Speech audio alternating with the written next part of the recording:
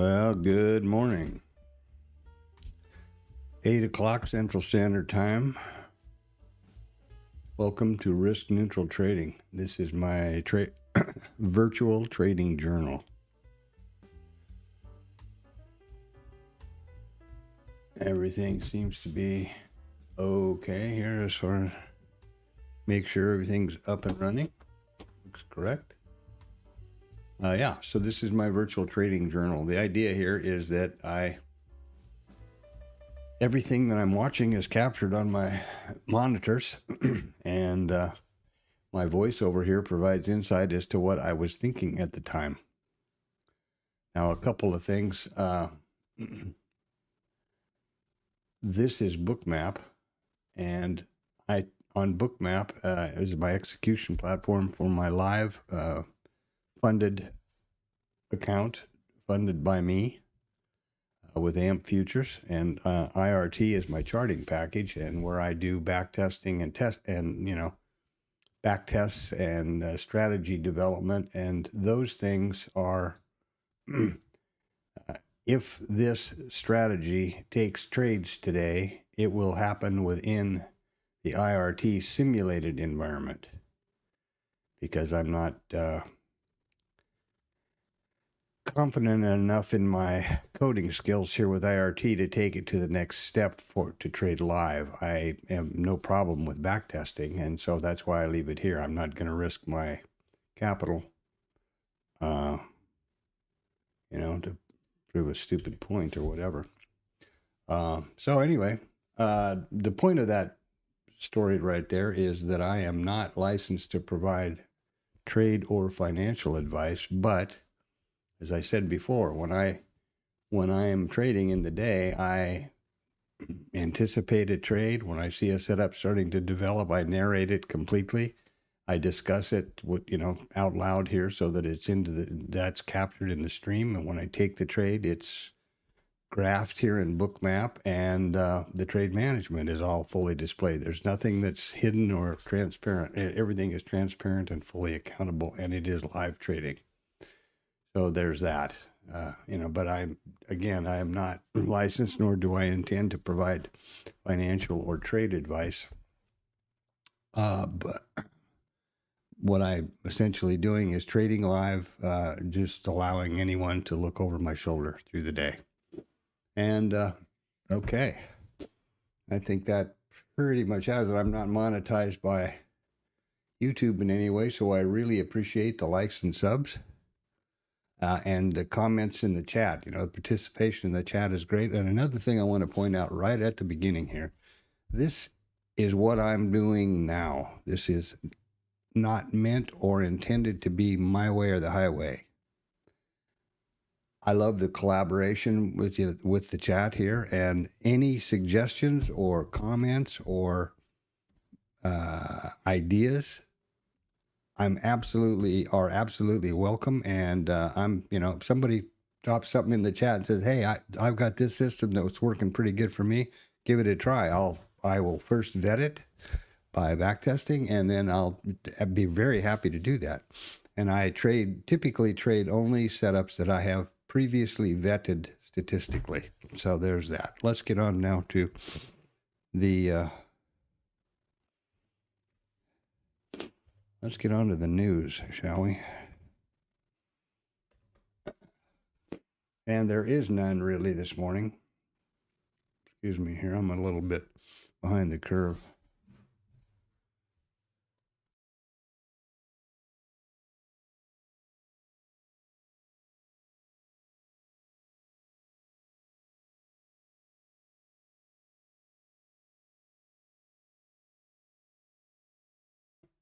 I usually get up around a little before 6, and I slept in until after 7 today. I'm still bumping into stuff, so forgive me. I have two basic news sources. This is investing.com. And let me say that they are both the free version. Obviously, you can pay for them if you'd like to, and I'm sure they'd be happy about that. But my thinking is to keep any resources that I use here in the stream available to anyone if possible. There's nothing I can do about Bookmap or IRT. Those both have to be paid for. Sorry. But these news sources, at least for now, remain free, and you can filter them for anything that you want to have anywhere in the world that you are. This is, as I said, investing.com up here, and it is the economic calendar. Now, they don't, let me rephrase that. They focus on and schedule, report about traditional economic numbers and calendar events. Michigan today. We have Michigan out at 9 o'clock. And then we've got some talking feds. That's what we have for today.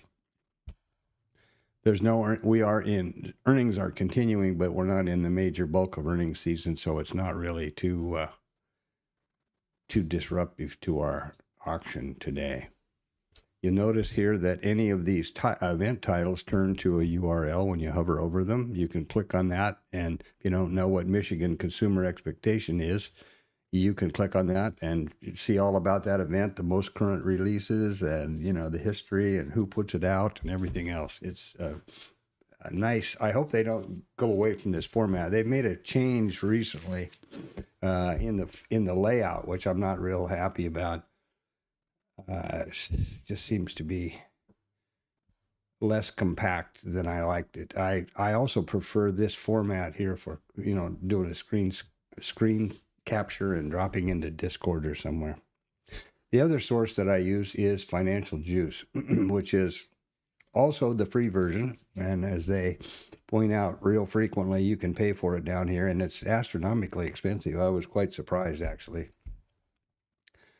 According to this, they claim that they get $12,000 for this thing for the elite version lifetime. I find that staggering. This is $1,500 for the lifetime one-time payment. That's more money than I have the lifetime license of Bookmap, and that's more than Bookmap, for crying out loud. Anyway, I was just surprised. I didn't think it was that much money. So free is a great deal, eh? Free is good, as Tom would say. And here we have a similar function of calendar over here, but something that the investing.com does, Financial Juice does, which investing.com does not do, is pull random things that occur through the day, which are not traditional economic numbers, but which we all recognize now have potential impact on our auction, into the calendar. Trump speaking, press conference, stuff like that. That won't show up through the day in investing.com. So I really appreciate that. It's not a political comment at all, but in today's environment, we are really risk managers. That's what trading is today, in this environment especially. And in order to manage your risk, you have to identify it so that you can be prepared, right? To have a mitigation plan. I know for 30 years that the first Friday of every month at 7:30 in the morning is the non-farm payroll. I can mitigate that. I can plan for that. I can see the previous releases. I know about that. If there's some potential disruption to the market that I don't know about, how can I manage that risk? And that's all I'm saying. So I really appreciate Financial Juice. And yesterday I noticed, very disappointingly, they did not do that very well. There were several, cabinet meeting, for crying out loud, where Trump and Rubio, I think they went around the table, as near as I could tell. Pretty much every one of them had, comments, which is perfectly fine. They're the cabinet. They are the leaders of the country at this time. But some of those things had very definite impact on the market. Last night, Trump made an offhand comment and the market spiked 65 points in 30 seconds at about 10 after 3, at 15:10. So there you go. And on the right side over here is the what their version of like a Squawk Box, right? So that's how I do my news. Let's get on to something more fun than pre-market, right? So the pre-market we have, this is Investing RT, Investor RT, which is my charting package. Here we have the micros. Now, one thing about Investor RT that I will point out here, if you notice the header of all of the charts on any tab, there is the name of the chart, which is meaningless to anybody else. But there is the instrument, the chart type, the periodicity, and the session in every one of them. So even if I haven't said anything, there should be no question. These are the micro ES in Q, micro ES, and the mini ES market profile. I don't switch it back and forth to from micro to mini. And I do the same configuration here for the minis. So that's always pushing because of the session prices, which I share with a lot of people. This is the higher time frame chart now of the micro ES. And again, let's look at the header. It's the micro ES. It's a daily chart, and these are the day session. So each one of these is a daily candle. Wherever price overlaps, draw a volume profile around them, and that generates a micro composite VPOC. It generates these high and low volume nodes, which are just these lines represent the high or the low volume node in this micro composite volume profile. Those high and low volume nodes push automatically to Bookmap. You'll notice that I didn't include yesterday because it only closed the gap by a a red whisker, and then it just sold off, and now we're gapping way down again. So here we are. Excuse me.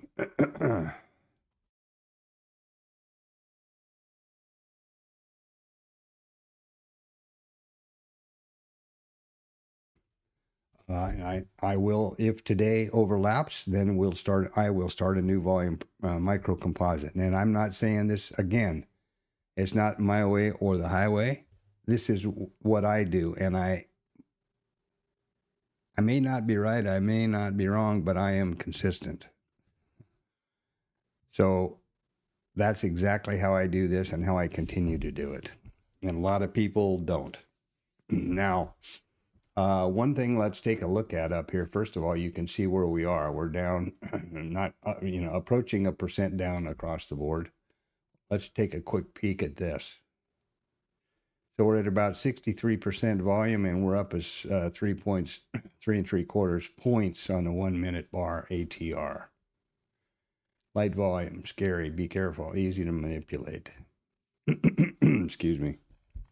And again, this is exactly the same reflected these tab here on the only difference is these are the minis and those are the micros. I'm trading the micros, so that's where we're going to leave it at. Now, let's look at the Bookmap. Okay, in case you're not familiar, this is Bookmap. The columns from left to right, or right to left, are the dome, which is the price ladder or the order book or whatever you want to call it. These are prices, and these are resting liquidity or limit orders at these prices. Period. These are not trades. This is resting liquidity. This is the micro composite column where I manually enter these values. You see some naked points of control here in the gap high that we're going to have. And the way I do gaps, again, consistency, right or wrong, that's up to you. I view a gap as the high or low of the previous RTH session, in this case the low, to wherever the current RTH session opens. In other words, where we're going to open in 30 minutes, 15 minutes. So I've already put this flag in here. Now we're coming through these. You'll notice that this has not been taken out, and this is from the 7th of August, 2025. That was not touched yesterday because there's the previous low. And here was the naked volume point of control. And then there's another one way down here someplace. This was taken out. So typically I will change that text to black, but in this case, let's just remove it. This is the high and low volume nodes, which are pushed to Bookmap from IRT. the full session volume profile, which starts plotting at 1700 last night and will continue through 1600 today. All times that I refer to and that you can see on the bottom of my chart and everywhere are in Central Standard Time. And one other thing about transparency here, you'll notice that I stream the entire monitor, not just the application. So at the bottom, you can see any programs that I have open or instances of those programs. You can see my computer clock in hours, minutes, and seconds, and the date, and then that ties back to Bookmap and IRT. Just one more piece of transparency and accountability. That's also why the stream is so long. I have a very firm commitment to take no trades off the stream. So the stream lasts every trading day from 8 o'clock in the morning through 1500 in the afternoon, the cash close. And that's the reason. Anyway, back to this. So here is the RTH volume profile and delta, which will reset this morning at 8:30. And here is the statistics column, which is important to me. Now, you can't see anything here because, these are from yesterday, right? So the first thing I do is change the column title up here to reflect the statistic open I anticipate for the day. And that's real easy. It's only two criteria, and it goes like this. If we open right here, right now. Hey, Antonio, bom dia. Another gap open, gap low. Did you see that at about 10 minutes after 3 yesterday afternoon, Trump comes out with a one-liner and the market spikes about 65 points in 30 seconds. Jesus Christ. It's like a regular rodeo around here. Anyway, that's right there. Here you go. You can actually see it on the chart. There you are, right there. At about, 1512. Crazy. I mean, good, he's not going to bomb Iran for another 10 days, but wow, got to be real careful about your risk. Back to the point at hand here. So determining the open type, if we opened right here, right now, how would that compare to the previous RTH close? There's the close. How would it compare to the previous RTH range? Well, there's the low. So it's lower out of range, same as yesterday, lower out of range. Now, the statistic from yesterday won't apply to today, so let's clear those out.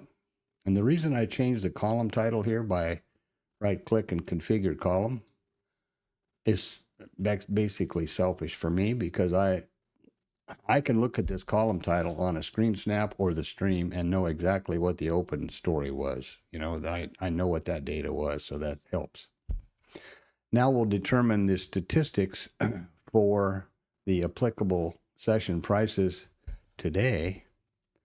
And we'll do that in a minute after I do the snap that I always do at about 8:20 here, and it's getting pretty close. I think I'll do it early and then get on with the rest of it. And that snap is the TLab snap.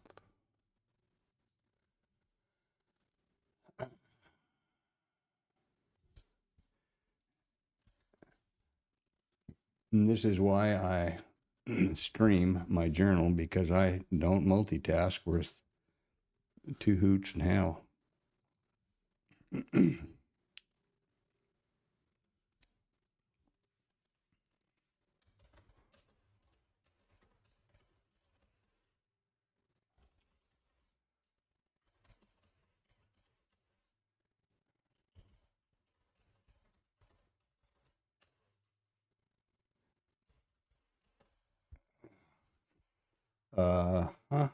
Let me put that snap in, and then I'll finish this story. So I don't know why I did that. That looks kind of weird.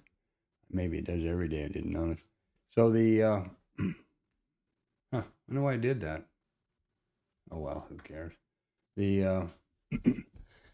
The TLab is a Bookmap Discord chat room started by a guy named Tom B. And every day at about 8:20, I put this snap in there with all the numbers that I think anybody could ever want.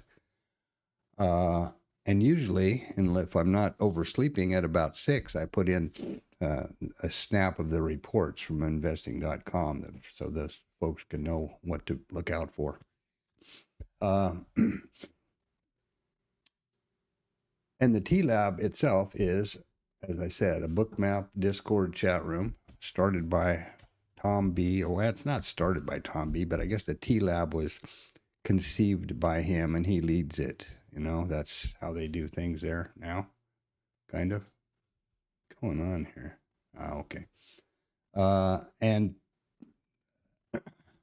it's a good place. It's not like Romper Room. There's a lot of good people in there.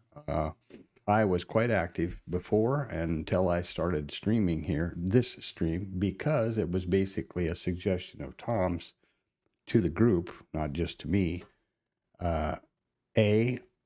Always only trade vetted setups, vet everything for yourself, and narrate and focus on your market. You know, so I interpret that to be exactly literal, and I focus on my market. I'm not yucking it up in a Discord room, and I only trade vetted setups, which I'm working my ass off to do the correct homework to vet a setup. We'll talk about that. I will talk about that. Usually I go through the back testing stuff every day at 1400. So that's about 6 hours into the stream. I go through what I've back tested and setups and why and how and all that stuff. And there we are. So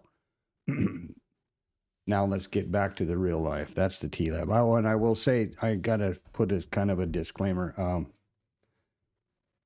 Tom does not call trades, nor does he call live in the TLab, which is a Discord room. He does stream every day for about an hour and a half, around 10:30, if I'm not mistaken, until 12, I think. Used to anyway.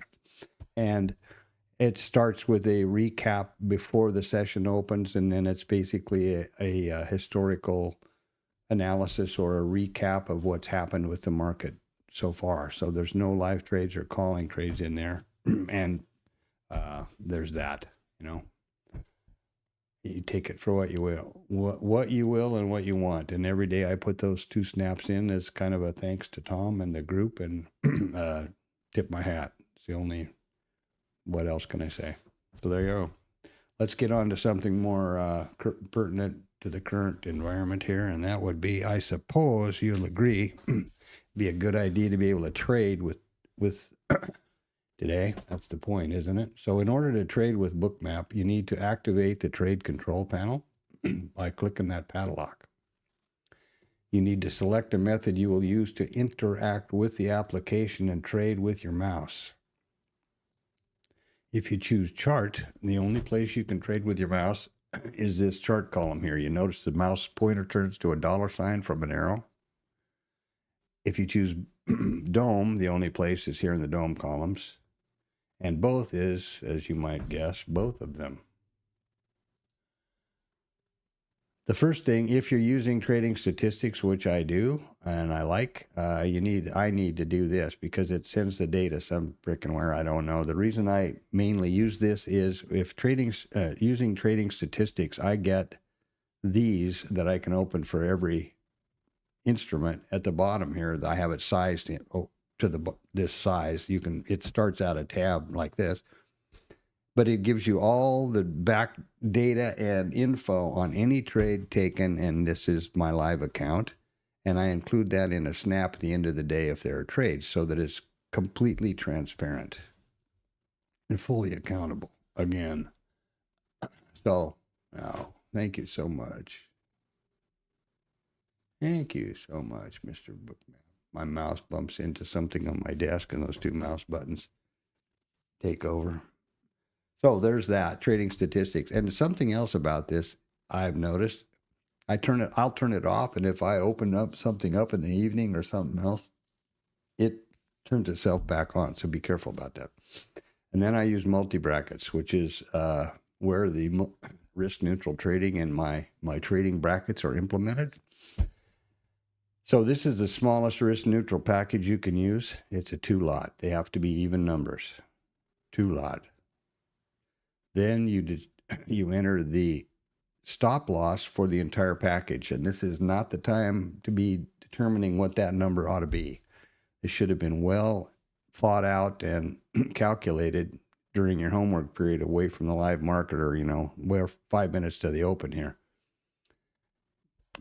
My recommendation, the first consideration should be your account risk parameters. What's the volatility of the instrument you're trading? What's the volatility of the market? Well, I don't have to tell you what that's like. So once these numbers are determined, the first risk neutral take profit target is automatic. It's for half of the package and for the same number of ticks positively as the stop loss is negative. The minute this first T1 is achieved, your trade is risk neutral, hence the name. And the worst you can do is scratch, unless you're a donut and you move your stop away from entry. Then you've just ruined the whole math, okay? And then you have runners, and you can do any kind of, variation on the theme that you want to do there. So that's it. Now, another thing that is handy here that I don't use all the time, but this is Execution Pro. You can do all kinds of things here, and most of it I don't know about.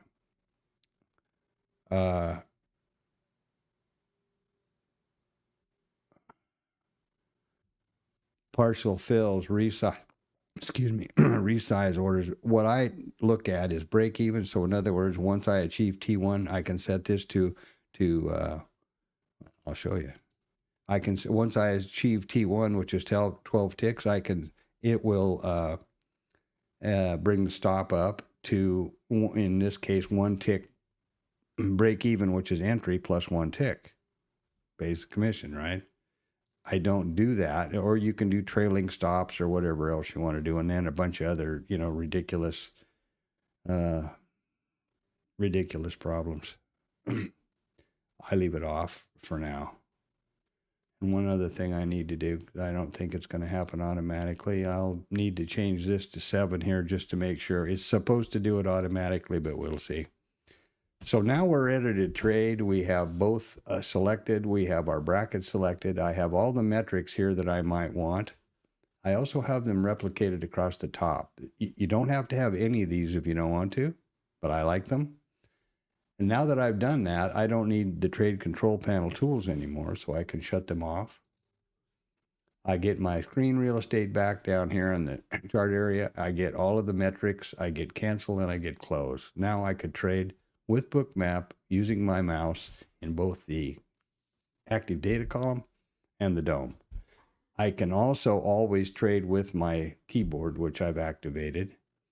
But one caveat there you need to know about is the computer must have the focus on the Bookmap application for the keyboard hotkeys to work, which is completely, that's a function of the operating system, and they're all the same. Linux and Apple and whatever, Windows, they're all the same. If I have the computer focus over on IRT, how can it possibly know what I'm trying to tell it to do in Bookmap? It can't. So that's how it works. And one thing else I will be caution about, this column is mega dangerous right here. If you accidentally click in here and I have the warnings off, or whatever you call notifications off, because I want to click in a hurry. If you accidentally click in this column, any place you have an order or a trade on, whether you meant to or not. And if you're trying to drag the price up and down here and your concentration wavers and the mouse slips over there, you're screwed. Or you're trying to move something over here or point out something over here and you get on this side of that line, you've got your problem. So be careful. We're going to open now in about 30 seconds, let's hope. I hope that the VWAP does its thing. That suddenly stopped working on the RTH VWAP. It's, they've been going for 1.5 years or something without a problem. The Globex still continues to work properly, so I don't know. Okay, we're going to open now in 15 seconds. Let's see what happens here. Hook in and hang on. Be careful. Good luck. Crazy day. Be extremely risk aware. And we don't get an automatic reset.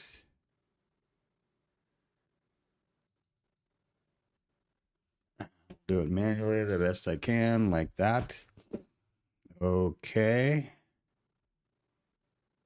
I don't think this is resetting, right? Piece of shit. And this is a real dangerous thing. You got to be careful here.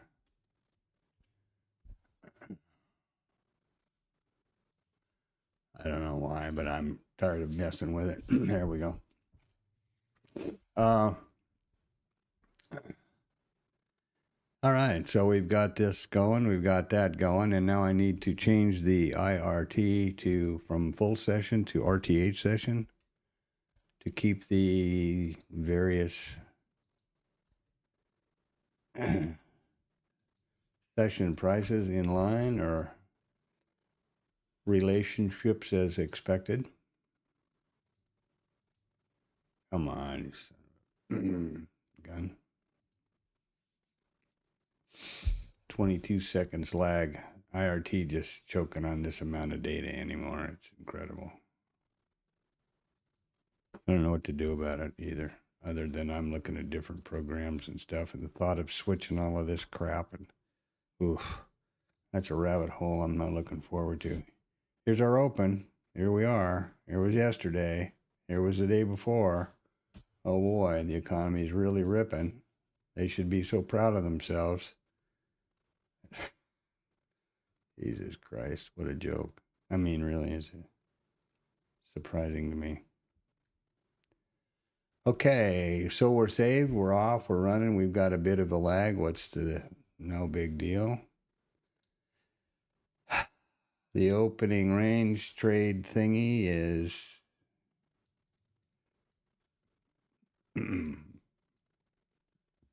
right there.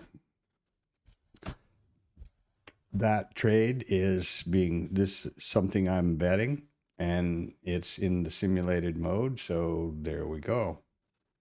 Opening the initial balance trade will also start to come into their own when 9:30 comes around. There's today so far.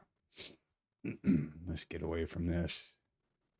I'm going to have IRT so upside down I won't know whether it's foot or horseback over here. Okay, well, what did we do? First of all, there's the open, I assume. Oh, where'd you go? Boy, there's a whole lot of them there, isn't there? Well, this is the open, so that's going to be my gap low. It happens to be right under that POC, which they took out. So that's gone, and that's been sitting down there since August 3rd, 2025. That's been there a long time, boys and girls. So we have now retraced all of the market activity back to August of last year. Think about that. And here's the open. And think about how proud of themselves they should be. So this is a gap low. This is the way I do it.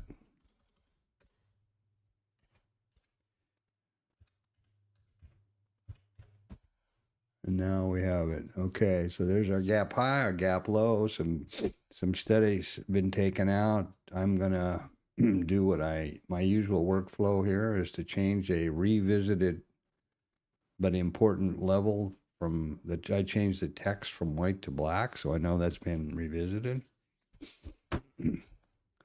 And yeah, here we go. Keep an eye on the volume. I'm going to put Blue Boy on the job now, which is my super secret indicator.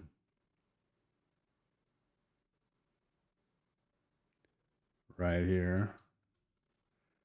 That is just as it appears. It's nothing more than a vertical line that I put on the first print of every session so that I can glance to my left, and if I see Blue Boy over here, over there, I know I have the entire session in view on the chart, because I have active data right here, of course. So that means that I have the entire context in my mind. There's no question, right? And we didn't even so much as say boo off of that open. Look at there. And down we go. Now, we're going to get a opening swing low and then recounter.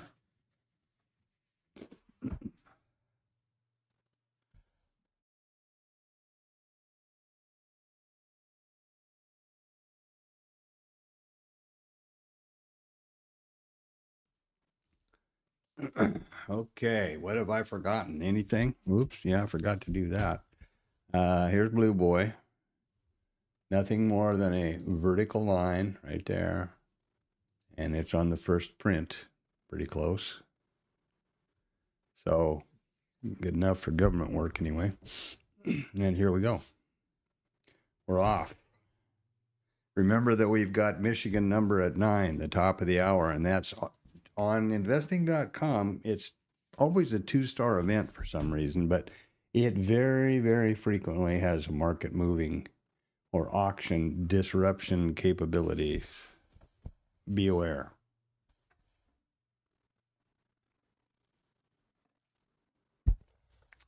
And next Friday is a Good Friday, Easter weekend, and that's a holiday for the CME and everybody. And I'm not sure what they're going to do with, I forget the rules, frankly, about non-farm payroll. Non-farm payroll should be next Friday because it's the first Friday of every month at 7:30 in the morning, but it's a holiday. So whether they're going to pull that forward to Thursday, I forget the rule, to be honest with you. And with this, with the folks that are running the show back there, who the hell knows? And that thing has been put out on schedule for years until recently.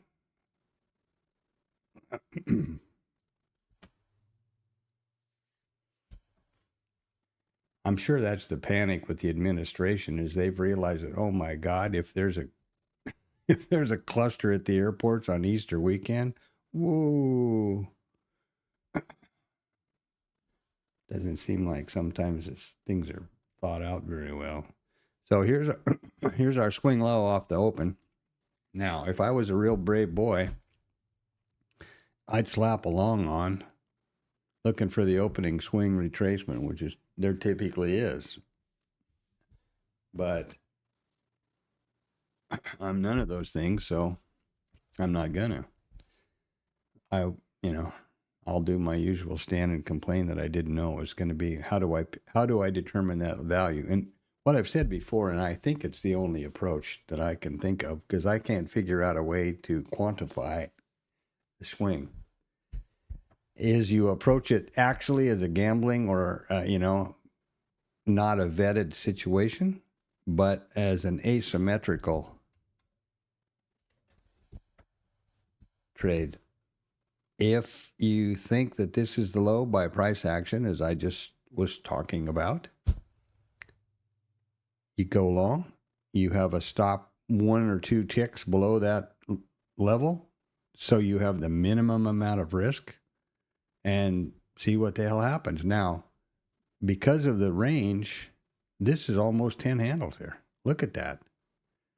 This is 64, 67, and there's 77. That would have been damn near 2 targets. So I may have to readjust my thinking on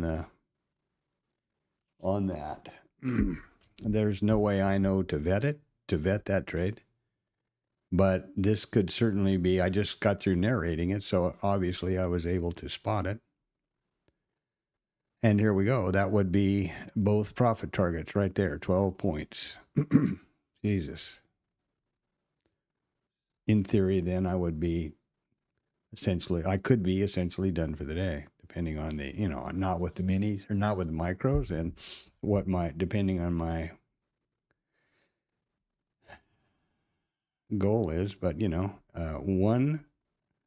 if you use the 2-lot risk neutral methodology that I just went through in the pre-market on the mini, not the micro, that move right there by, 3 minutes into the market would be $750. Well, I would be pretty pleased with $750 every day. That would satisfy my basic requirements. And standing here talking about it and not doing it does not satisfy those requirements. Two things I did wrong, if you might have spotted them. I didn't readjust my price level. So I was wondering, this looks a lot more dramatic, doesn't it? Now that's 1 point high. This looks a lot more dramatic and a lot more favorable to put that asymmetric risk on. Yeah, and it is absolutely a bet or a gamble or whatever. But look at where we're going.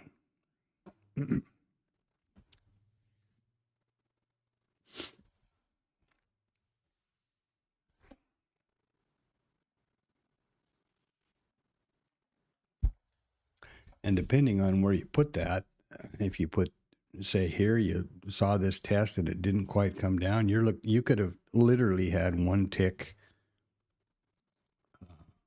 a 1 tick stop. And I'm not saying anything about where the market's going to go from this point, but that's a trade that I need to figure out. Hey, Anton. Morning. Well, did you see the pop at about 12 minutes after 3 yesterday, 15:12? It popped about 65 handles in 30 seconds on the announcement that they're not going to bomb Iraq or Iran for 10 days. Their energy stuff for 10 days. I don't know. It was pretty funny. Standing here watching that, and boom! I couldn't believe it. Literally 65 handles, or I think 65 or 57 or something like that, handles in 30 seconds.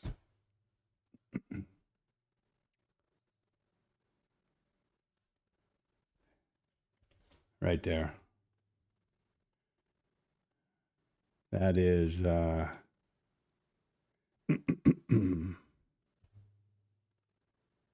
long was that?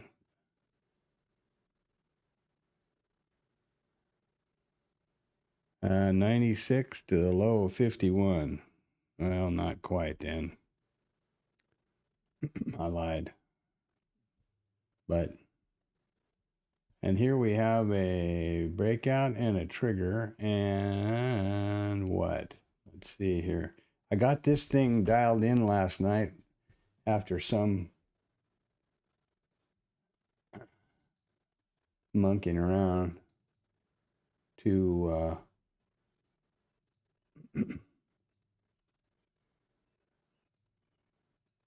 okay, so there's the stop.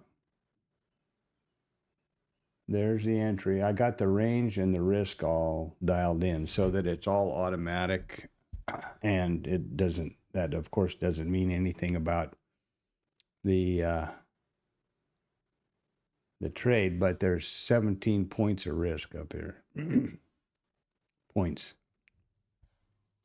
So it's not stopped out yet. Yes, it is, because it once T1 is achieved, which is not right. This is scaling, or this is trailing incorrectly. So, okay, I got to address that. I can't do that without back tests. I mean, when I'm just looking at them statically through the night. You see, there should be no trail. This is the initial position of the stop, which is midway between the range. And then this would be the risk, because this is a short, obviously. So this should not trail until T1 has been achieved. Well, here's T1, unless I'm crazy.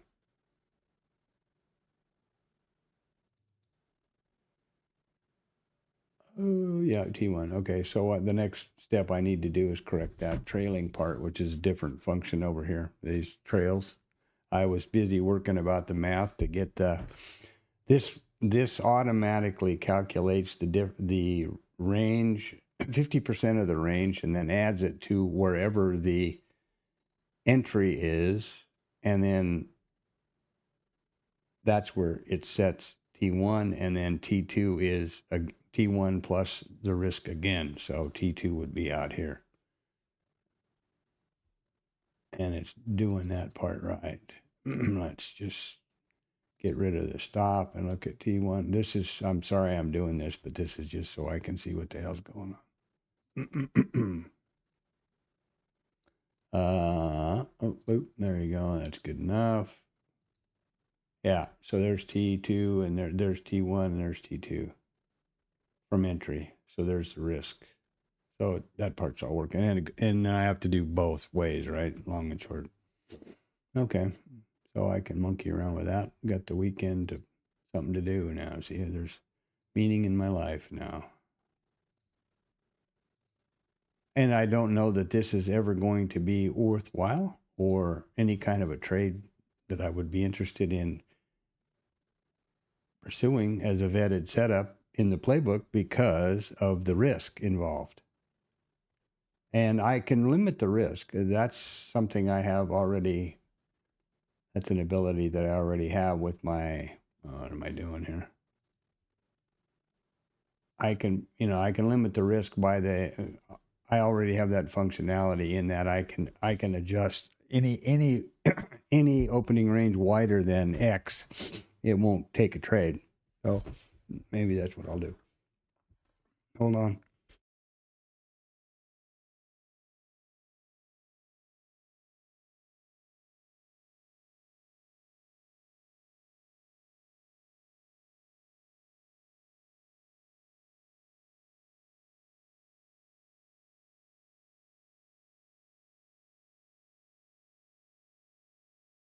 Great. I'm glad it worked out good. Good for you. Man, I'm sneezing and having a look at us go. Now, wouldn't I be a happy freaking camper if I'd have listened to my own advice down here? I think I'm going to start doing that. I have to do something. Just as I was talking about, put that asymmetric trade on and then manage it. Yeah, that's great. I'm super happy that worked out for you. Can't trade options after hours. Yeah, options don't trade the overnight, do they? They only trade the regular trading session or something like that. Is that right? I think I am a real donut.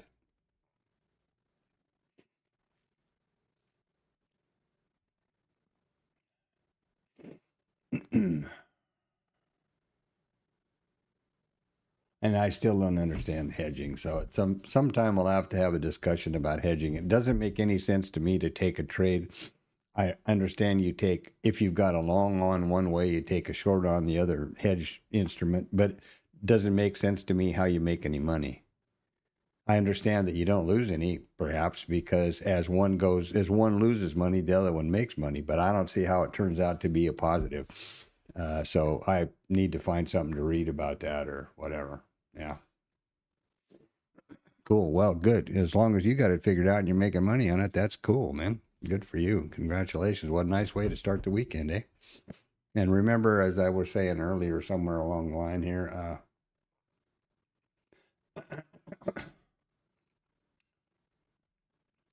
next weekend is Easter weekend, so Friday's a holiday. What they're going to do with non-farm payroll, I have to go back and read.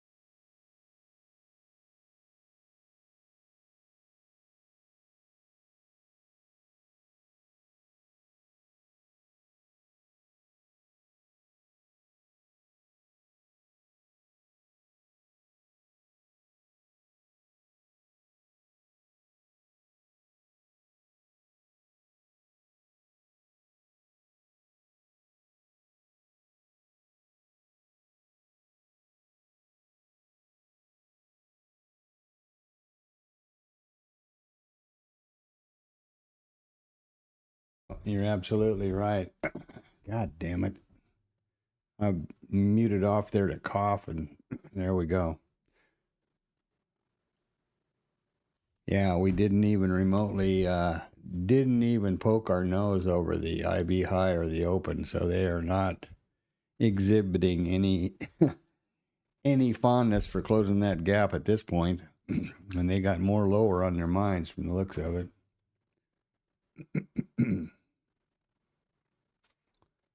Okay. I'm going to start doing that.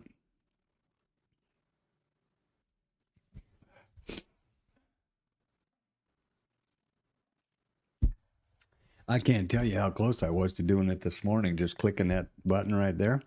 But it's so far away from everything I've talked about in my methodology and principles here in the stream. It's just,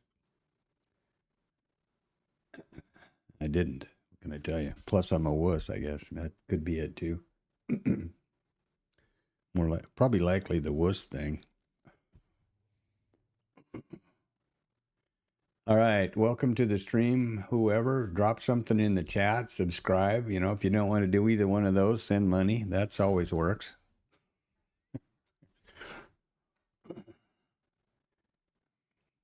The thing that really puzzles me about that, I don't know, puzzles me is the right way to put it, but the thing, why I keep thinking there must be some of these people that are putting out this strategy works great, blah, blah, blah, blah, blah, all those things that we all know. I keep believing somebody has got to be putting out one that actually works. And I'm more shocked by the number of people that just follow after them. That's also why I wonder, well, Jesus, if you're paying all this money and buying this indicator and doing all this stuff and it doesn't work, I mean, I don't know. There's a psychology that I've heard spoken of, which is like kind of like the Jonestown psychology kind of a thing, that even though you realize you got scammed, you back. It's like, I think what's his name? ICT, is that it? The fair value gap guy. That people realize it was just crap. That was nothing original. It was something Wyckoff came up with called the liquidity gap, or the liquidity something. I forget Wyckoff's name for it, back in the 20s. But anyway, the guy rebranded it and put it out. Made millions selling mentorship. And actually is been quoted in a couple of interviews that he never made any money trading, but made his millions mentoring people.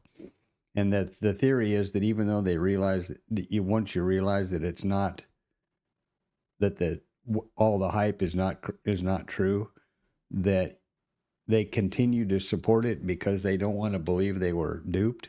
I don't know whether that's true or not either.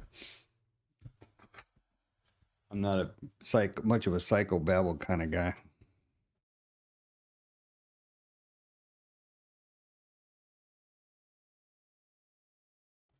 All right, boy, here we go down, huh? So you got short on this pop right up here, and now another place to have put on an asymmetrical trade based on discretion, because I don't know how I would ever code something like that. But I'm tired of standing here not taking trades because of it.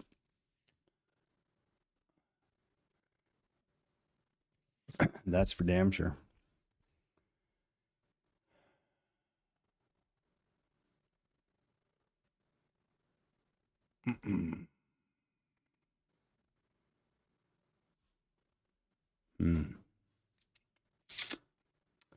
So 9 o'clock, Michigan numbers out. Be careful if you're on a trade.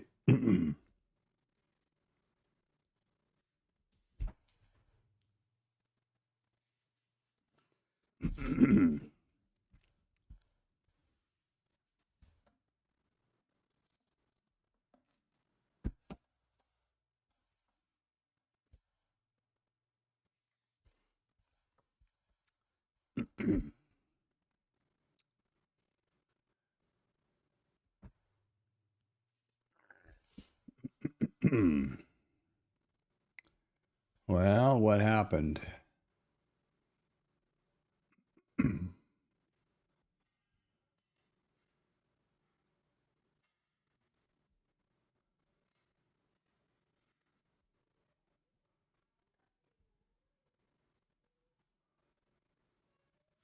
I guess this is where free is.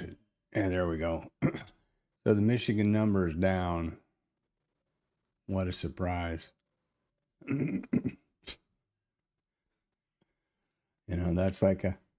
That's like you're in the middle of a hurricane and the weather report says chance of rain. But that's where we are now today.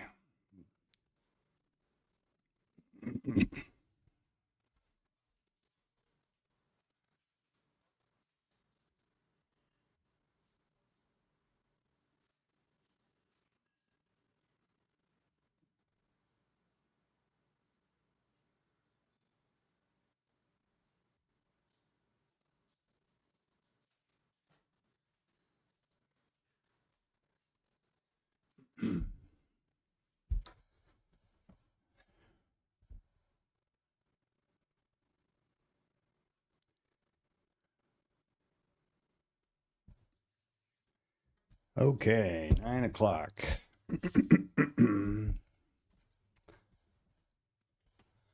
I don't know what.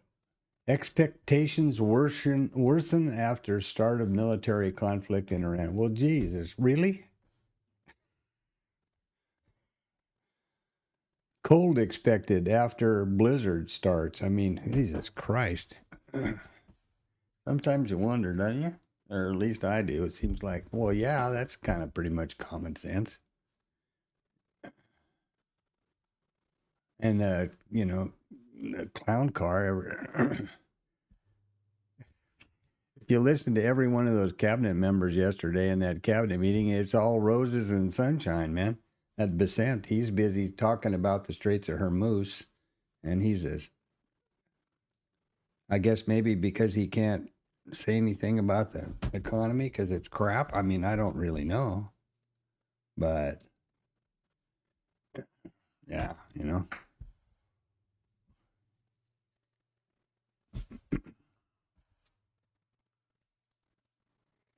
It's just a real strange place to be for me.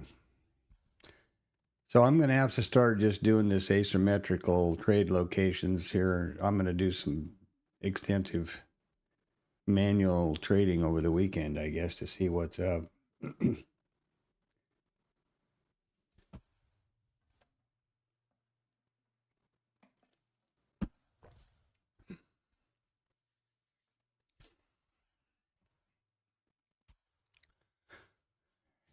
We've got the leader of the free white world. It seems that he doesn't, he would know the truth if it bit him on his ass.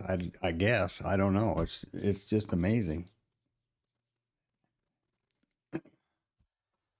I really find it amazing. It's like I can't believe that people continually push these. This is the strategy works great. You're done by 2 trades. You're done by 10. All that stuff, knowing that they just don't work. I find it hard to believe that these various people, Trump included, that get up there and just ramble on about something that everybody listening with a brain knows is not the truth. I don't know what the deal is. I don't know where that disconnect comes in. It worries me. Yeah, I find it alarming. But nobody cares what I find, so there you go. Here we go. Bottomed out. 1, 2, 3. Higher lows, higher highs. Oh boy. To the moon, Alice. Here we go. Tighten up your red ball cap. We're going to the moon. Jesus.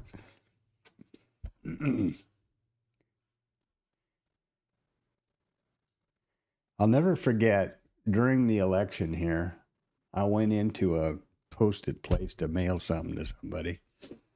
And this is, I'm in Houston, Texas, right? So you can imagine there was quite a few supporters of the MAGA group down here. And some lady, young lady, with a couple of little cute little girls, came into the place to mail something. She had a T-shirt on, and it was real popular here. It was Vance and Trump dressed up like cowboys, and it said, "I'm voting for outlaws." And she was all proud, you know, poking her tits out there, shaking her T-shirt around. And boy, has that not proven to be the truth? You know, front running the markets, and God knows how many millions of dollars. Wow, outlaws for sure. You know, and maybe those people, maybe that's what they wanted, and maybe they're getting exactly the government they want. I don't know. You know, they voted, they won the election, and I'm unlike screaming the election was stolen. I don't think that it was. So, yeah, I didn't. You know, I didn't find that a good alternative, but there you go.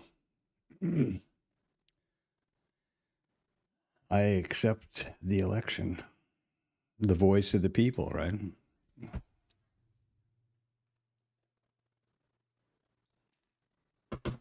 But boy, they got what they were asking. They got what they were looking for, I guess.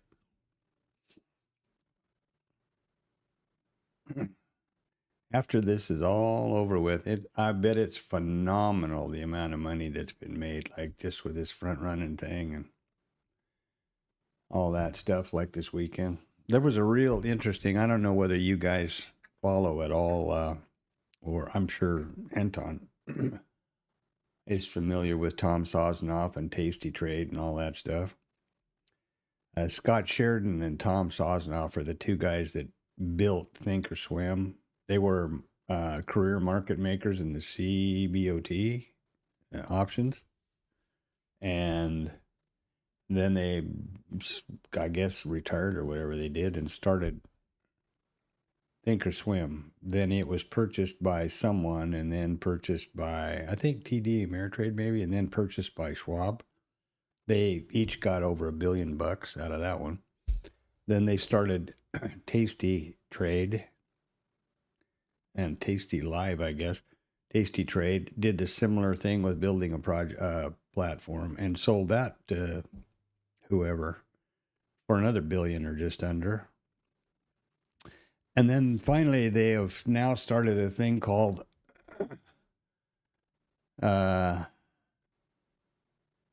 one's a stray dog or one's stray dog or something like that. And they're going to open another. By the way, Anton, if you use that, they are. If you put your name in or something, they've built another platform which they claim is phenomenal technology compared to what used to have or something.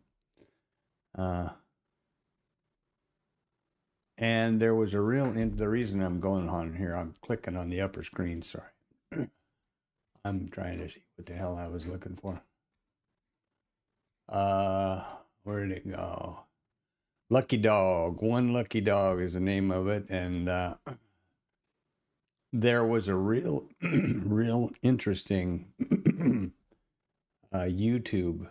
I can't post that anywhere here, the links or anything, but there was a real interesting take yesterday I just happened to bump into with the two of them frankly discussing this, you know, front running story that happened with the futures and whatnot, and how that absolutely they ran their own brokerage, right? And Scott Sheridan was the back office guy, and Sosnoff is the front man, and he knows very well how detailed the record keeping and everything, and there is absolutely no doubt in the CME's mind exactly what account, what broker, what everything else posted that big $1.5 billion trade, 11 minutes before the announcement.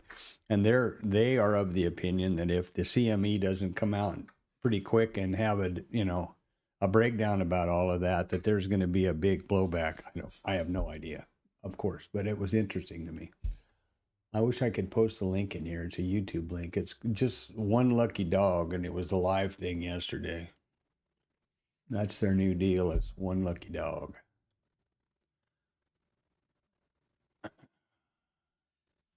Let's see if I can at least bring that. It was pretty interesting though. Okay. 6480, huh? Long off of this consolidation right here. I guess this would be the fractal that you're consolidating off of and looking for up here at the 80s, right? Mean reversion back to the top. Oh, whoops, sorry. Whoop, whoop, whoop. There we go. I'm busy wandering on about something that's meaningless here.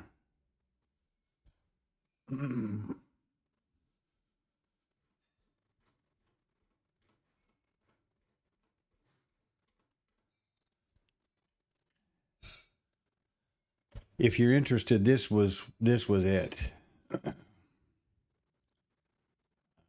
It was real interesting because I've been wondering about that myself. Is like, well, somebody's got to know exactly who put that trade on. I mean, if they know I put on a trade for a 1 lot, they, or a 2 lot, they got to know all of this. And yeah, that's what they think too. So there you go. And now, it was funny. I just happened to bump into that. All right. Well, let's see now. Get the right mouse going on here. 10 after.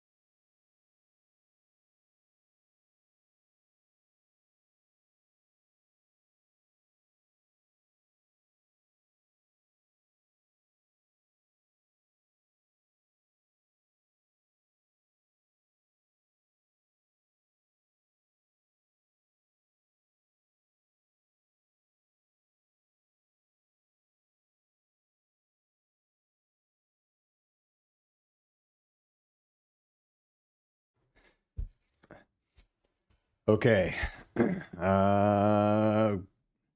Coming up to that IB stat. Let's see if Anton. Yeah, it was pretty interesting. That piece was interesting, and they're of course not. How to say it? It's the truth, and they have no axe to grind about anything else. Both independently wealthy. I mean, they were talking in that piece about being invited to invest in SpaceX and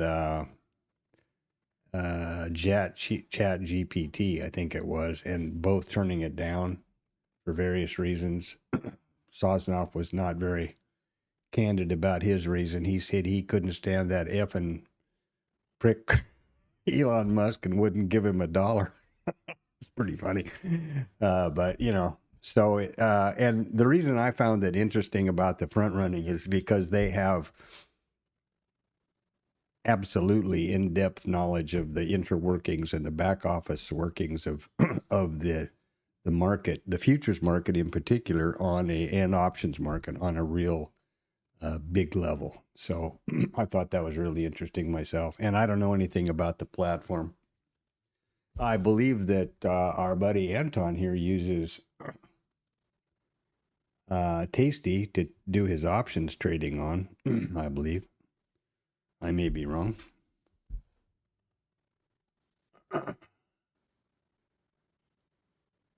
And I don't know what the new platform they're all about is. I've always kind of liked Tom Sawzoff. He's always struck me as a guy that is the real deal. First, he trades. He's like a tradeaholic, you know,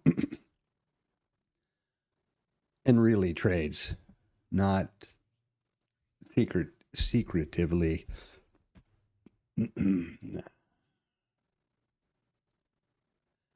And live.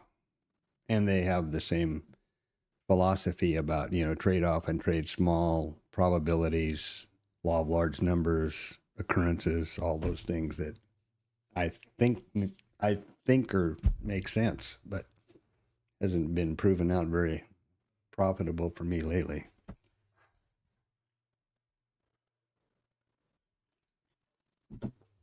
Yeah, I thought so, Anton.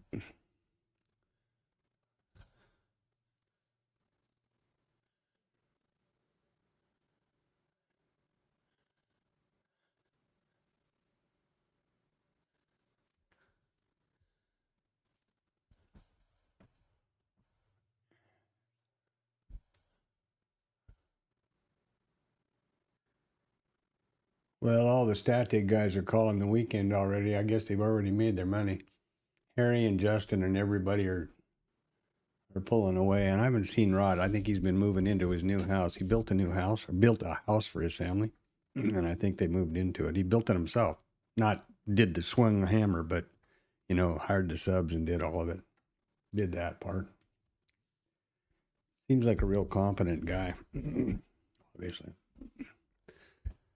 And extremely good trader.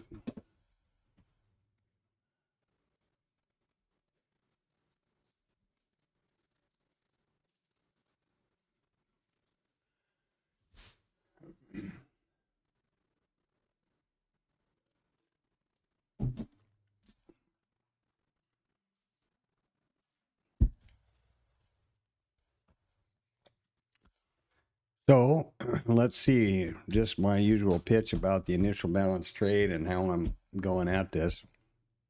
First of all, what in the hell is the IB statistic? If, as I describe in the pre-market, the initial balance high and the initial balance low are nothing more than the high and low of the first 1 hour of the RTH trading session. So what have we got? We've got a 40-point IB today, right? And this level will continue to go up with price. This will continue to go down with price until 9:30 Central Standard Time, at which they will stick there. And then a thing called the IB statistic, which has been well known since the days that when these got their names from the old market profile days of initial balance, is active. And what that is, oh, you know what I forgot to do? What an idiot. I forgot to come back and put the stats in here. What a dork. I got all busy with the damn thing opening on time and, oh, sorry about that. I'll do that retroactively now because that's pretty funny, and I'm in a coma, I guess. So here's the statistics study in IRT, and this is the open type for today. And let's refresh this just to make sure that we've got the upgraded numbers. Now, you notice that IRT conveniently highlights the correct open type blue, so that if you're doing this on your own and you're curious about how you determine, is real simple, as I talk about in the pre-market. It's just how the price compares to the previous close and the previous RTH range. That's all. In this case, we were lower than the close and we were out of range. Now, this is the initial balance statistic, which you'll notice is the most probable level to hit in all four open types. And this goes back, the way the study works, it looks back at the most recent 1,706 trading days Of those days, we opened lower out of range 257 of them, 15%.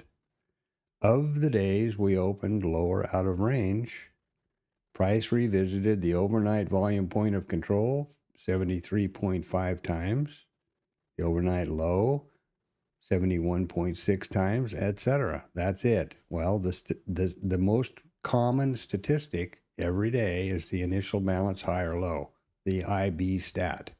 And all this stat really means in this context is at some point between 9:30 this morning, Central Standard Time, and 1600 this afternoon, Central Standard Time, in the RTH session, price will revisit either the IB high or the IB low, period. That's all that statistic means.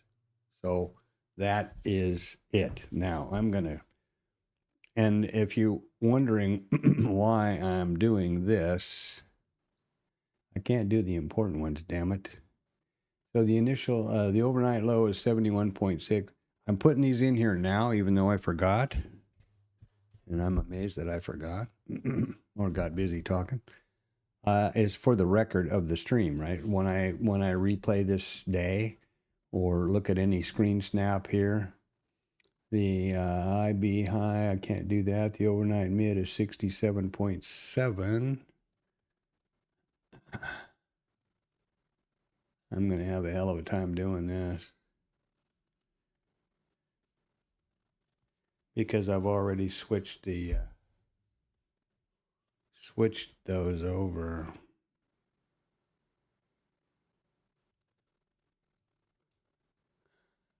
That's a screw up. There's the overnight mid, 67.7. Guess what? We had a big sell-off, huh? These will be recorded in the stream so that I will know where these levels are. And obviously the overnight mid isn't changing today in this period, right? And here's the previous low. So I don't consider this as cheating.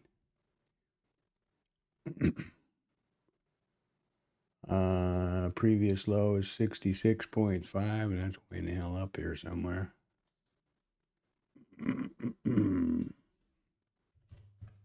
And here's the overnight low of POC, 73.5. That's why it hasn't been taken out yet. Notice that. Oh, you can't notice this. You can notice this over here, though. Here I'm putting the stats in, and I'm just going down the list quickly. So they're in the recording. There's, wow. Come on, Alice. Previous low, previous close, I'm sorry, is 66. Ooh, no. Previous close is 40.9. I'm just going down this list over here and putting in values from the overnight and yesterday, which won't change. I can't do anything else because I'm a donut.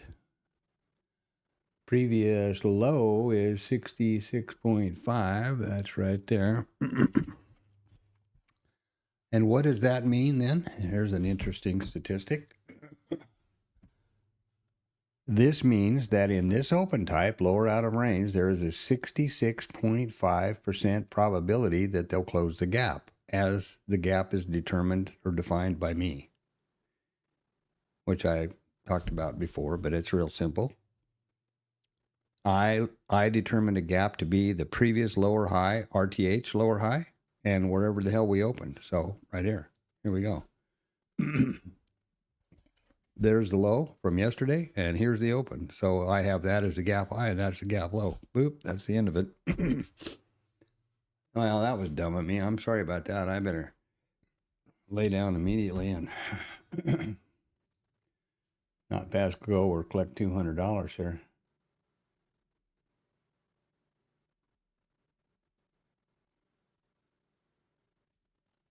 Yeah, they were talking about much advanced technology, quote unquote, to the tasty stuff on this new thing they're doing. they were talking about jade lizards. You know, as a one-click, going to be a one-click deal on a jade lizard and all this stuff. If you have an opportunity at some point, listen to that thing that I showed you about the front running, and you'll hear them talking about it. That's an interesting format, this Lucky Dog. It's typically some gal who's been with them a while, I guess, who's like the MC kind of a thing, and then Sosnoff and Scott, and they're just kind of sitting in big chairs talking about stuff. Interesting format. And Sosnoff doesn't wear a hat anymore. He actually commented about that when he first started Think or Swim, he wore a black beret. And then when he did Tasty, he wore the gray beret everywhere in public, always. And the minute he left, he doesn't wear a hat anymore. Funny looking. It's funny for me to look at him, and his hair, you know, obviously long. It's funny for me to look at him without a hat on. It seems strange. I'm so used to that. It was pretty funny. All right, here we go. We're coming up on that IB story now. Mean reversion, great, huh? And here's Antonio's VPOC migration flipping along here. That son of a gun. Look at how he's getting these down. Son of a bitch.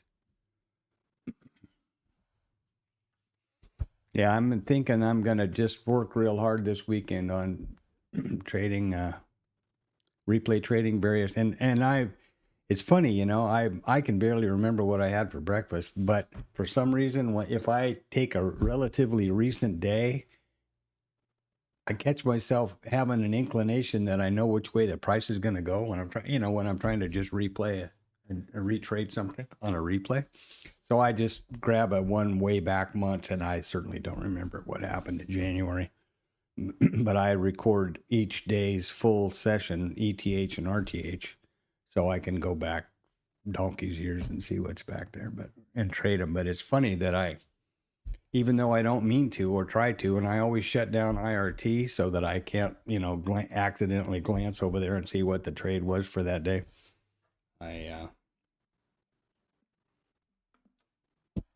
Because,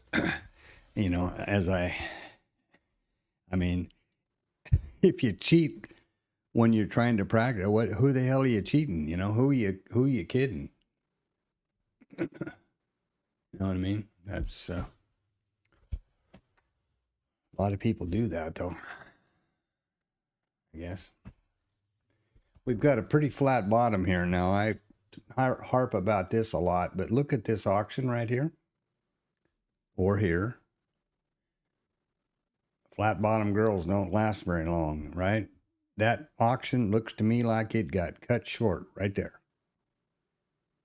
I would fully expect that we're going to get some taper.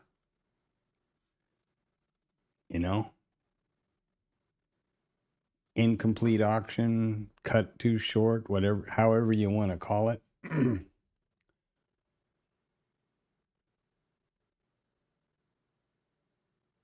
Which guy is that who's pro-Russian?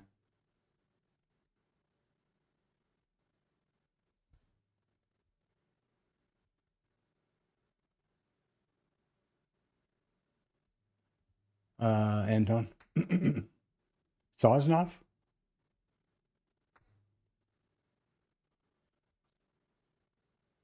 Or who? Anyway, I don't know this guy, but yeah. Well, that's not good. I can't imagine anybody being, shouldn't say that, I guess, but I can't imagine anybody being pro-Russian. Oh, I didn't know that. I've never heard him. I always thought of Tom as a real liberal guy, and really, I would have guessed 100% Ukraine, anti-Russia Ukraine guy. I've never heard any comments like that, but then I don't listen to him often. I just happened to see that one pop up on my YouTube about the front running thing, and I thought that was interesting. But yeah, I've never traded Tasty Live or any of that stuff. So there you go. That's real surprising. I didn't know that. That sucks. How the hell could anybody be pro-Russia in the Ukraine thing? Jesus, a nice, peaceful country sitting over there farming, and some Nazi, nutcase asshole attacks them and then continues to kill people. I don't get it. I really don't get it. I don't know why the world hasn't just stood up and nuked that son of a bitch to start with, but anyway. Yeah. Yeah, that's really surprising. Huh.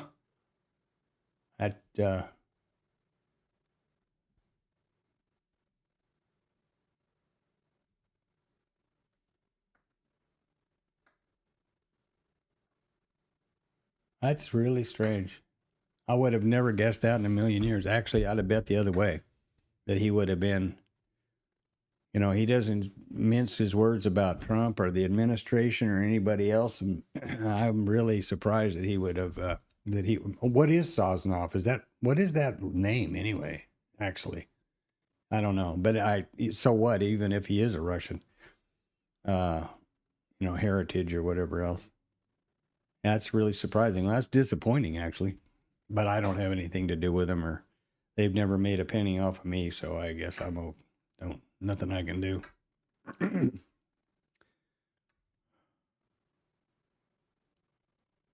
Yeah, that's pretty amazing. Disappointing, I gotta say. Thanks for the heads up there. Is the VWAP working? Yeah, it is. Okay. And I haven't done the bands here. Let's kick those on and see how we're doing there.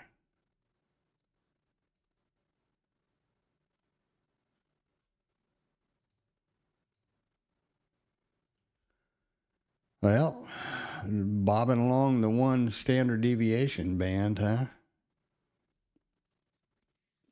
These are the one standard and two standard deviation bands on either side of the RTH VWAP. Oop. Now we'll look at the right screen and I'll do that again.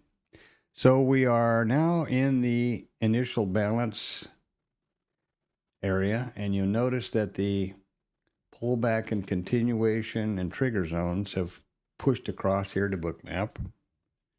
And those come from... okay. But still, I know a lot of Russians I used to work with who were anything but pro the war or him. So...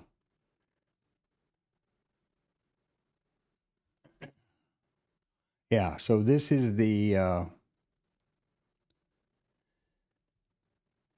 these are the pullback and continuation and trigger zones for the initial balance trade, which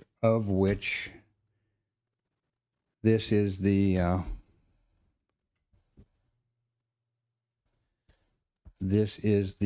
system that I've cooked up.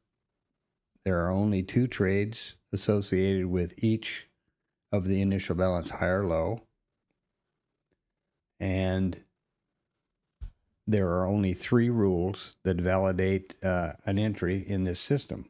And this is a vetted system, which is extensive back testing, et cetera, et cetera. And was making money and now isn't. And now I'm pretty disappointed. But I think that it's got to do with the environment, the market environment. Anyway, so these are the levels. And hopefully we will have something I didn't do last night, which I remember. I think. Okay, great. They're not hidden anymore. Super.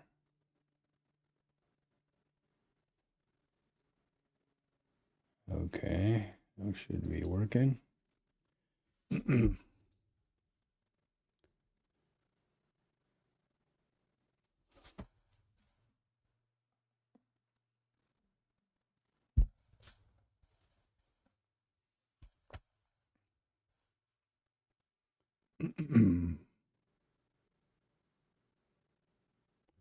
And of course, there's no signal or there's any trade.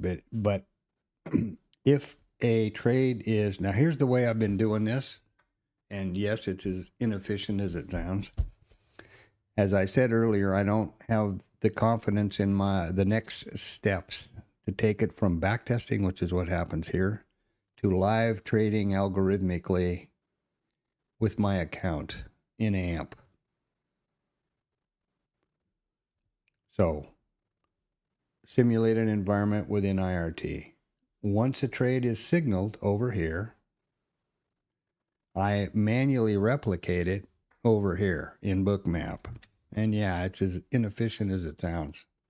And I think that's part and parcel to the reason that I've been taking more than when you backtest something, any kind of a setup, there are, number of winners, number of stops, average winner, average loser, favorable excursion, all those statistics, including consecutive wins or consecutive stops within the backtest period. And typically I backtest over 498 days. So until your system gets out of parameters, you should never change anything. And I did not do so until I took more, the system took more, or generated or produced or returned more than the expected consecutive stops in a row. And now I'm trying to figure out why and what to do about that. So there you go.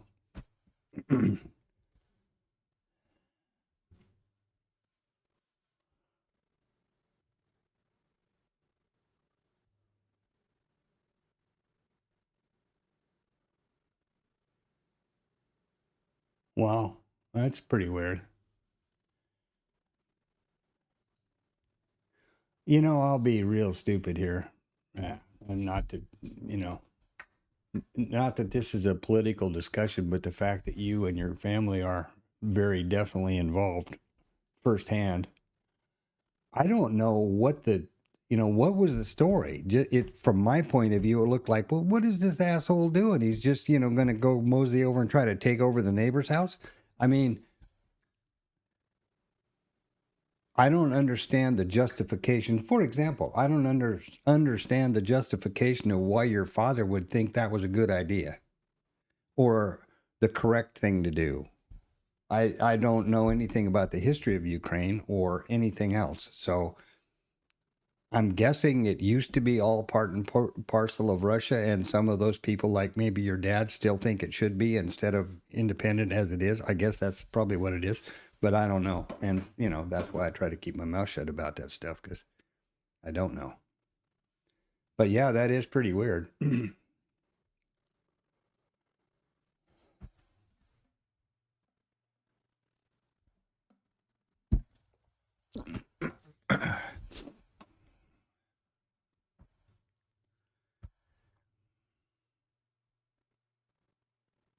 And it's, even if that is the case, that they were part of Russia for a long time and what.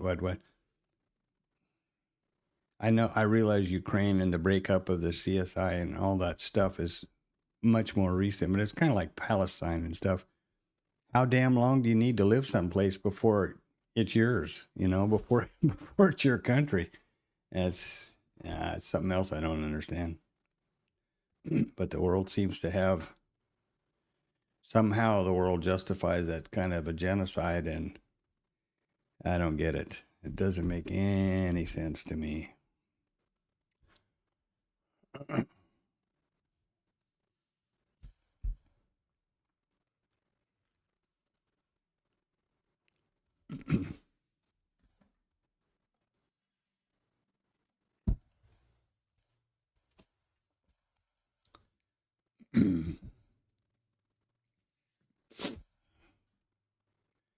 Well, there's a breakout and retest, eh?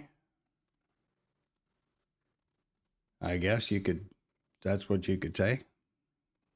Right up to that one standard deviation. It's also one of these deep V reversal beauties. And if I'd have been watching for that, I'd have probably been short. Now, here's what always bothers me about these when that happens and then you start getting this higher lows kind of a thing. Is that really a reversal, or is that a bar trade, or should I just go to the bar, or what?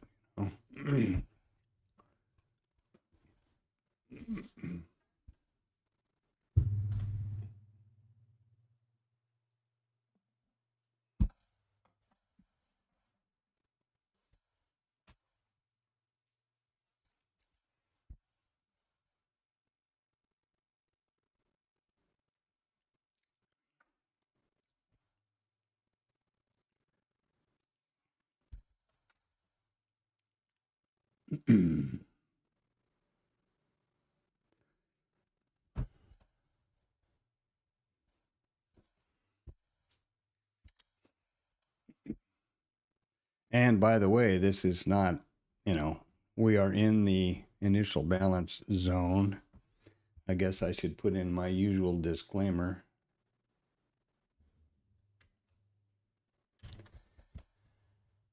I don't recommend trading in anticipation of the statistic. Yes, that's the voice of experience talking. So, oh boy, we're trading down. Here's the IB low. We're below the VWAP. We're below the POC. And I just know we're going to get that stat. Well, you might have thought that right here, and then you're stopped out right now. And, it is not a statistic until it is. And that's being impatient for that is something that I've had to learn. Okay. Now, on the other side of that coin, if this is a bar trade and that's a breakout and a retest, then from that point of view, disregarding the initial balance story, that could be a valid short. It is pretty close to the POC, which is also a little spooky to me.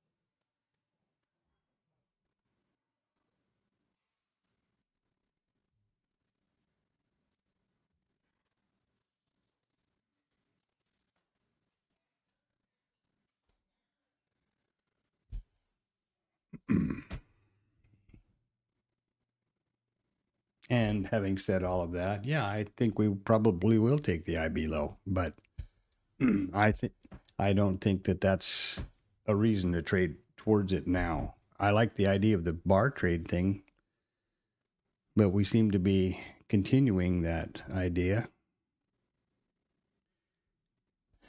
Breakout, retest. Okay, and that, if I'd have done that, then it would, if that was a trade that I had vetted previously, that would have been risk neutral, and then I'd be sitting here going, okay, now what? I'd be rooting for the IB low. I wish I could figure out how to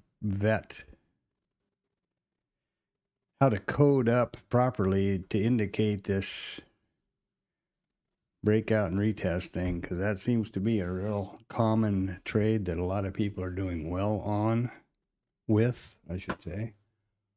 And I'm suffering, boy. on my, coding skills.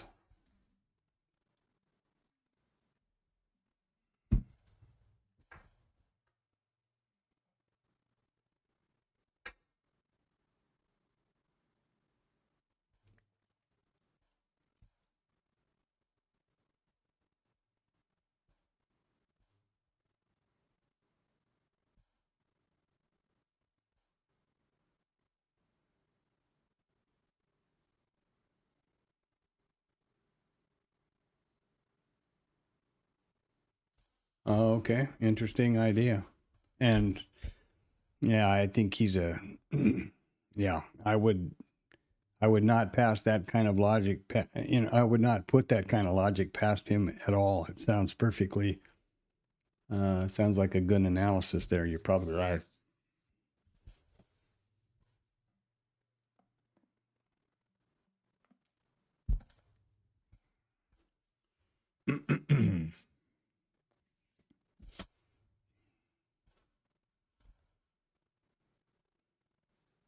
And he also had pretty good timing with things over here, to do with, I guess, his buddy Trump.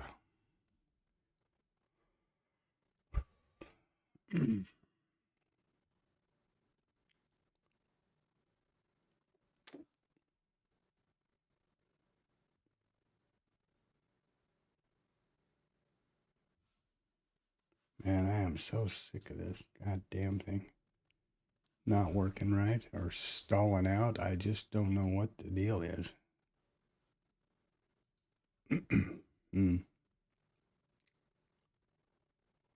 Download some data.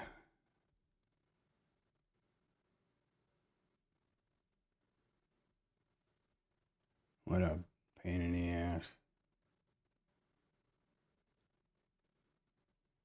Oh, there we go. There's that VPOC. And that will be a signal right there. And this is going to be, unfortunately, a pullback. And now a trigger. So that would be the pullback zone, and this will be the trigger. So if I were going to be a good boy and take this trade mechanically, as I have done so before, if it gets to the trigger, that should be the one I take. Now, the statistic is different on my system compared to the basic IB stat, but I'll talk about that if and when. Here's the A and there's the B and what we need to trigger, and then it's Bob's your uncle. Do I think that a mean reversion trade down here, it didn't signal it, okay? So, yeah, I guess I lucked out. I would be hard-pressed to take a long. It has been pretty rotational. I was thinking it was much more of a directional context so far, but yeah, maybe not. There was no signal here. So this was there's the statistic A, there's the B. What was required was a pullback to the trigger zone and then along. Over here, there's the A, there's the B, and there's no trigger. So there's no trade taken. And up we go. So it shows you what I know about, getting along.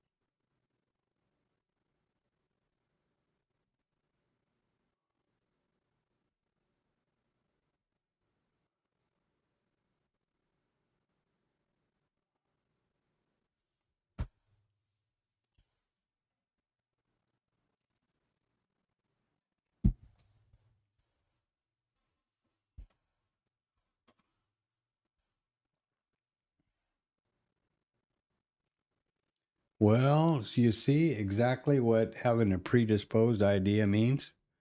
I would have been, fortunately for me, I guess, I didn't have to make the decision because there was no signal. There was no trigger. But had I received that trigger, I'd have been hard pressed to go long. And you see what the result is. Stupidness.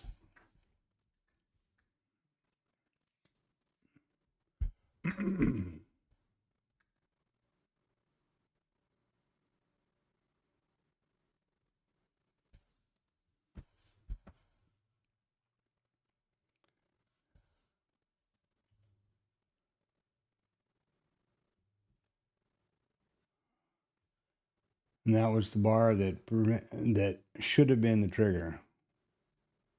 Or, this one, but you get the point. And now we're back up here around this distribution.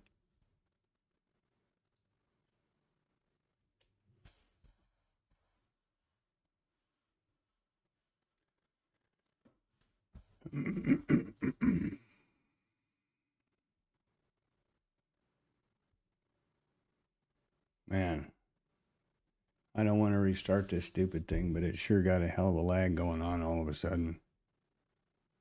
God damn it, I'm so disappointed with that.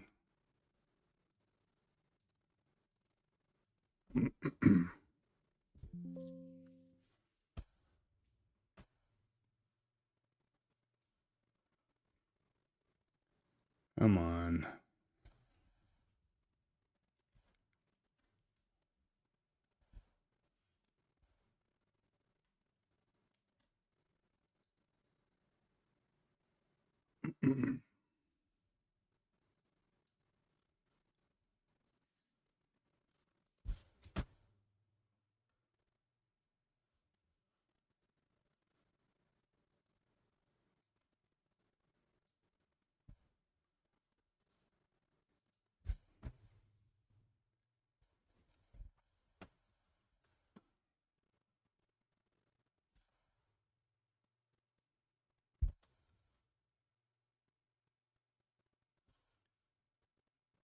Well, there's a mid flip, is it? I don't know. I guess that's how the mid flip works. Maybe a mid flip means going the other way. I don't know.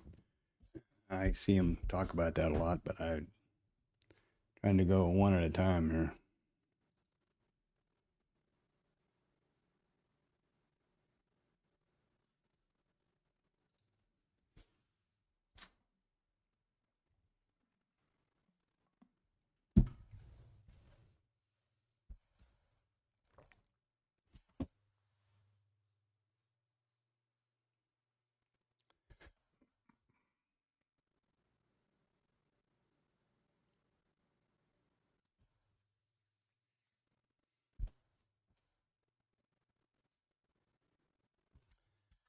So we're in the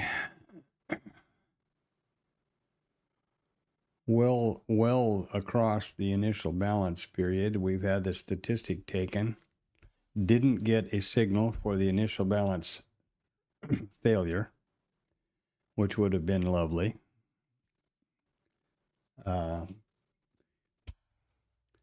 And there's something to be said with my, I've been talking about the fact that I would have been hesitant to take the long because I had a,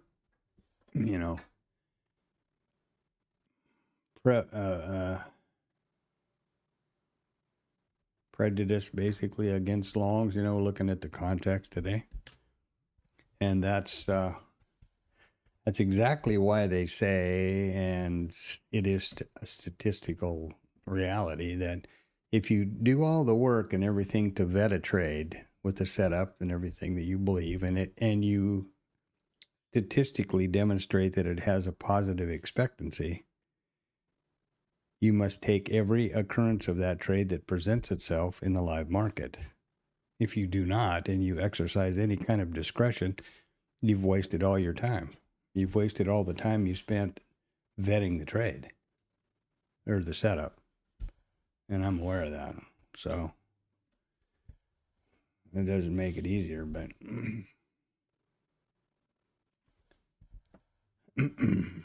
yeah.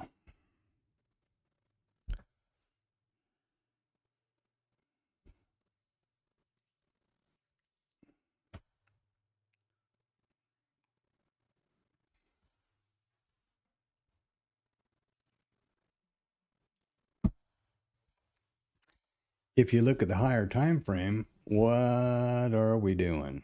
Boom, boom, boom. That wouldn't suggest long. Same way with my idea about the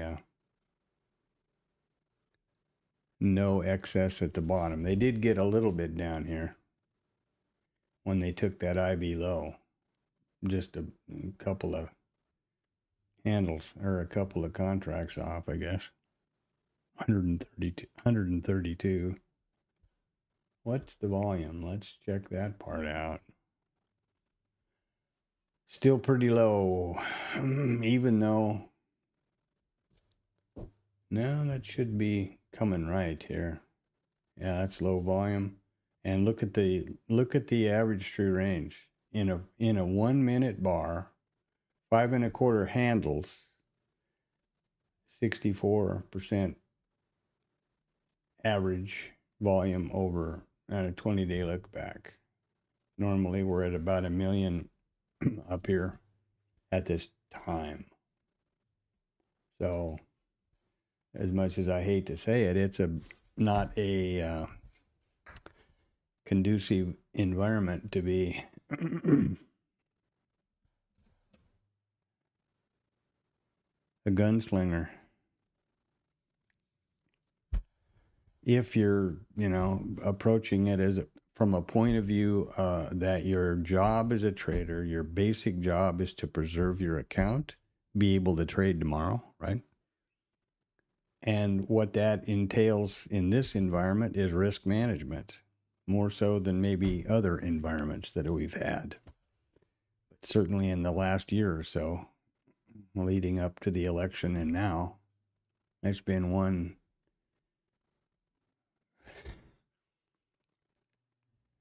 I don't remember as many crazy market price action things, certainly not politically or, driven by a tweet or something. I don't remember that. Maybe it's just selective amnesia on my part, but I don't remember that previously. I can't think of any one time that somebody said something that, threw the market off 200 handles. First of all, I don't think, for example, I don't think Biden ever tweeted anything that I know of. Or, social media, they didn't conduct government policy in social media that I remember. And I certainly don't remember any instance where something like that happened, the other, like that one, not so many days ago. Just a tweet that turned out to be meaningless. What he was mad about had not happened, and what he threatened to do did not happen. But the market, based on that, sold off 229 handles on a Friday at 10 o'clock in the morning out of no place. I don't remember that. Maybe so. I'd like to think that I'm correct, because I would like to think that the markets and the integrity of the markets and the honesty and the rule of law and all of those things that were, I believe, the reason that the American markets were always looked up to and used by the rest of the world pretty much. I believe that, I'd like to believe that that was the case more, the rule more than the exception, and that this period of time is more of an exception, I hope, because I don't think this craziness is sustainable.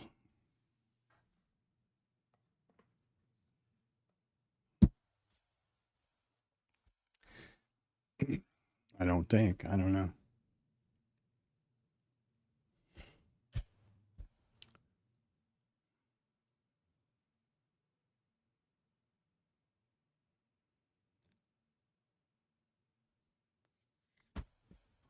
I'm going to turn off these price lines. It's looking a little busy over here to me.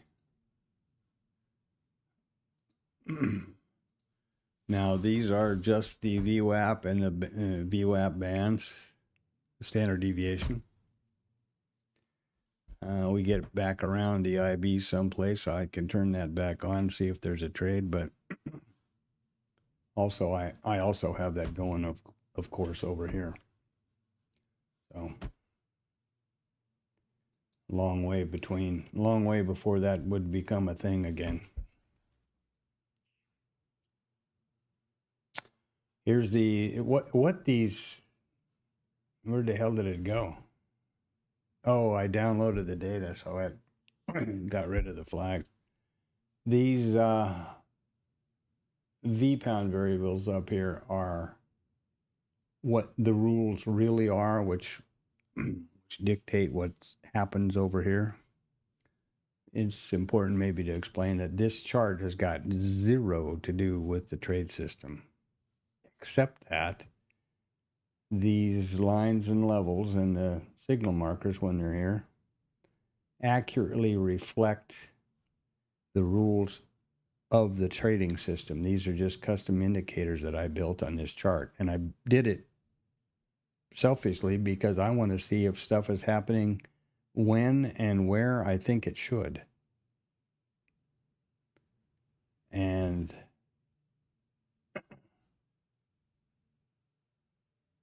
that's it. Now, I've sent this system to the chart with this button, meaning that if there's a trade goes on, and what'll happen is there's an A, and then there's a B, and then there's a trigger, and there's a trade, you know, with these flags up here.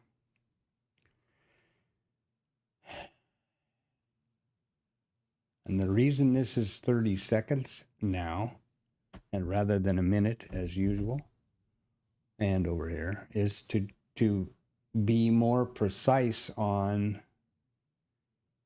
the rules, which are based on, you know, open, close, open, high, low, close, and some derivation of that.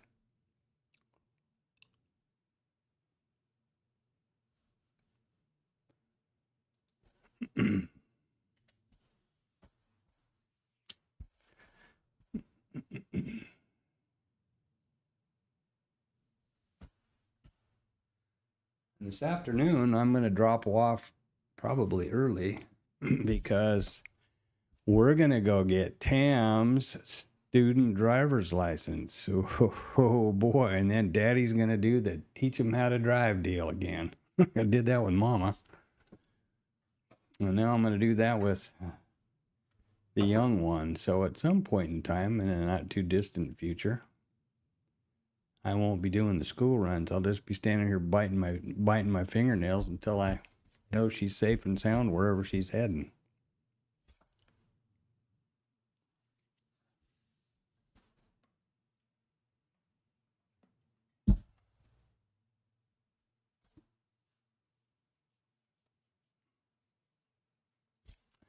With Mom, it was not such a big deal because she had never driven a car before, but had driven in Vietnam. Scooters are, you know, a big deal in Asia, and she had, of course, no problem there. So driving, you know, awareness and all those things, she had all of those skills. Taking that to the car, she had no problem transferring those skills to a car. And then the last little bit, we did a driving thing, a school kind of a deal, where that guy really was a big help, and she took and passed the license, no problem. But has absolutely no desire to drive here, and has never driven since that day, since she got her license.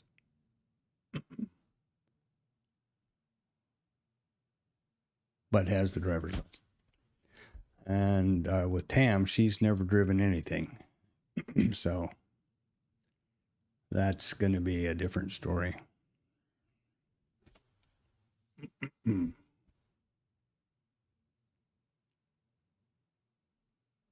not sure how the hell we're going to do that, actually. I don't think I can get there, get it done, and get back in any kind of time frame around the stream. I'll probably just have to leave it on and bid you all a fond farewell for the weekend, because it's the place you got to go do that's behind God's back out there to the north, and the traffic here can be breathtaking, to put it mildly. 10 lanes of traffic, and then in the morning it can look like a parking lot. It's just amazing.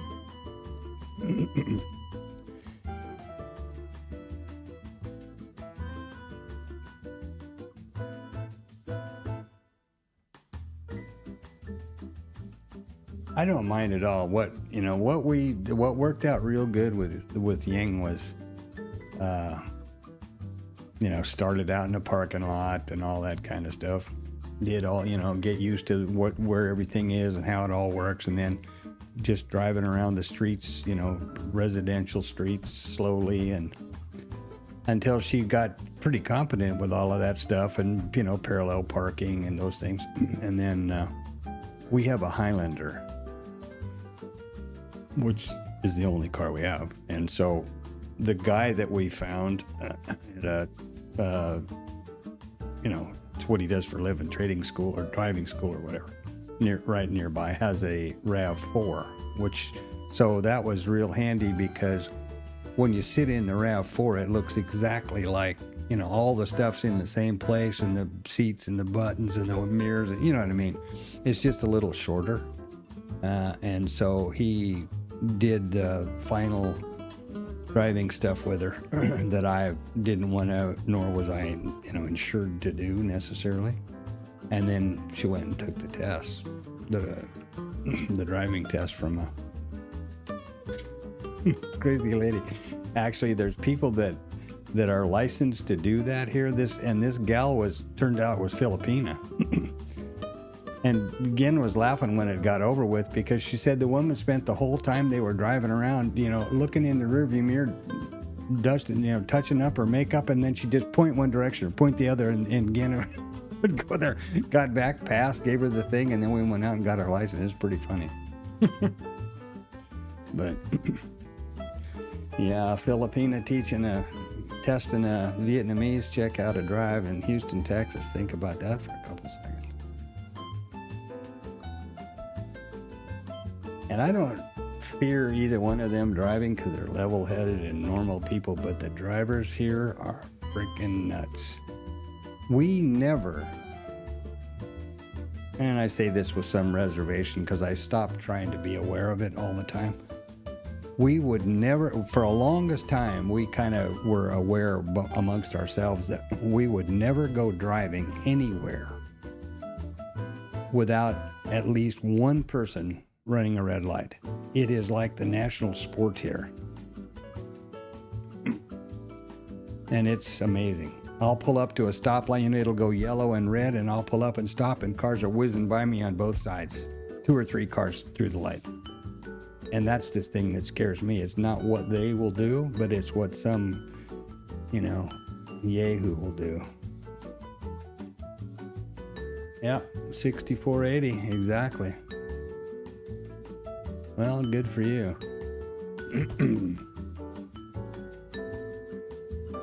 Like I said, I wish I wouldn't have, had I gotten the trigger, I would have been prejudiced to not take the trade. And before I had the number of stops in a row, I would have taken the trade mechanically regardless. And I need to revert back to that mentality, because this is not a good example, because there was not a signal, but had there been, and yeah, it would have been a good mean reversion right back to the 80s, huh? Right back to that POC and the mid and all that kind of stuff. The overnight low.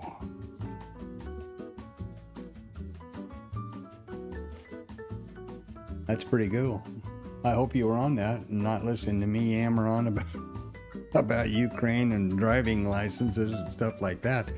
I'm just, I guess I'm just wandering. Old guys are funny that way. Meandering around in my brain, kicking over stuff, looking for dust and things.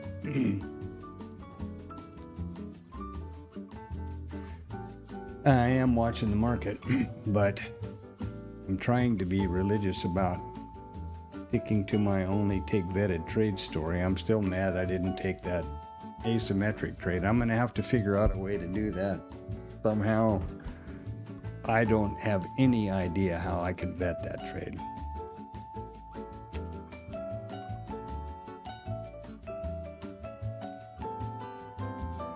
Not actually. Okay.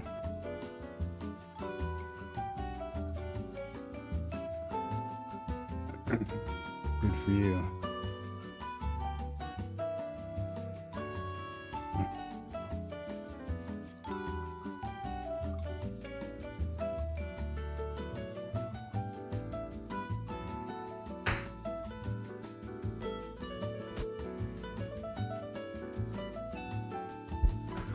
One of these opening range that vetted, I mean, that asymmetrical trade basically is right here.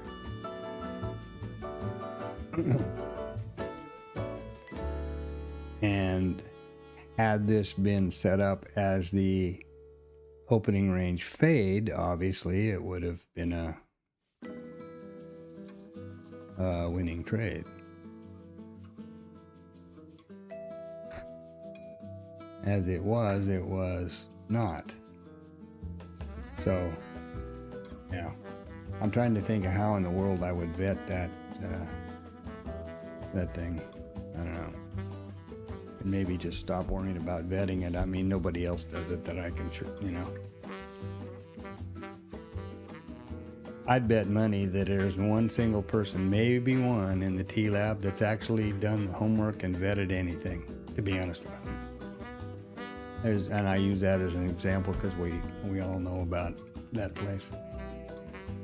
And I'm not saying anything bad about the place or the people that trade there, but really done the work, vetted the trade, and only trade the vetted trade, which I've tried to do. Maybe somebody has, but I don't know. And maybe my opinion of how to vet a trade is the wrong thing too. That's another possibility. I know Rod knows guys particularly don't vet the trade anywhere near like I do. He'll look at a statistic like the number of times the POC, just pick one, the number of times the POC, migrates outside the initial balance level by a certain number of ticks. How frequently does the price, the probability time price will revert back to the mean or something. That's not an example, that's just a random thing I said, but that's what they'll do. Not any kind of a thing like specific entry rules. If this A, B, and C, and then how many, look back period of, in my case, 498 days and the statistics and all that. None of them do that I know of.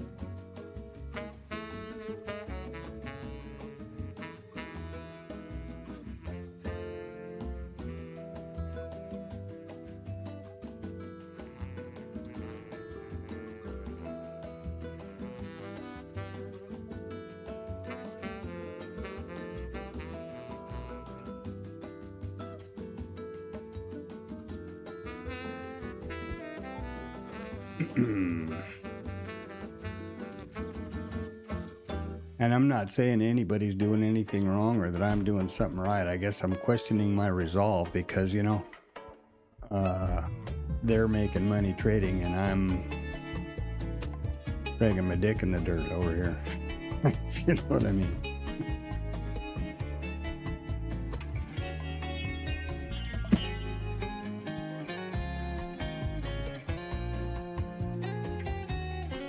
Yeah, I don't have any patience problems, actually.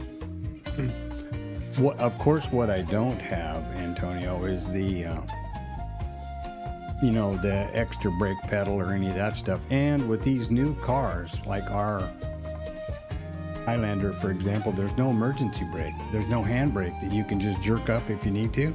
That you're screwed, blued, and tattooed.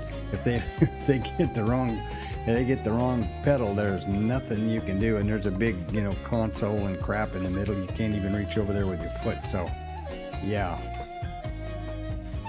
there's that. But start real slow, and as I said, I'm not worried about them as much as I am, or her as much as I am some other yahoo. So we'll see how it goes.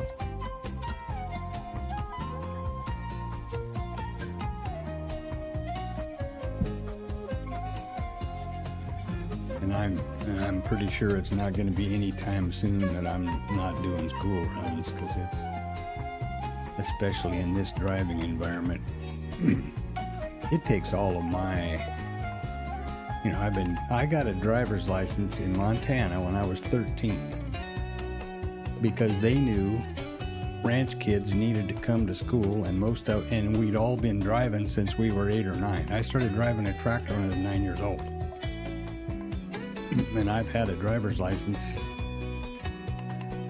so 60 plus years, and it's this place takes all your skills. I'll tell you that now. There's always somebody making a left turn across or right turn across 3 lanes of traffic on a yellow light or some goofy nonsense like that. It's almost funny. What they did here, which was really interesting, all of the red lights here have a camera. And so they used to, somebody run a red light, they sent them a ticket. Well, I guess that got too involved, or, somebody politically complained or something. They don't do that anymore. So these people just go whistling through red lights, right, left, and center like it's not. Like I said, we kept track for a while, and there was not one single time we went out on the road that at least one person didn't run a red light. And I'm not talking stop sign. I'm talking about, typical electric red light on a busy street. We were amazed.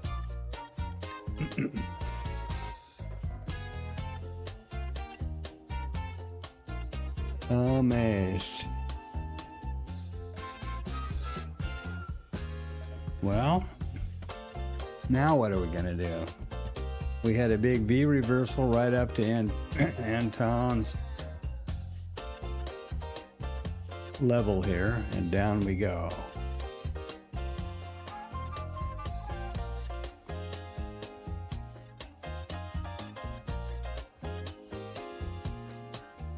Well, that's what I was doing, but only around the vetted trades. And I was trying to restrict myself to only vetted trades, Anton. But yeah, just like this morning, I've never vetted. I wouldn't even know how, as I've said about a zillion times, this low, but it was about a perfect asymmetrical trade location, on the swing, over here on the swing low, and it's now gone up here and then further down. But yeah, you're right. And I've got to get, I don't have the luxury of being able to stand here and stick to my principles 100%. Number one, as I have to do something here to start making some money with this. And 2, I don't have the coding skills to, at night figure out, I don't know. I wouldn't even know how to approach defining a breakout and retest. I'm sure there's a way.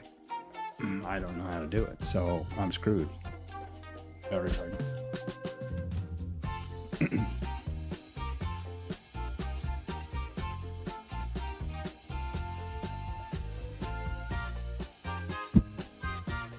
And another problem I have, which I think is probably a cop-out, but the only way I can trade is with my live money.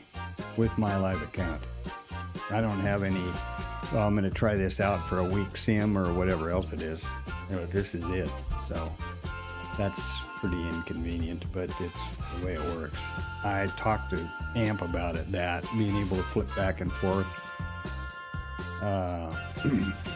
Got to have a whole nother account and a whole bunch of other crap because it goes through their trade desk. So that didn't pan out very well.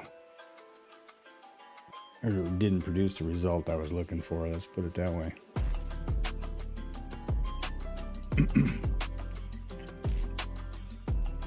And I keep hoping, I guess maybe that's the eternal stupidity, that I will find a setup that works a reasonable amount, you know, has a reasonable expectancy, and that I can trade basically mechanically, and just like I've been doing with the initial balance trade, which I thought was a great place to start because it's got all the requirements, you know. It's frequent. It's obvious. It's got pretty clearly defined, absolutely clearly defined rules one way or the other. It happens every day. There's two opportunities. One is for a directional and one is for a mean reversion kind of day. You know, the IBC or the IBF. So I thought it was a great place to start. Got off to a good start and then went to hell in a handbasket.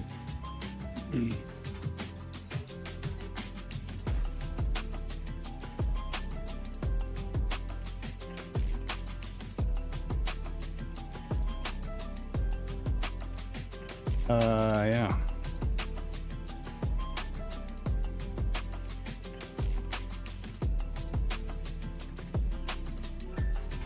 But something's got to happen.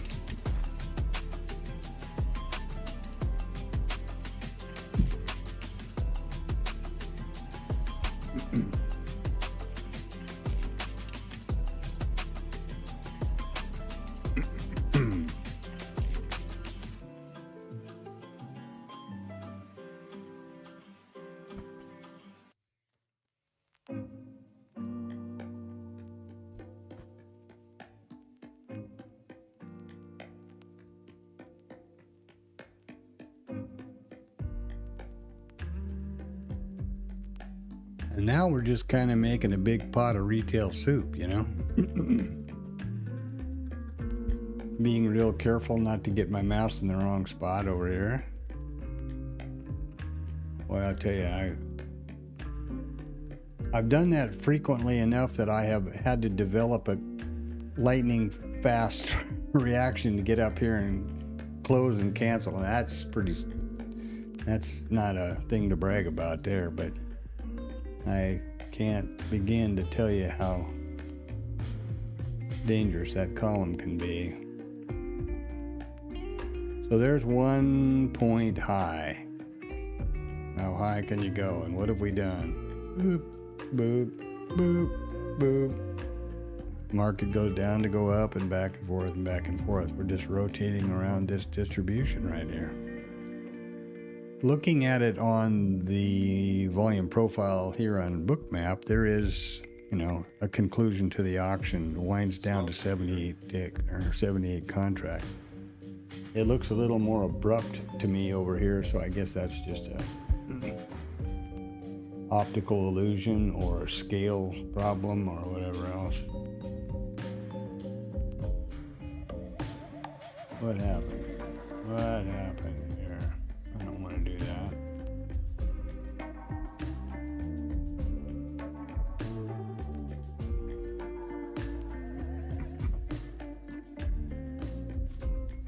And look at this.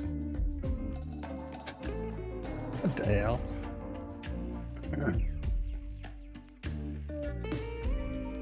Well, there you go again. That's got to be, somebody said something there. That's got to be what that is. God damn.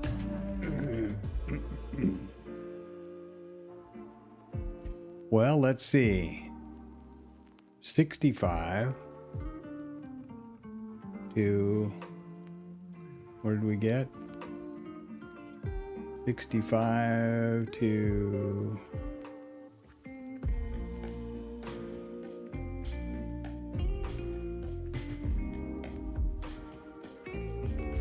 81 in a second. Oh. Mm-hmm.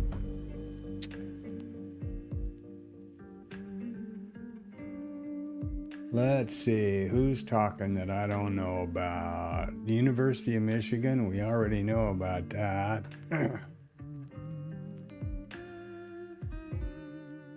I tell you, financial juice is getting pretty weird here today.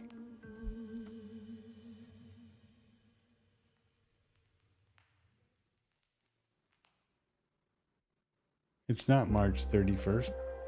Why is the top of this March 31st? March 27th, 28th. What the hell is going on here?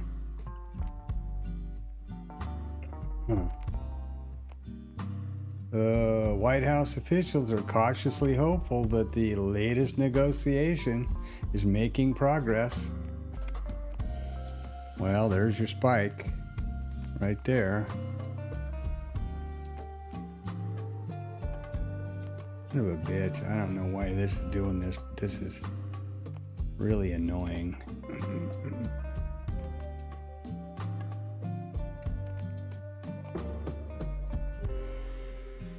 Huh.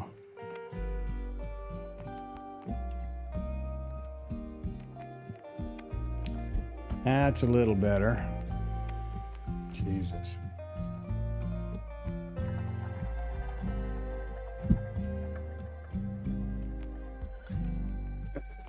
Leave it alone, I guess.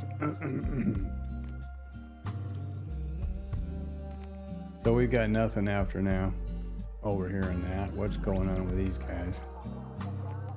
Well, miraculously, they decided to fund the TSA and cut out the ice and the what an idea. I lost count at 8 attempts to submit that bill. And now apparently it's okay.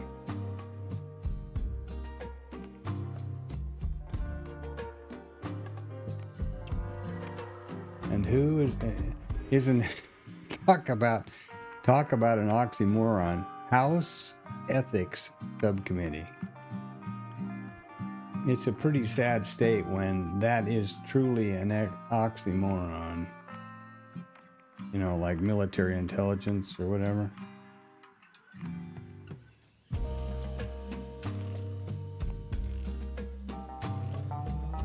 Trump's going to be signing the dollar, the paper currency now. First sitting president in the history of the country.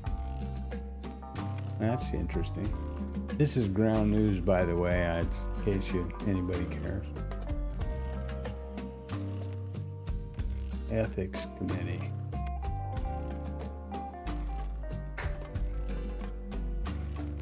And there's the pop we were just talking about. So, oh boy, oh boy.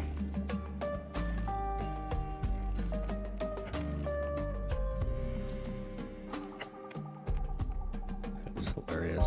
House Ethics Committee. Jesus. I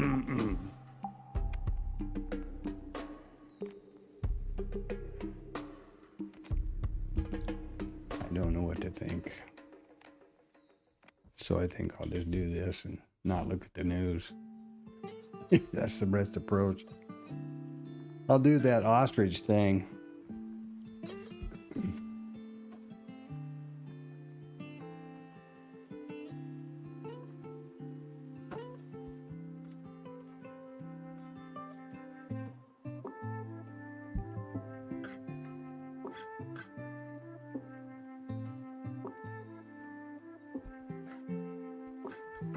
Well, let's see the Renko chart. Let's look. I don't have the standard deviation thing over here. I'm not even sure how to do that. If it exists even. Let's check. I don't think so. Oh yeah, it should have bands. That's midpoint. We don't want that. Let's look at this.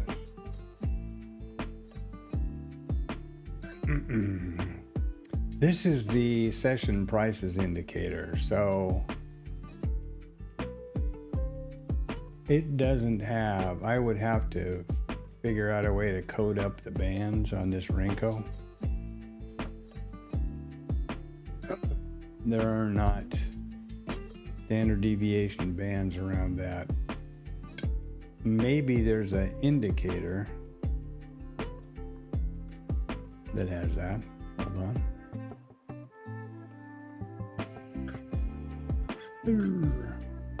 What am I doing? I'm looking at the wrong thing. Sorry about that. Volume weighted average price.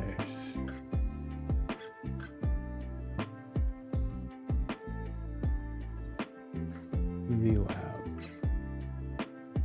Okay, there you go. So this VWAP indicator, separate and apart from the session prices, does have the bands. So I could reconfigure that on the Renko. But at the moment, I don't want to think about that for a minute because I don't want to screw up the session price story. Here we going up to the second standard deviation up here. If that matters to anybody.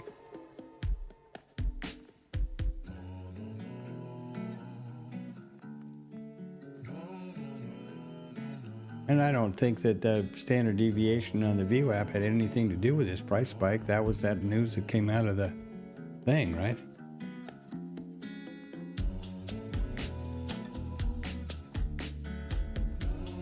I don't see how that... I think that's a news-related pop based on that thing from the White House, but I could be wrong. Let me do something over here. Let's see. Or here, let's see.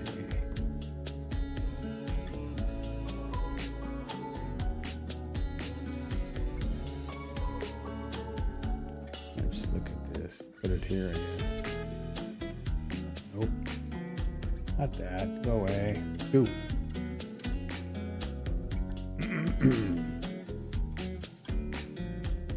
Okay. V. Wapperoonie.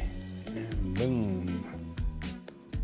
Change this color to be something more fitting.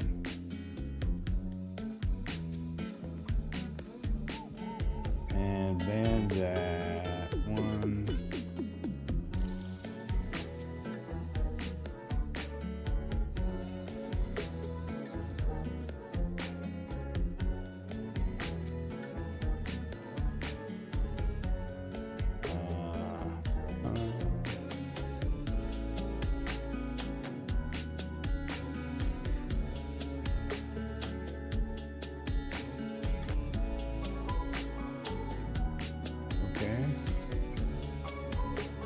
See if this works here in a minute.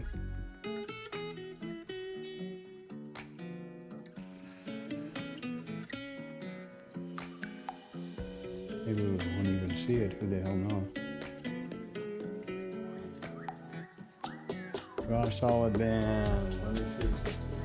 Building document now that I get in my head to read. Time weighted average price. I don't want time. I don't want to put it in V pounds.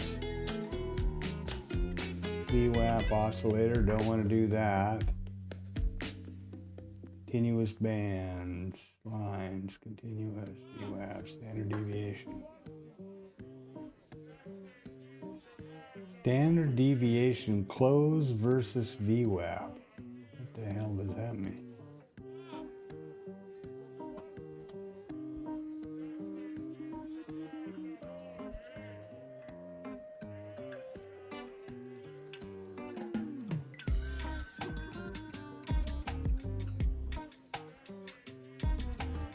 I don't know what proprietary or percent of VWAP or any of this stuff means, to be honest with you. I never looked at this indicator before. Let's go with that and see what the hell happened. Well, there's the VWAP. But I'm not seeing any band. Oh, there we go. So there's one, and I guess in a minute we're going to have two around here somewhere. Doesn't show up very good, though.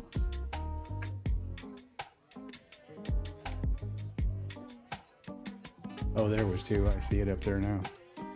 Let's make these a little bit brighter so I can tell, because I'm an old guy. Just to see. There they are. So there's VWAP and 1 and 2 standard deviations.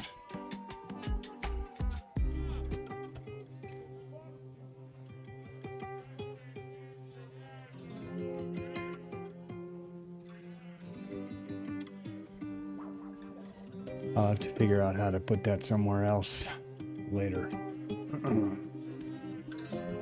But I don't see actually that would be a trigger, because that trigger I think was 100% on the news pop, but maybe I'm wrong.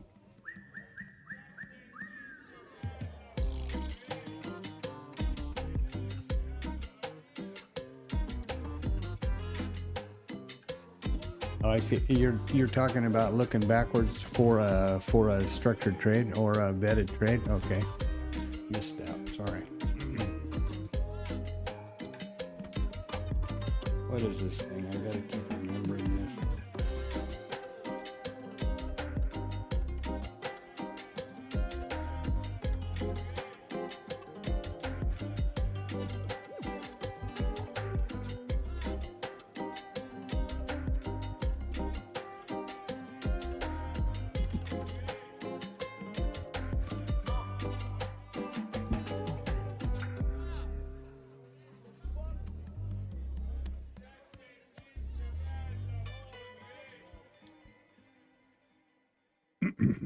Oh, are they going to close the gap?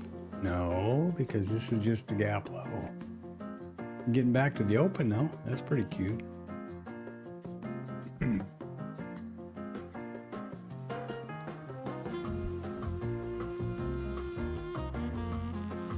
There's that gap. Don't forget. Oh, I forgot about gap rules. Oh. Forgot to put the thing in my deal. I did, I think, in the timestamp.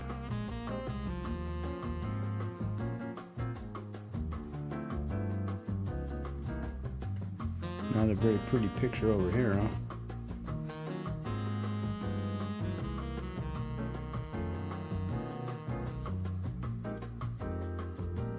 I actually don't know, you know. I fully expect the market to be going down. I've thought that they were just, you know, it was irrational exuberance for the last couple of months. I'm standing here in disbelief that anybody thought it was a good idea to be putting in new all-time highs with the economy falling on its ass and essentially, yeah,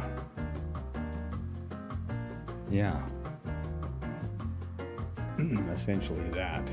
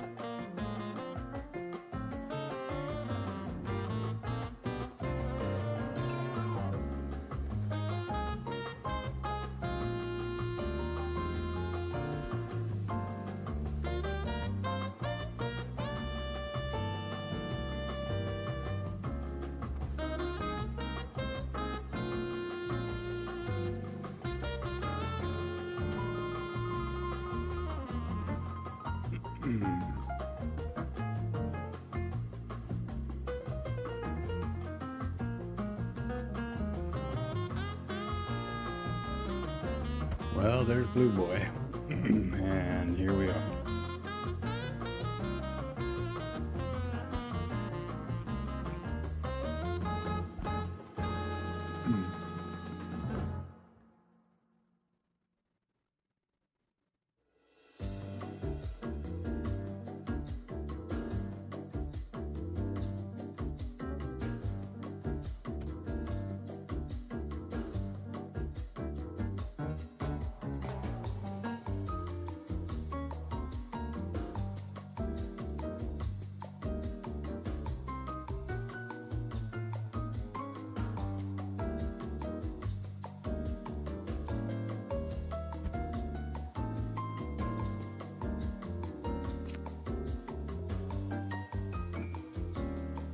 Still trying to keep 1 point high over here on the scale, which is just barely today. That gives me a sense of scale, you know, perspective that I'm used to.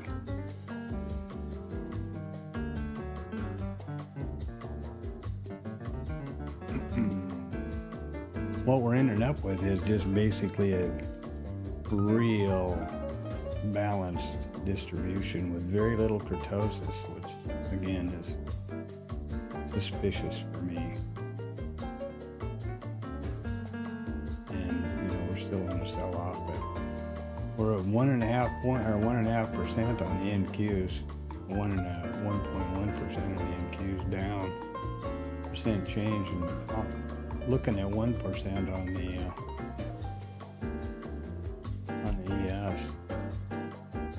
And I always have to stop and think about the circuit breaker rules. I don't remember them. Typically, I'm not worried about them that much. Once upon a time, a long time ago, I got caught in a halt. I don't remember, but I would suspect it didn't have a pretty outcome.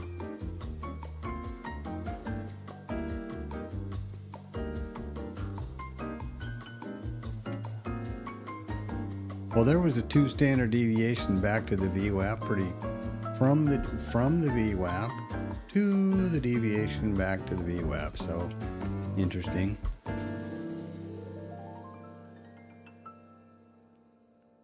Interesting.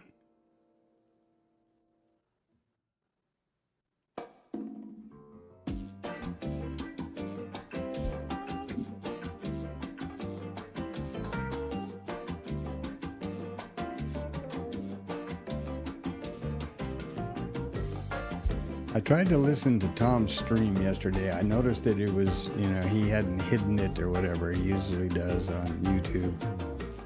And I thought I'd listen to it to fall asleep rather than, you know, Richard Feynman or something that I usually listen to.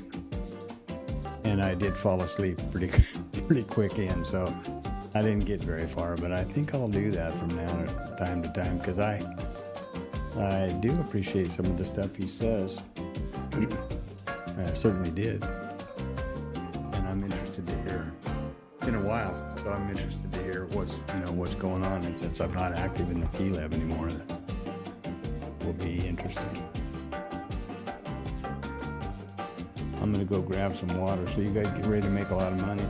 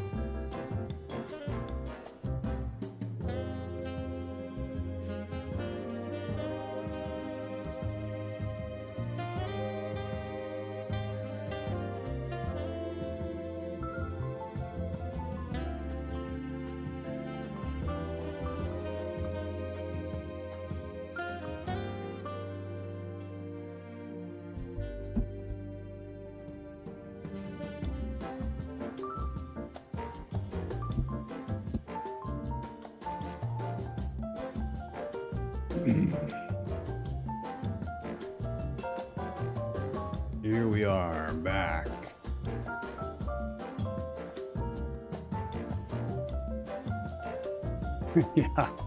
Yeah, he's got one of those voices. Another guy that does that to me a lot, that I really appreciate his stream, is Peter Boyle. He has a lot of good things to say and a good sense of humor that I appreciate and stuff too. But if I'm in the right state of mind, about 2 words out of his mouth and I'm sawing them off, I'll tell you, I'm the same way.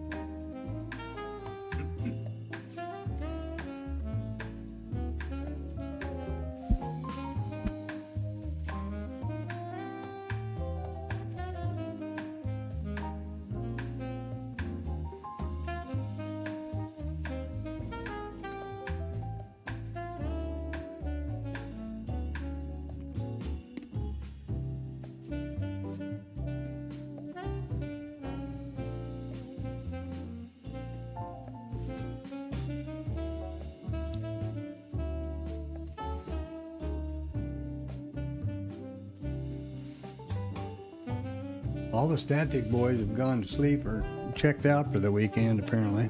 I don't see anybody. They've all called the day, so they say.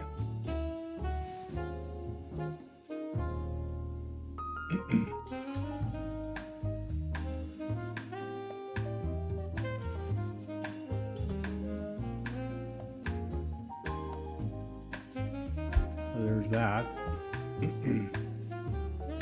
Mute that away so I don't have to be having that light glaring in my face. Well, I'm getting real sick of standing here not doing anything. I realize that feeds into Monkey Boy and, you know, all of the bad things that can happen from our wiring. And I don't act on that, but so we still have those emotions, you know, those things were cooked into our DNA for all this, whether you believe in creation or evolution. I think everybody agrees that as a species, we've been developing or evolving for a long time. So these traits and things are cooked into our wiring. And that's where FOMO and, you know, the feeling that, this is one feeling that I think a lot of traders get bothered by.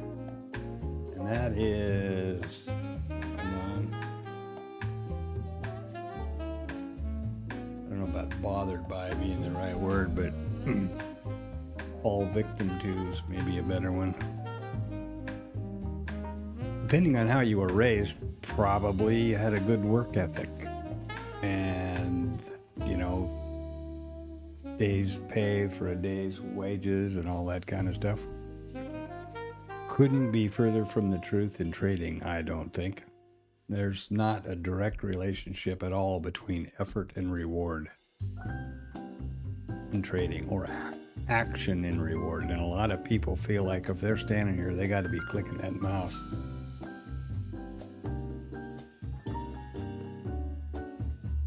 E-Trade, that is pretty funny. That was the first program I ever used in Johannesburg when I found out about trading. I had an E-Trade account. Trading Rambus and, you know, Cisco and those kind of things way back then, in 99 that was. That's pretty funny. I didn't even know E-Trade still existed.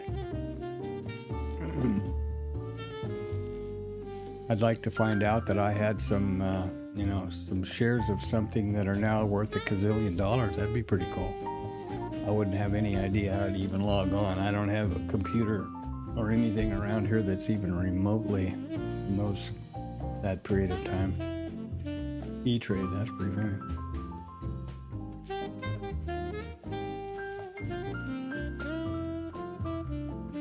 And like I said before, I have still a Schwab account with nothing in it, but I have one. When I first came back here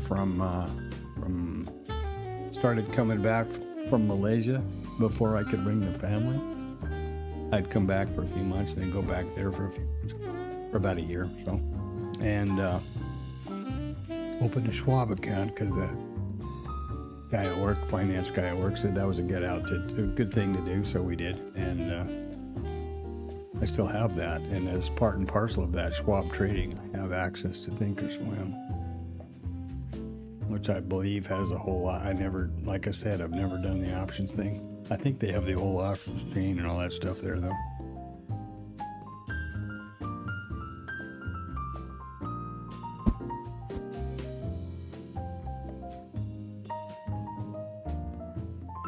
Good for you. Good for you. Yeah, have a good weekend, and I'll keep putting along here until I get the girl up, and then we'll have. I've started looking on my other computer for where the driver's license place is and all that crap. I've got to get some paperwork together for the citizenship and all of that story.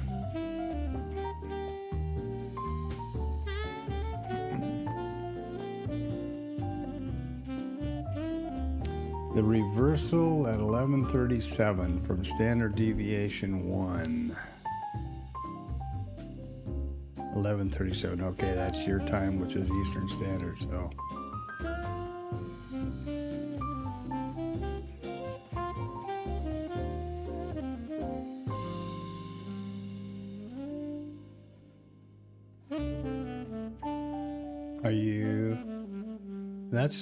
RTA or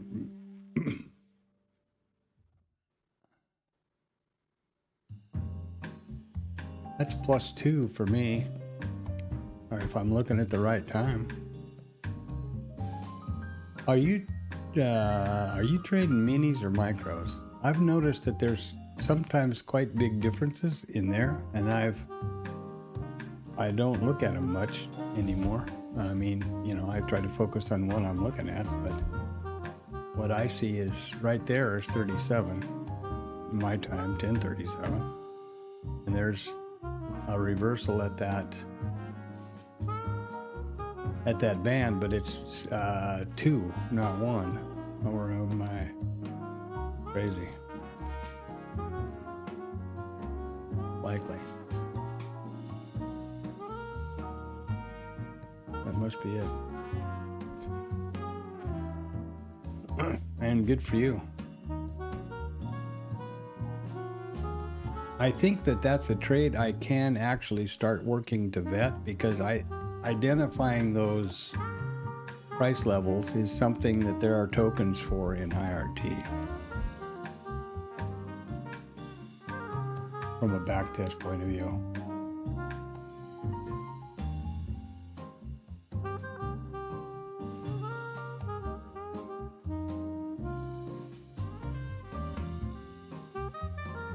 Oh, cool. Well, that's way more than I understand, but I understand, you know, I get the gist of what you're talking about. Yeah, oh, wow. As I said, when I was just jumping back and forth to KL before COVID, I was doing futures with, I didn't have all this bullshit set back up again, Bookmap and all this noise. I was using Thinkorswim and that Schwab account.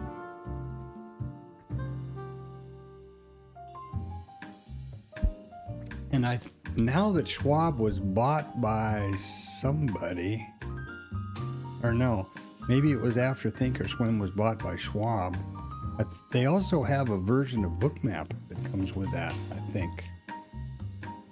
I could be real wrong there, but I've heard somebody somewhere talking about that, probably the TLab, because I don't go anywhere else. I mean, I never spend any time in any of the rooms, really.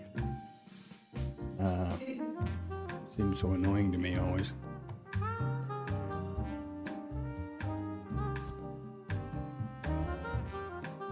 Yeah, I'm getting to the point where I'm going to start thinking about just stuff like what you're doing. You know, when I see we come up here and take, look at this one over here. Look at, well, it would be 9:48 your time. That second bump up to the RTH, or to the second deviation band, and then, you know, all hell broke loose to the bottom. 94 to 54, 30 handles, you know? Crazy.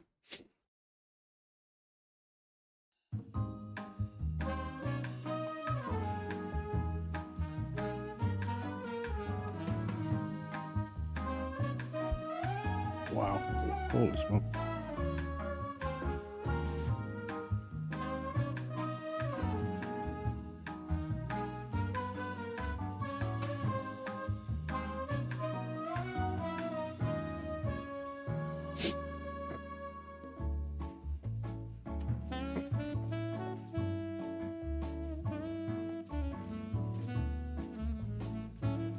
And all those R's are just mean reversion outside ends. Good idea. Good heads up.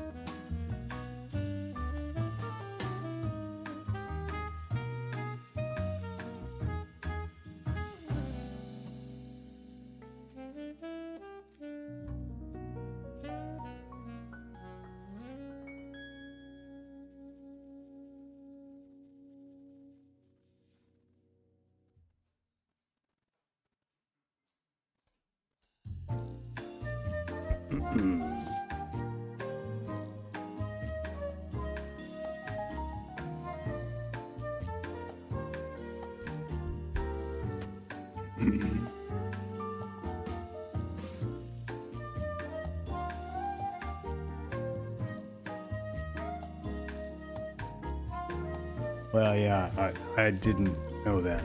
Okay. This bookmap version I have here is free. I mean, I bought, so that wouldn't be necessary. Except it wouldn't work. I don't know. How the hell would that work? I wonder if you could power. Who cares? I was going to say power this bookmap, private owned bookmap with a Schwab data. I bet not.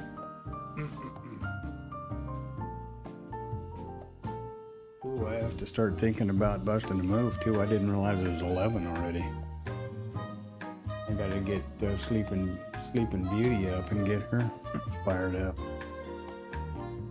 Those little, Vietnamese tigers, you gotta be careful. It'd be dangerous.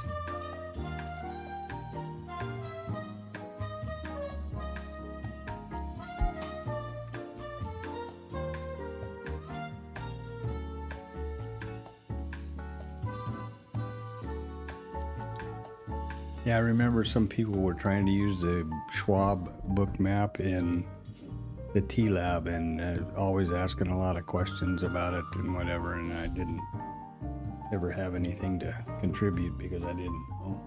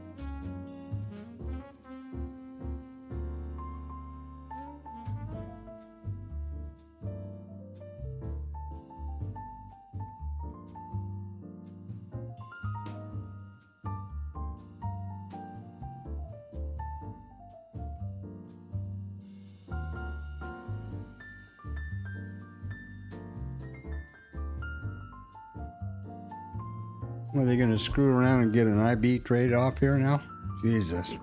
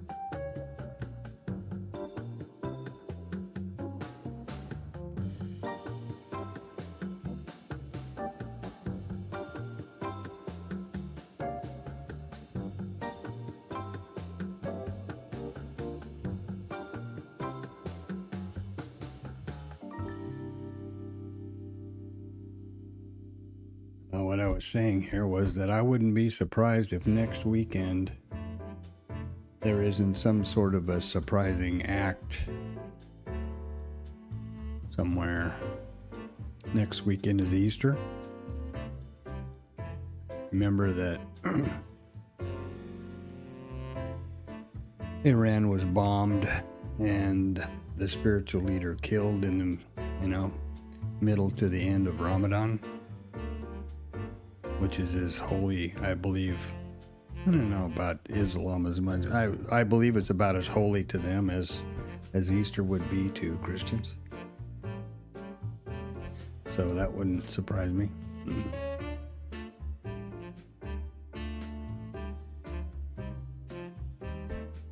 But I guess on the other hand, then Judaism doesn't celebrate Easter, I guess, because they don't think Christ was the Son of God.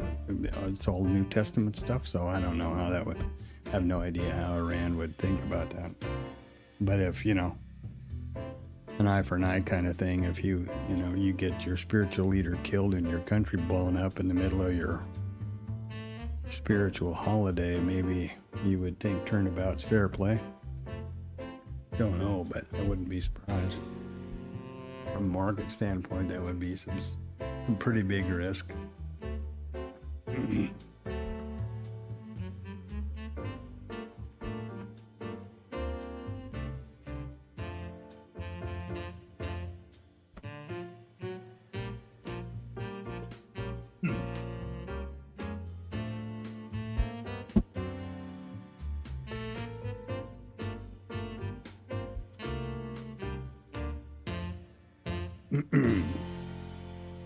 Yeah, this profile's turning out to be one balanced mother, isn't it?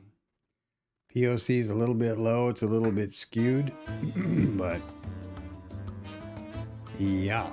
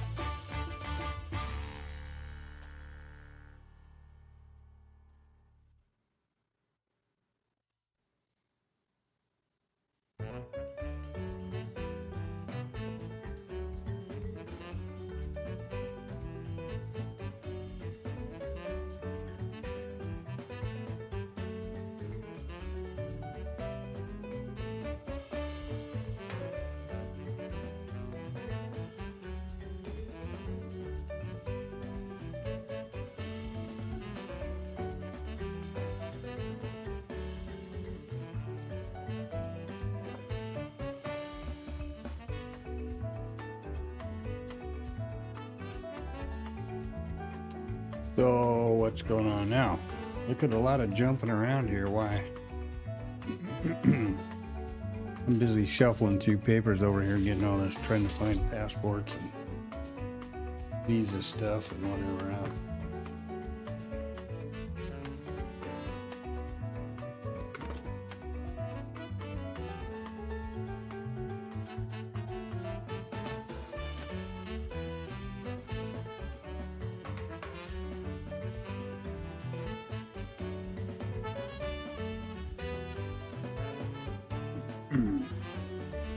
And I think I did that. Amazing. My wife's real well organized, thank goodness.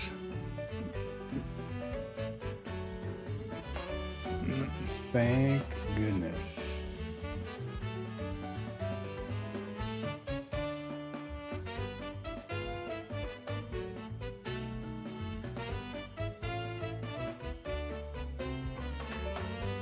$64.57, huh? Yeah, the negative delta below there. I see that at about 50. Yeah, about 57. Down here. Boop. Yeah, I was thinking they were going to go down and do another one of these IB stories again.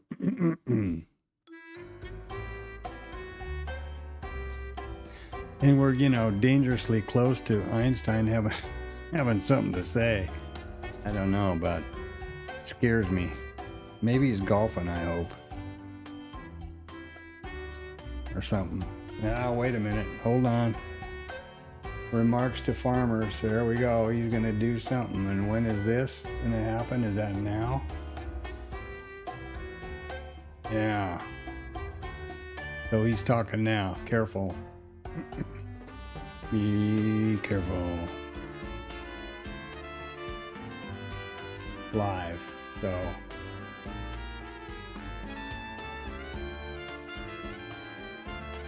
I'm really disappointed that they are not pulling this stuff into their calendar like they did.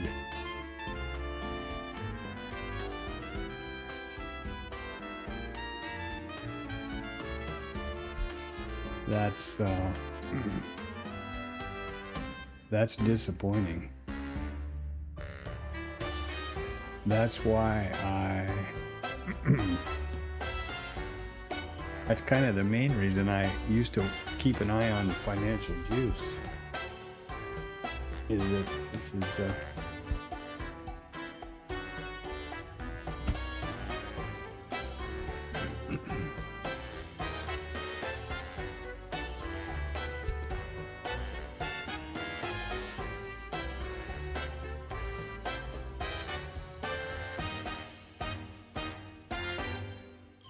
ooh, look at this. Evacuate workplace.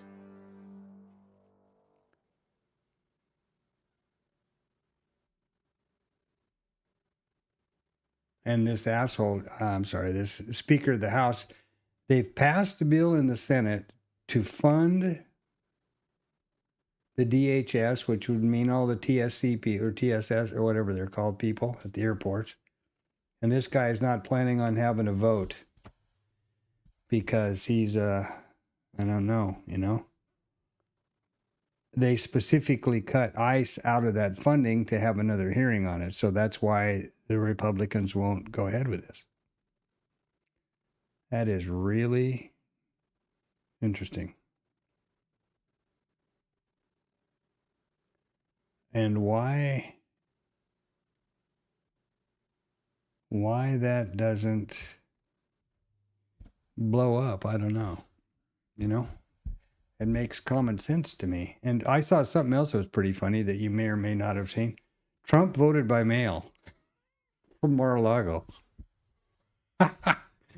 Oh, there we go. Down and tag that IB low. Look at there. I'm busy reading the freaking news about nothingness. And there was a trigger, and we should be in along right now. The system is, and I'm busy looking at the damn news and not. And there was the trigger. So that would have been risk neutral scale, and who knows? And if Anton is correct, we're going to rally back up out of here. Very, very likely so. But I'm not chasing it. Jesus, you know?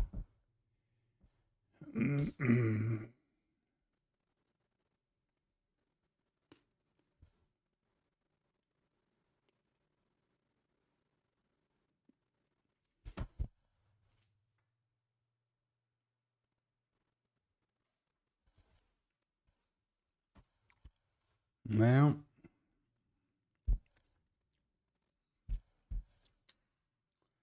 I think I have the paperwork ready. I'm not surprised by the Mr. Johnson's stupidity.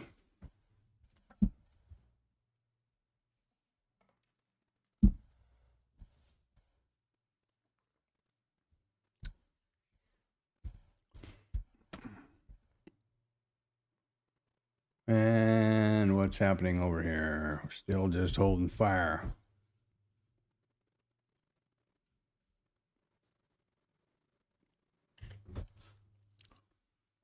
I would not think that this second time down would be an advisable entry. Myself. Until we see what happens down here. The first time down and up, yeah, but I can't imagine the timing. How in the possible world could I choose that moment to look at the news and see what's going on?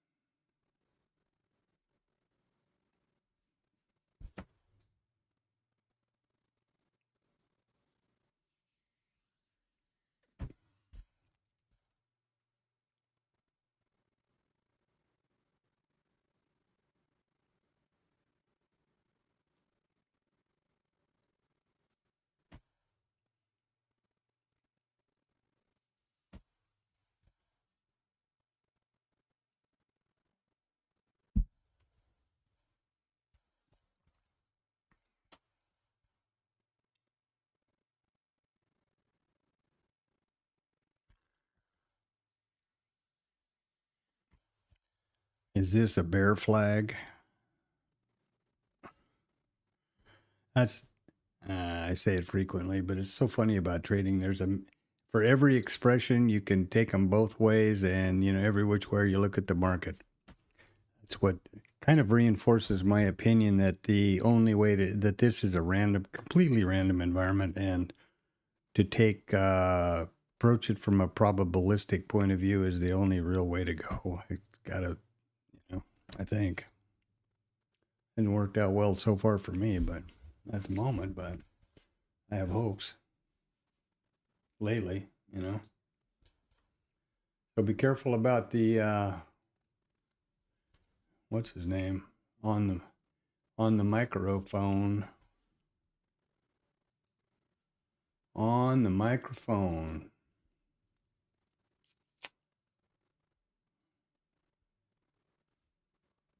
And it's not political, again, it's just a fact,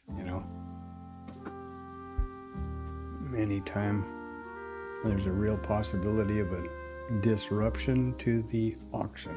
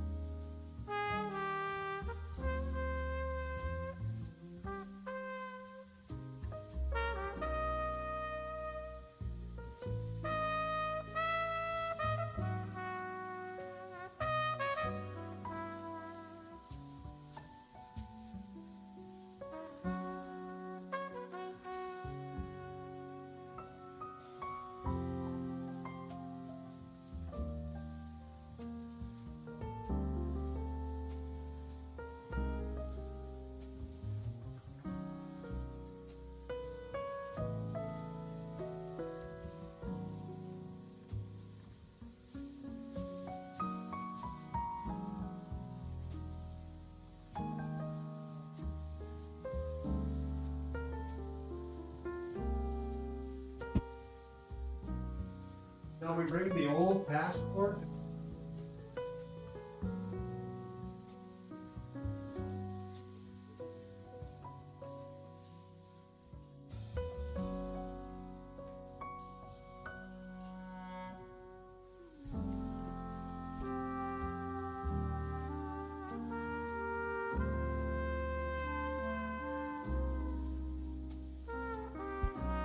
Well, here's a consolidation if ever there was one.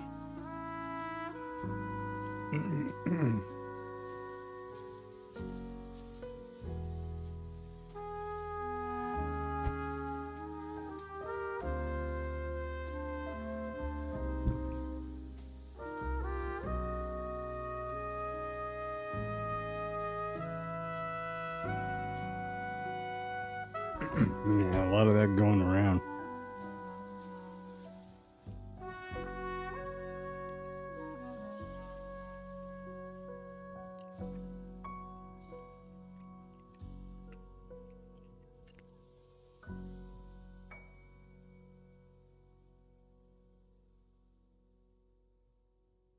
Did you see where he cooked up a new award which they gave to Trump? For at some big congressional dinner thing they have every year or something.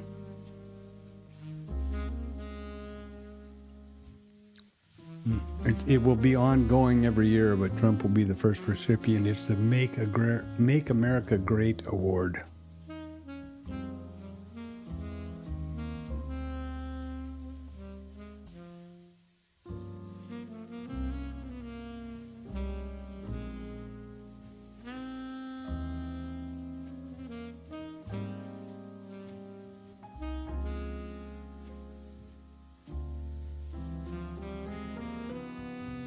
Or at least that's what I saw in the news. Hell, the hell do I know? But that's what I mean. It was him giving a speech, so.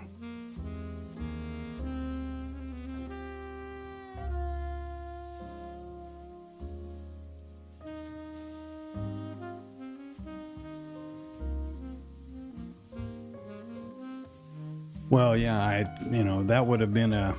Here we go. Now there's a loss on the a stop on the trade that was on the system.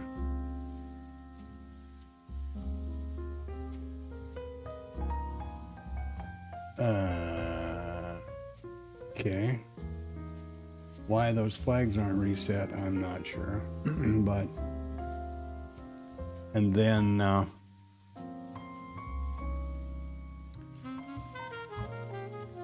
had I taken the initial balance, this low back up on the trigger, it was scaled, right? So, and that's the same way over here on the system. I think I've mentioned this before, but this old indicator, I'll do it again. This old indicator here that was coded by Chad doesn't account properly for multiple targets. So this right here is where a T1 was achieved. There's where it stopped out, but it's not minus 12 ticks because it doesn't factor in the positive 12 ticks over here. So anytime there's negative 12 ticks here or plus 48 ticks, it's not accurately reflecting the other 12 ticks. So this is actually scratch. That's meaningless, and I don't care. I've pinged Eddie before about it and whatever. I'm not going to make a ticket. It's not important. I know what's going on. So.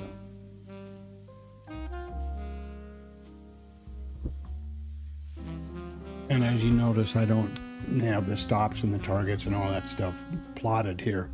What I want to know is when it got in, was it the right entry? What was the general outcome? And I know that part, so. And just like now, I was making sure that this reset all the flags because it's been in and out of a system and in and out of a position, and that's the way it's supposed to. That's what it's supposed to do. And there's no additional A signal here for two reasons. The previous bar was not in the correct sequence, and B, the system was already in a trade, so it would not consider this as a signal. Oh, well, let me just show. Boom.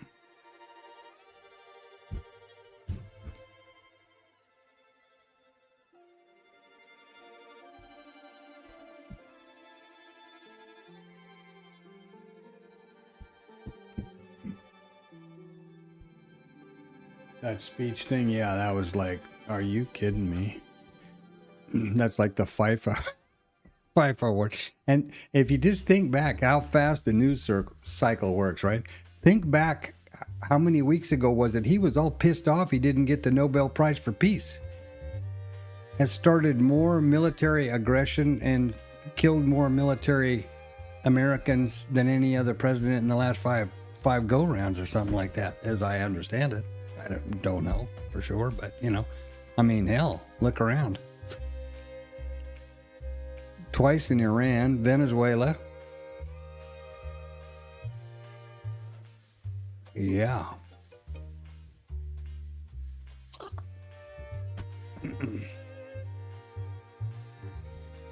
Maybe somebody ought to give him a dictionary about the definition of peace, maybe. I don't know.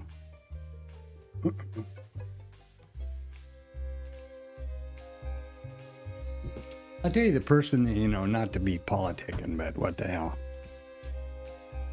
And not really, you know, partisan lines, but I'll tell you the person that scares me more than anybody else that's associated with this administration and who I think has an unbelievable amount of power is Stephen Miller.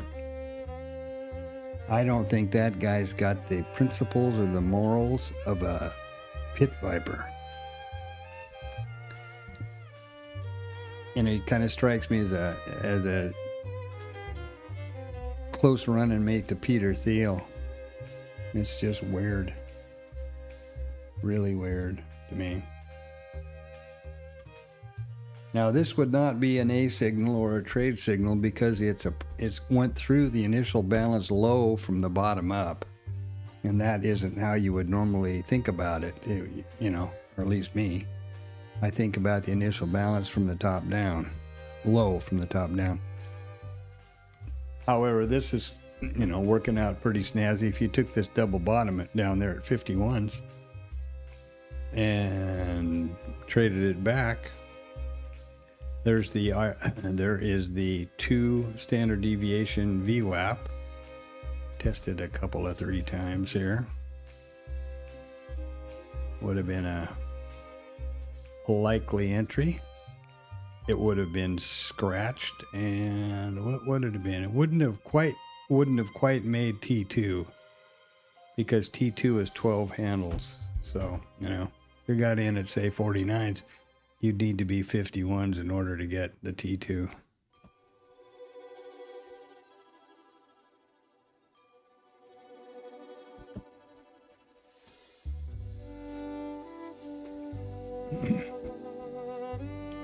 I didn't see that around Peter Miller guy. I first had never heard about him ever before this administration. And second of all, the other day there was something that I'm not sure was real or not, but it probably was on CNN, and it said that he got like real belligerent or insulting or something to some CNN, was being interviewed by them apparently, and was escorted from the building by security immediately. That's you can't make it up, man. These people are just hurry, scurry, and blurry, you know. Oh, I never had anything to do. My next door neighbor's Epstein, and I never had anything to do with him, and my wife and I were so disgusted. Well, yeah, we had business deals with him, and we went to visit him on his island in the Virgin Islands, but hey, I never had anything to do with him. Like, Jesus Christopher Christ. Really amazing. Whatever that jerk's name is. Howard. So is that a breakout and retest? This was obviously a bar right here. Consolidation. So is this the breakout and the retest? Assumingly signaling down, I guess. I know I've said this before, but that's the one question I always have with the breakout and retest, and why I was hoping I could get with Jorgensen, who trades them successfully a lot, and I would certainly share that if I can organize that. Which way do you go? I mean, it's pretty obvious what the breakout and here's the retest. But which way you go? South along with context, or reversion, or flip a coin, or the one example that he showed me,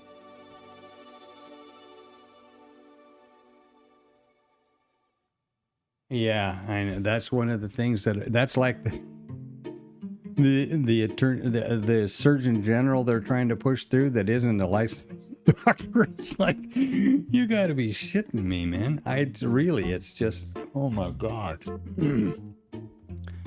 Really amazing.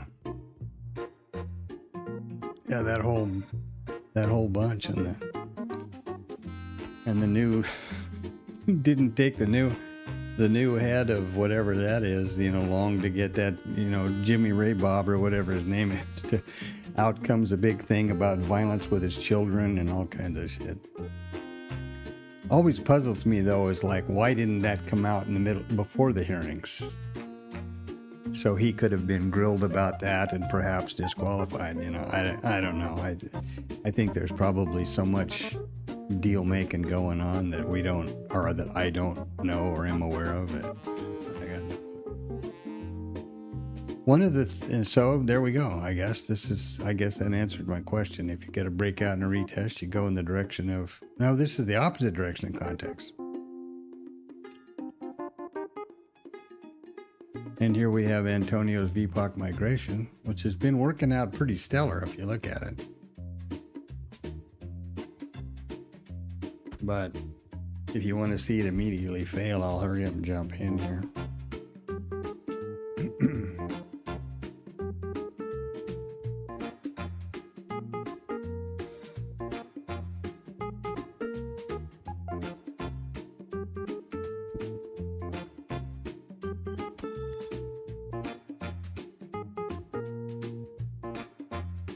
Oh, I thought you were talking about Stephen Miller. Sorry about that. I just realized now you're talking about President. But yeah, 6 of one, half a dozen of the other. If the shoe fits, wear it, right? And they all.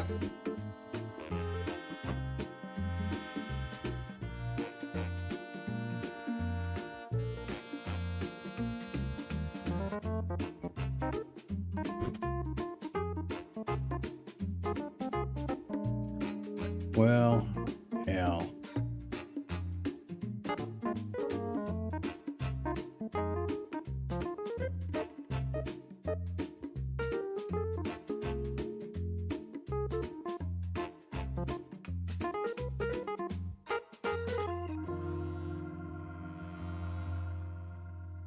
Down here, you're talking about, yeah. Or the retest back up. Well, it's working out. So far, so good.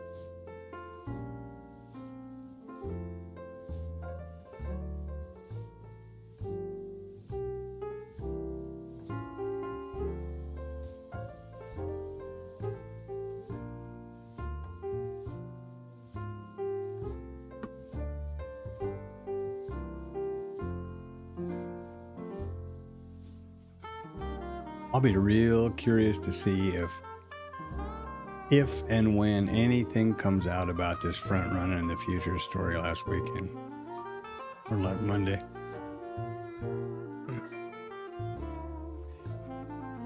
Sheridan and Sosnoff seem to think definitely that that the CME has got to come out with something, or they will lose all credibility with market participants. You know.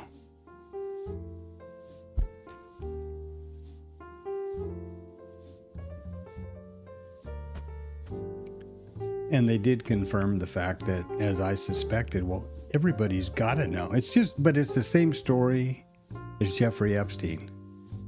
You know, if the FBI and the IRS knows all about where my piddly little bank accounts are about, and tell me they don't know where Jeffrey Epstein's money came from and went to, excuse me, I don't believe that. Farther than I can throw Cash Patel. And I think he's a little short, fat guy, so I probably couldn't throw him far. I think it's just all 100 degrees. But it sounds so conspiracy related to talk like that or to think like that, but, you know, really. And it was nice to hear those guys who have been in the business from that big end say, well, absolutely, they know who did it. They know exactly what brokerage, what account, who owns the account, you know your own client, all that stuff. They know everything about it. Question is, how big a thumb can they keep on, you know, can Einstein keep on the scale, I guess? Well, we're bobbing along up here at the top of this consolidation quite a bit. Definitely some resistance here with the POC. Am I in the right screen? Yes, I am. That's amazing. Okay.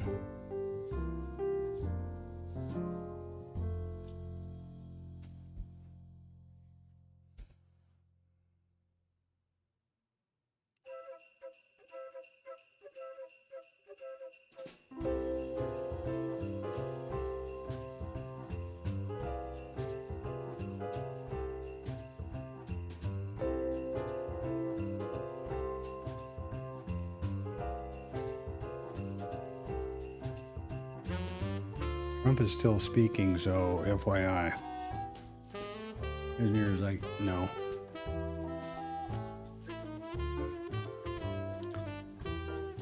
Last time I jumped over here and looked, all hell broke loose. Let's see what happened this time.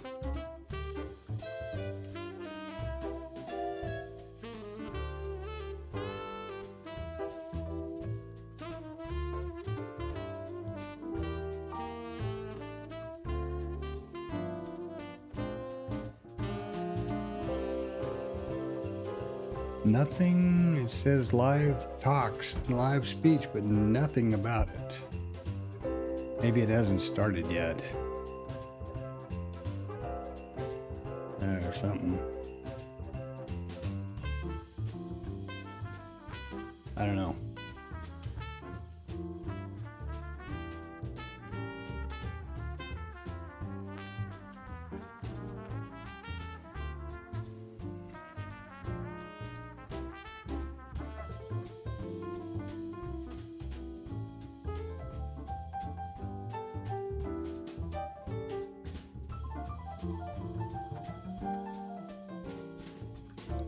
Well, there's a breakout and retest the other way, depending on which consolidation you want to look for.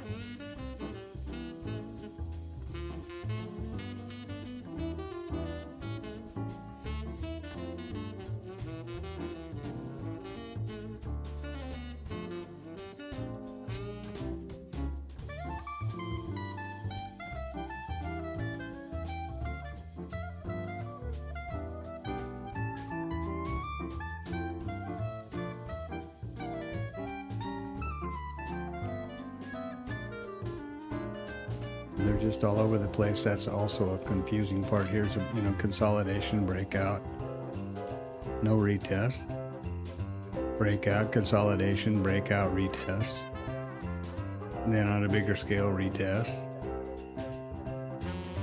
So these bar trades is basically breakout and retest, right?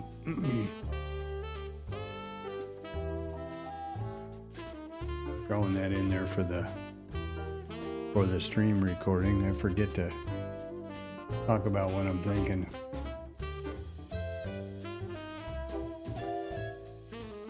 Yeah, well, that was kind of the synopsis of those guys yesterday. It was like, there is no question about the fact that data is right in front of the CME and the CFTC and all the regulators.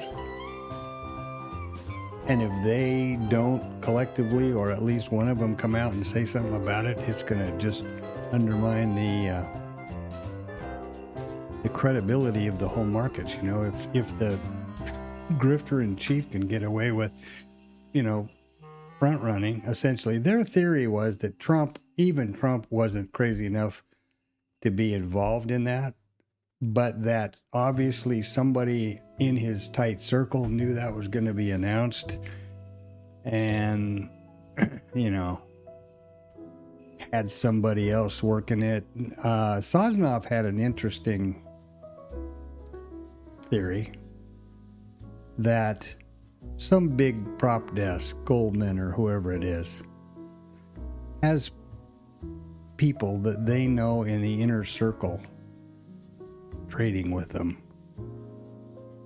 and they watch them, and if they trade 1 or 2 contracts or something like that, and then they suddenly trade 10 contracts or 50 contracts in something like Monday, that the prop desk who's watching that then throws on the big order, banking on the fact that they believe that person is essentially, insider trading, but on a small scale. Interesting concept.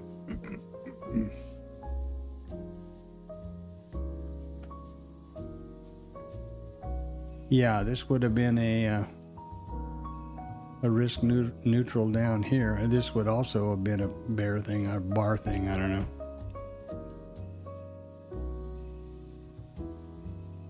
My theory about that whole front running thing is that was Monday and this is Friday, and there hasn't been boo said about it by anybody except all the news sources. Financial Times and everybody all over the place are talking about it. But the people that matter aren't saying a word, which I find troubling.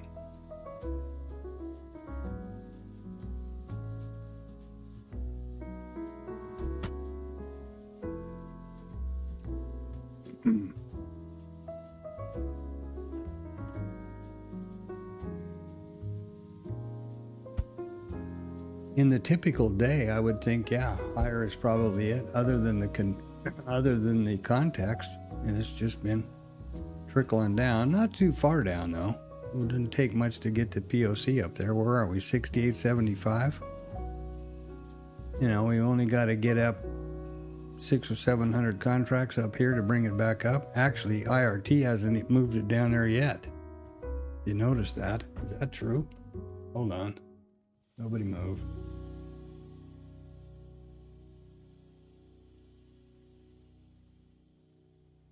$61. Well, they have. It has migrated down there, but the flag hasn't. No, the flag hasn't changed. Not good. Why, I'm not sure. See what happens. Oh, maybe that was where it was giving me that CSV file thing. I don't know. What I'm seeing now is 64.61 quarter POC, which is pretty close to what they've got this now. And this is still up here at the 75s. Jesus.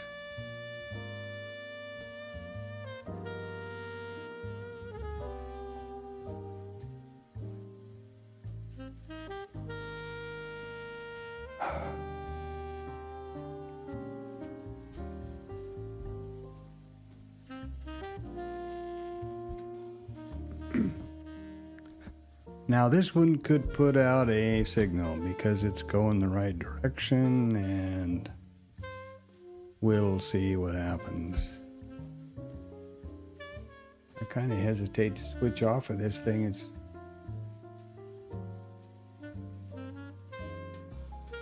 not seeing this move, and that's irritating.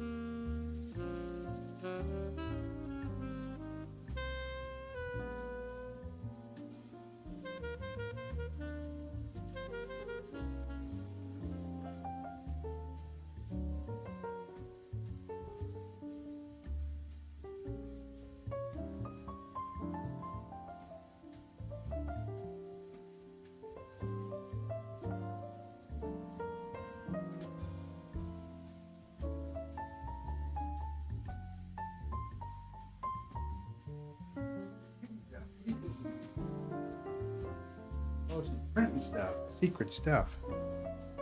Careful, we got spies in the room here. Ooh, the driver girl. Well, what happened now? Uh-huh. Just as I suspected.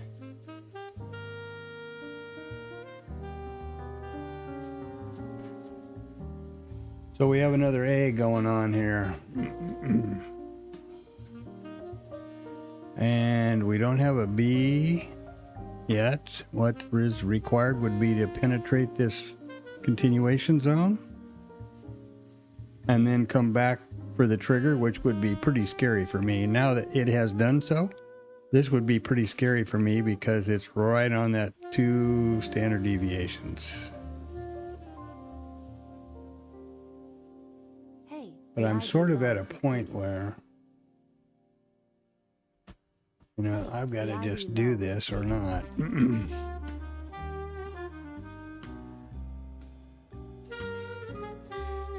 Dodged the bullet so far with triggers.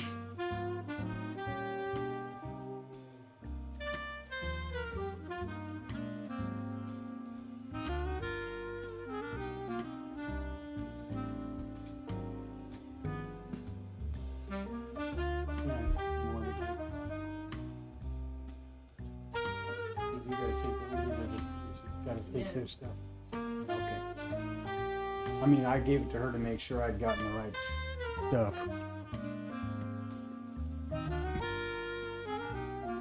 Well, here we are. No trigger yet, so I'm so far, I guess. Did it screw up again?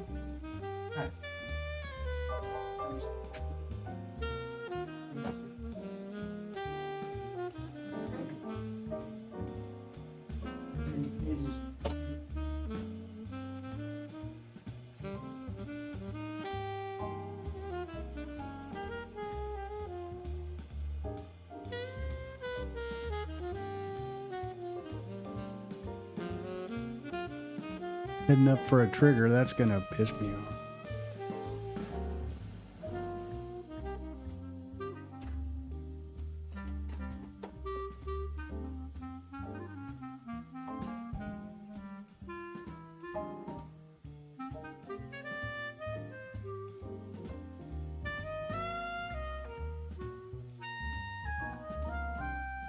Okay, what happened? Well, there's a trigger. Now it should have entered a short right there. And I was busy unsticking the printer, so, you know, here I stand. God damn, if it weren't for bad luck, I probably wouldn't have any right now. Timing is everything, isn't it? There's the entry, 3s, and down here to 1s. No risk neutral yet.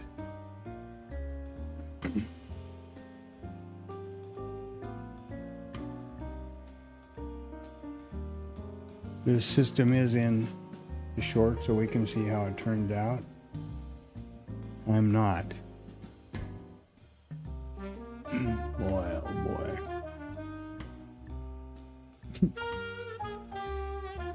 And I don't think taking 2 triggers makes any sense.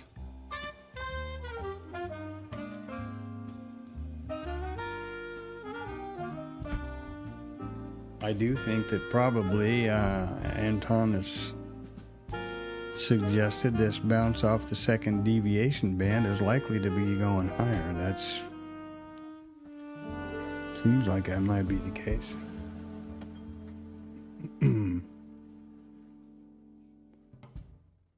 Man,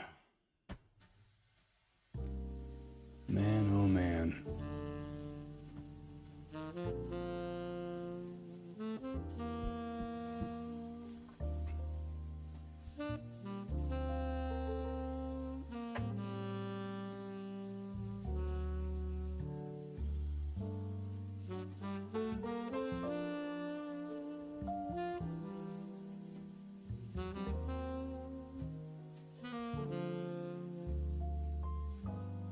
Wait, doing it again.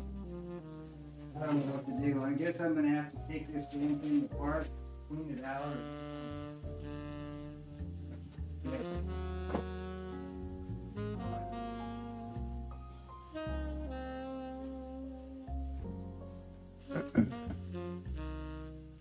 Well, there you go. Show you what I know. So there's T1 on the system entry right there. And now it would be risk neutral. Jesus. Stand here for hours and all of a sudden all hell breaks loose right at the oh man.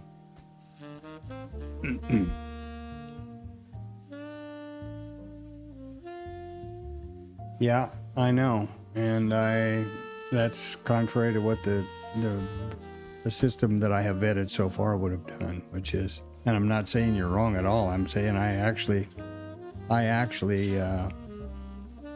think it's probably right. It's just that the system itself, right here, took exactly the signals as planned, and then it's gotten T1 scale right there, and so there you are. Slow computer. Oh shit! Look at there. I told you he was talking. Ha ha! Look at that. And see, you would have been long, and there you are. So 6450 to 6471 in 1 second. Well, there your long would have been just phenomenal, right there. Jesus, Christopher Christ. Needless to say, the system is stopped out.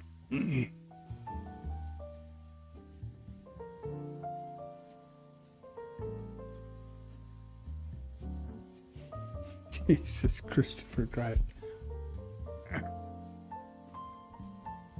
And now back down, you know. So what did he say? He's going to give farmers $1 million and no, you know, April Fool? I mean, really. Okay.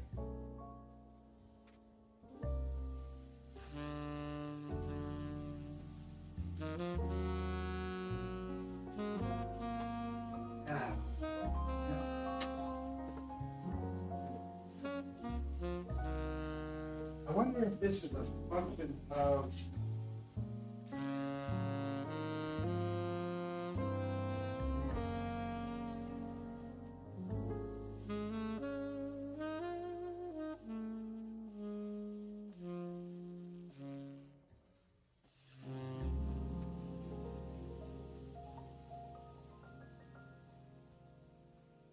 how many of these?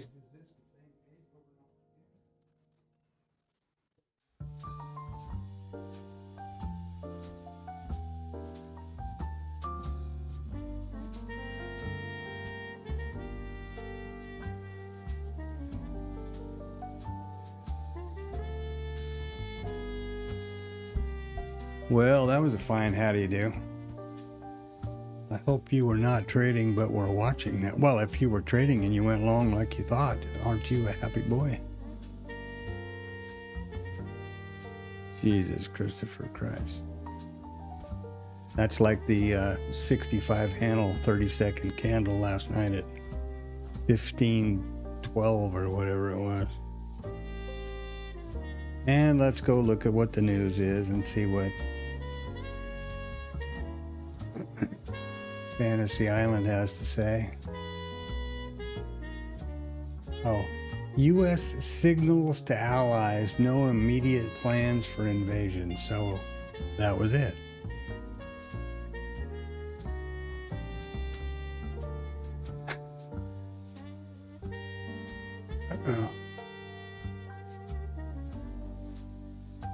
And I guess this one down here too.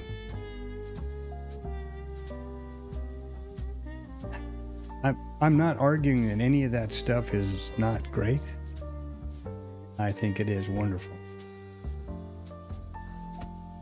But from a trading perspective, I think it's pretty crazy. And how many times will this administration have said all is great in the past 10 days? you know? And I hope that it is. But from a trading point of view, wow. Now, if you were a clever boy like Anton and were long down here somewhere, you're, you know, really happy. My system was doing everything it was supposed to do over here and got stopped out with that. Would have been. It was risk neutral. I would have been in it, but I was not. And now we got another one. Now we got a B long down here that's going on because of the B signal that was taken up here, and there's the trigger. So now we got a long happening over here, which is just, you know, it's running amok now. It's born to shop, baby. Yeah. That happens, and it's planned to happen because the A signal can go both directions, and it's then waiting for the second, the pull, you know, the pullback or the continuation, and then the trigger. Well, in this case, we had the B, which was the pull, the continuation, the trigger, the trade. Trade's over, position's flat. We still have the A. Now we got the B, and we got a trigger for the long trade or the failure. Now let's see what happens. Now he'll come out and go, "Oops, just kidding," and it'll dive the other way.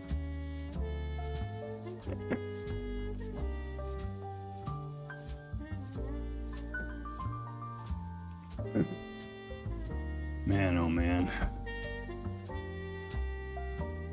This is why God invented alcohol, I think. Isn't it?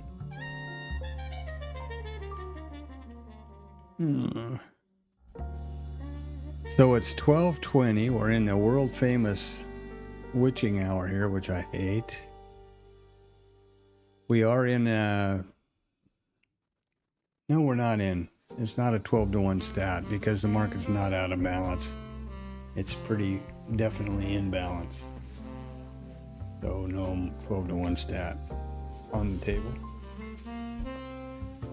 Where the system is in along, and it's so far underwater. Along right hit from right up here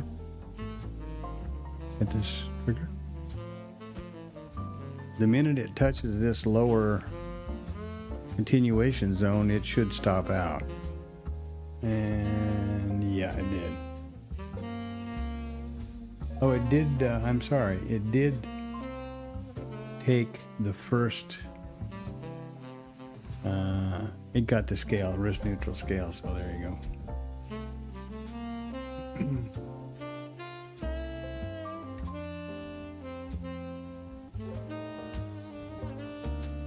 Yeah, I know. I think somebody, who the hell was it? I saw some, you know, not Farid Zakaria or somebody like that, but it was somebody that's not just, you know, Joe Shit the ragman that knows that is a fairly knowledgeable and respected person that's commentator or news person, politically astute. That this administration doesn't really care about any of these political agendas and things that are going on, but that in his opinion, for however he bases it, the entire focus is on the insider trading thing. And they're getting to a point where they're so brazen, like Monday. I have no idea if that's true or not, but after how many times? Remember way back when, well, now's the time to buy the market. He comes out with some tweet on Truth Social, and people like Marjorie Taylor Greene and everybody made millions of dollars. Heads up like that. Put out the non-farm payroll number ahead of the release. His answer was, well, they give me numbers, so I post them. And then this kind of shit, you know? So I'm not saying it's true, but isn't it disappointing that the possibility of that by the administration of the United States is conceivable? Whatever side of the fence you're on, I think better hope that they're honest and have integrity and are not just scam central. You know, I think that's my opinion anyway.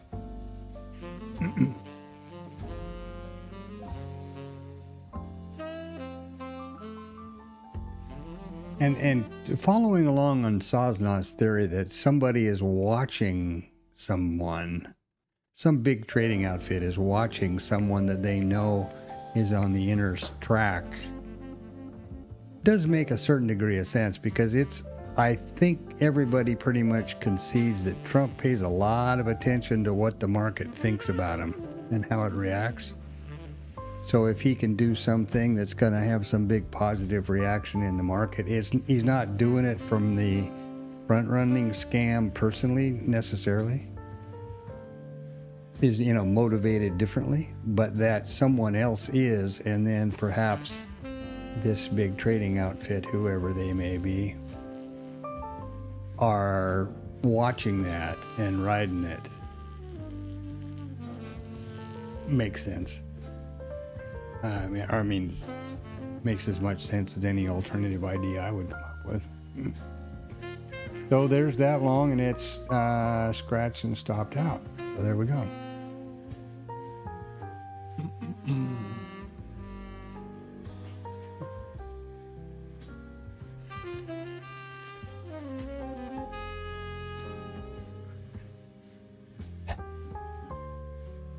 I can see why guys that can make a good living selling snake oil and mentorships stuff do it. It's a hell of a lot less stressful than actually trying to trade for a living.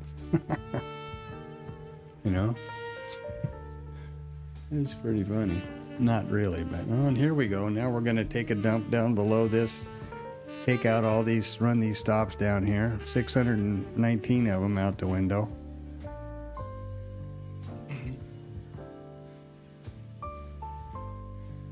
And yeah.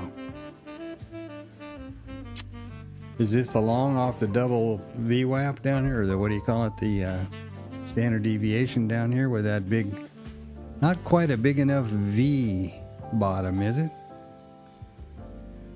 I'm so tempted to click the button and then just throw the mouse out the window and go to the driver's license place.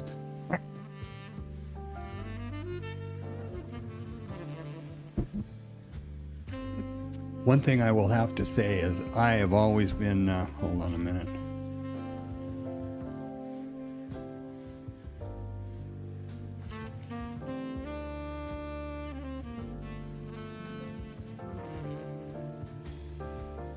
Oh, man.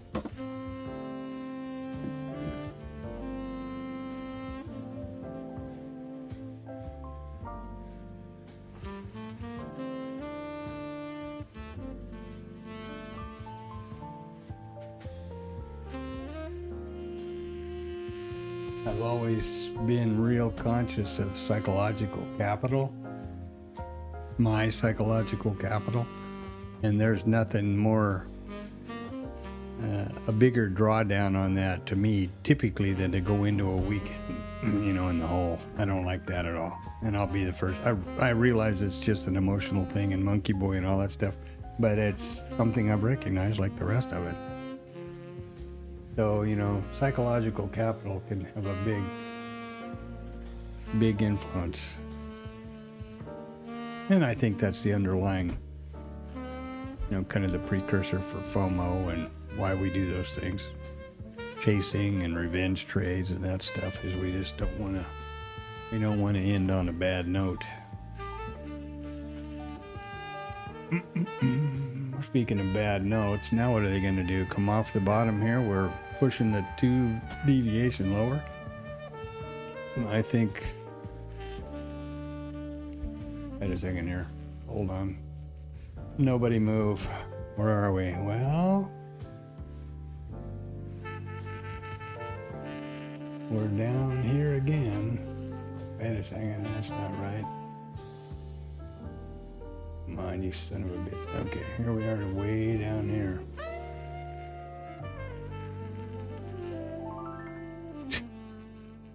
Who the hell knows?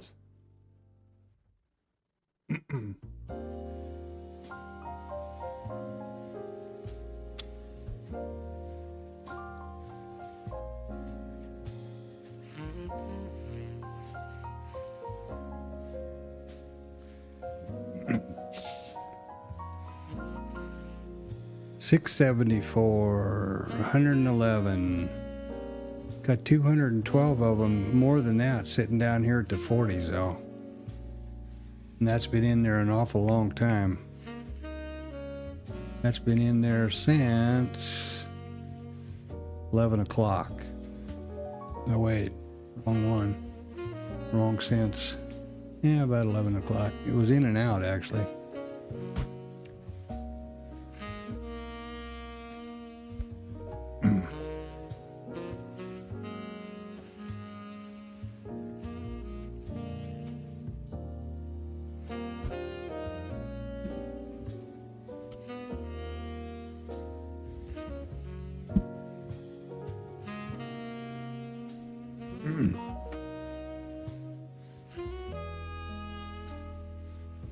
I'm gonna probably have to step away around 1-ish, I'm guessing. The place doesn't close till 5, and I suppose conceivably we could dust out of here well in advance, say 2-ish or something like that. Keep the stream as normal as possible, but I can see the tigers, the Vietnamese tigers are getting antsy over here. You know, they're pacing the cage.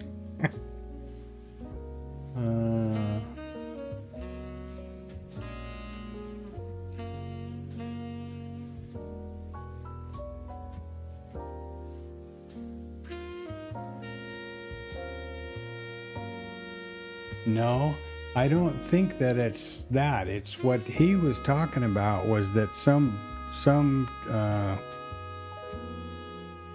prop desk that's you know, like Goldman or somebody that is a broker.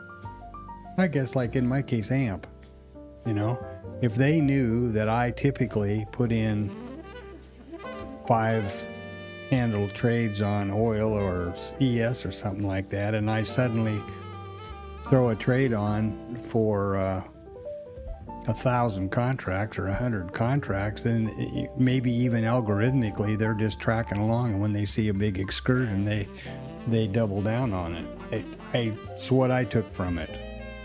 Whether sounds reasonable to me, but I don't know whether that's even, as you say, I don't know if it's even possible.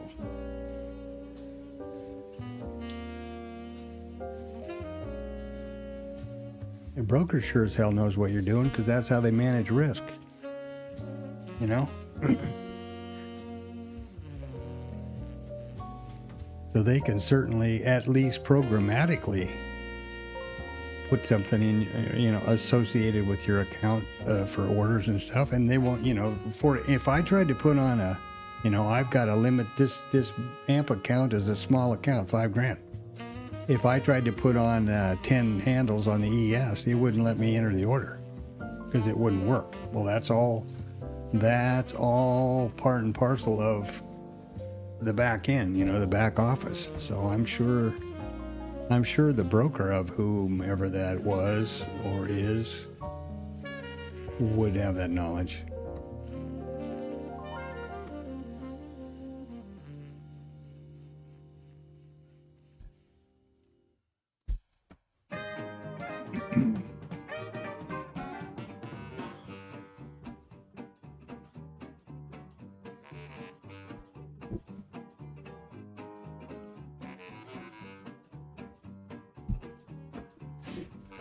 And like, you know, and I don't have firsthand knowledge of that stuff. The only thing that I have sort of firsthand knowledge about is the devious. I would never get close to MetaTrader with a stick, especially in Forex, because in the office building where I worked for a long time in Kuala Lumpur, had an office. The only other outfit on that particular floor, not a big building, a small building just across the street from the Petronas Towers. The only other outfit on that floor was FX Open. And at that time, they were one of the bigger FX broker, traders, whatever you call them, broker people in the world, in that space. And I got to be friends with some of those guys. I would get in there, go in there and we'd talk, see what they were doing, all this crap. And I found out all about the A book and the B book and the back office stuff that's provided to those people by MetaTrader. Whew. They can slow down your fills. They can put you in the B book, which means you're going to get delayed entries and delayed fills and slippage and all that shit. It was really eye-opening, and they all thought it was, great. But I was thinking, wow, what a collective bunch of slippery thieves. And the owner of that, you'll like this one.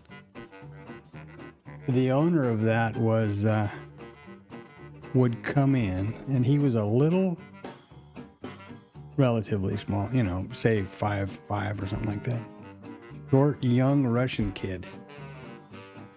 And he had two gigundous bodyguards.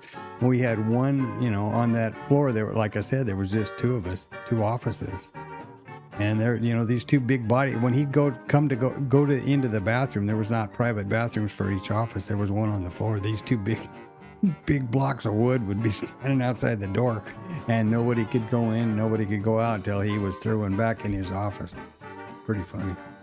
He was not there very often, but sometimes pretty funny.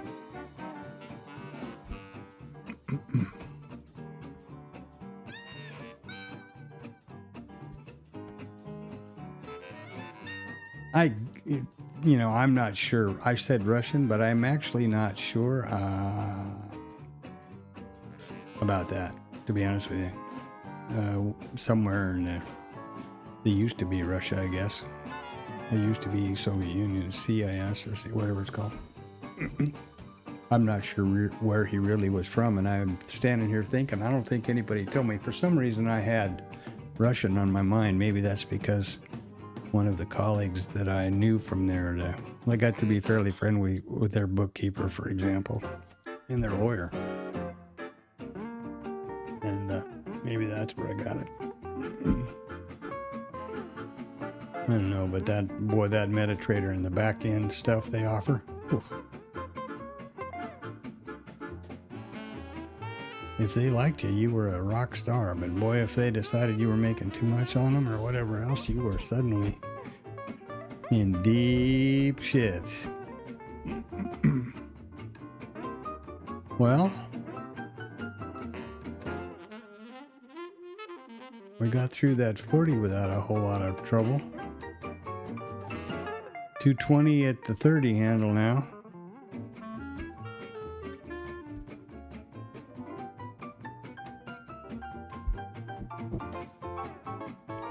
So I think that's the thing that they were, alluding to, was whoever the broker was had picked up on the fact that one of their clients was had the inside track on that. And of course they would know who the person was and where they worked and everything about them. So it would be pretty easy to figure out, I guess.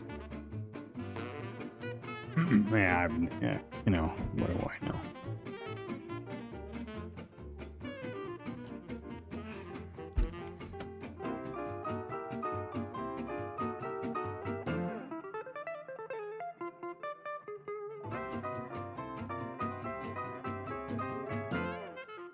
If you want to hear something, listen to something when you got nothing to do, that's really interesting, search up on YouTube for a video.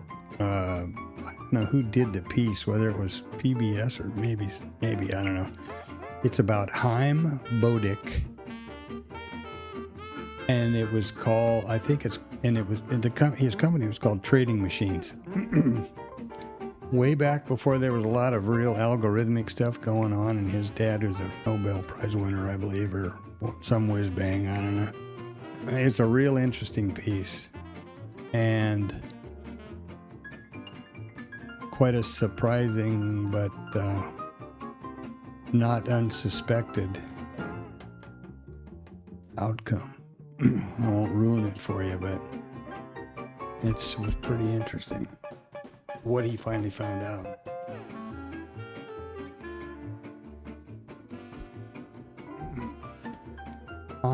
Bodick.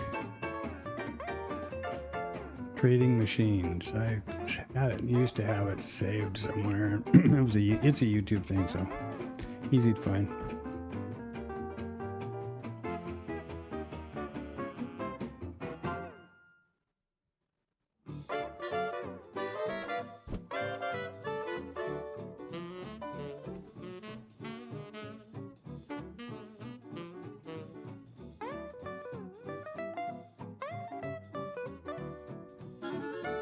Well, there would be the system. See, that's the problem. There's two trades. There's both scratches, essentially. But, you know, if this one would have fired there, aren't you a happy boy? What happened over here? I don't even remember this thing. Same thing, scratch.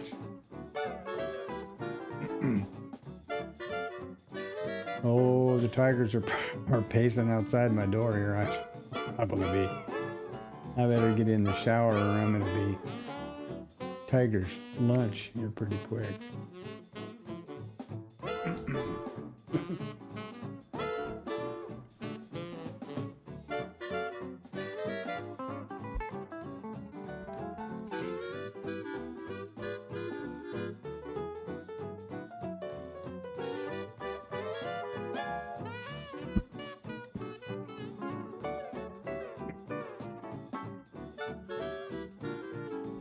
All right, let me think about what I need to do here.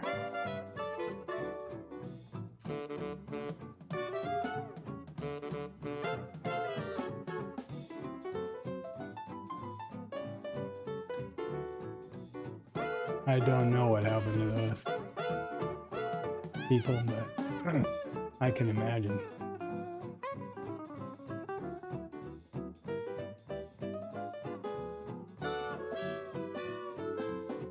Yeah, there's a lot of really nasty stuff out there in the world if you get to looking under the corners of the carpet and whatnot.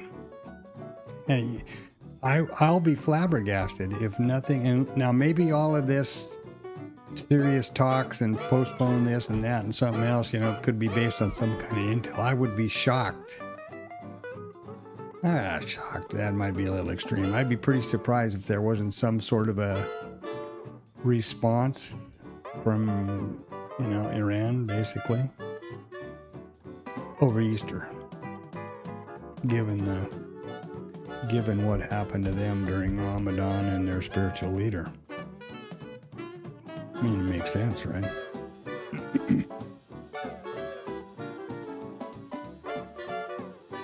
Yeah, I hope it's still around. It was a really interesting piece. One of those, I knew that's what happened kind of moments, you know. I knew that was going on.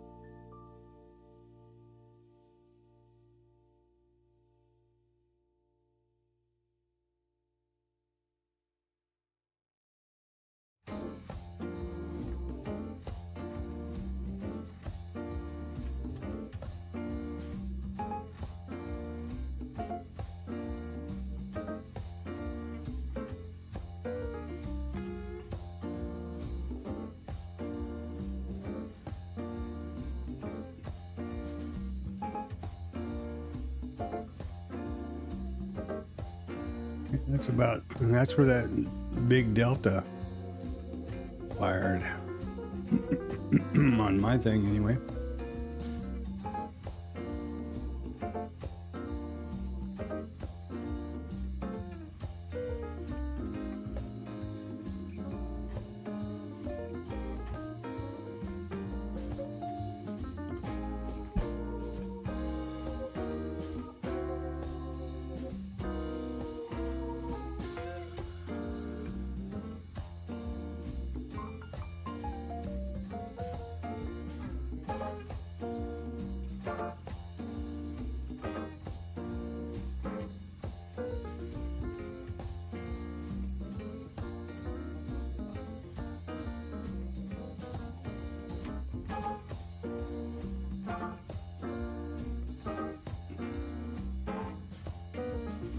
All right, we've made a plan. We're leaving at 2. That'll only shorten my participation here an hour.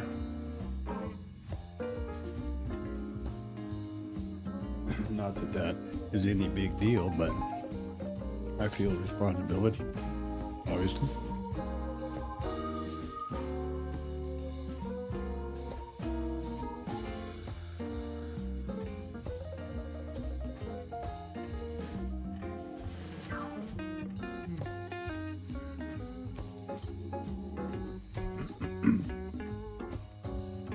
And guess what? We put some bottom on that profile in that cube.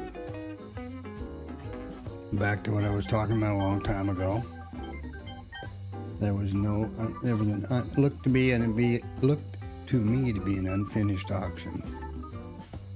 Now they're doing something, and we may now trade back up through and repair these teeth that are hanging out over here. I have no clue.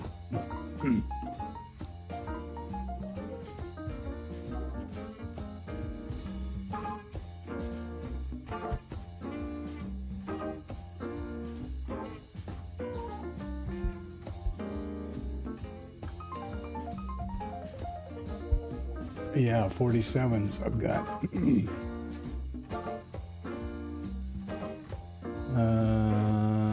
Over on my thingy here, it's the sync. I didn't even talk. Never mind.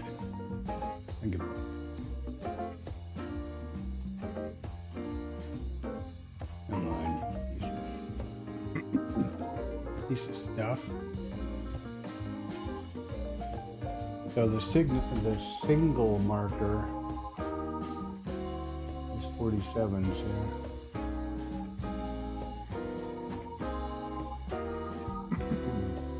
On mine.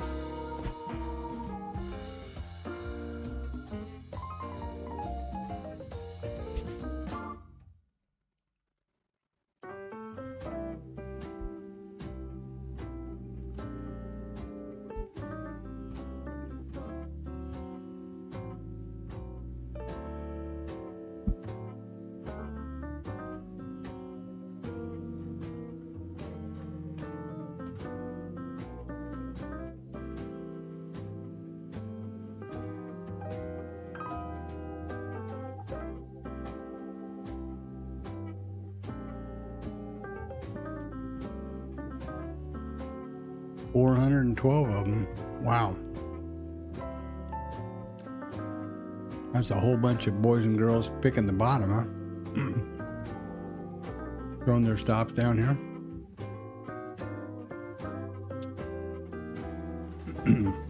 And we've got this naked volume point of control from who the hell knows when.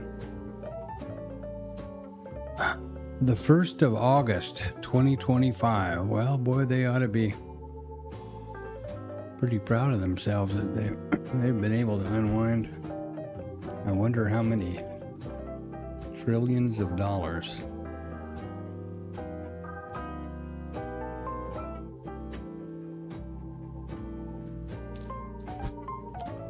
I suppose that'd be kind of shocking.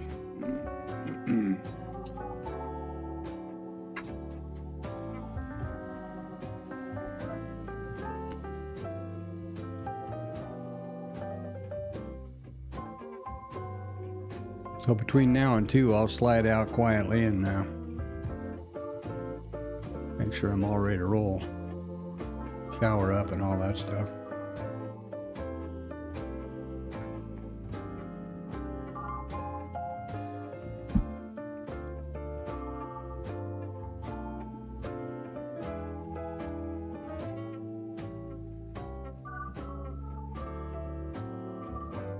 And then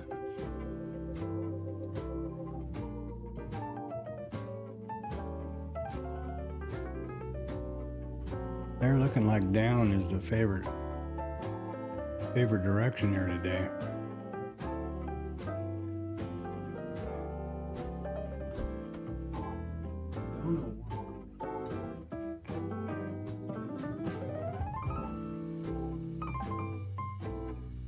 I keep glancing over there, and the micro composite chart is slid over to only this bar. I don't know why. I guess it's because problem I have is I navigate between my screens with the arrow, right and left arrow things. And if I have something selected in the charting and I go like that, it'll move the chart back and then the thing stops updating rather than switching the screen. It'll also switch the screens, but it screws up IRT, and I have a real problem with that.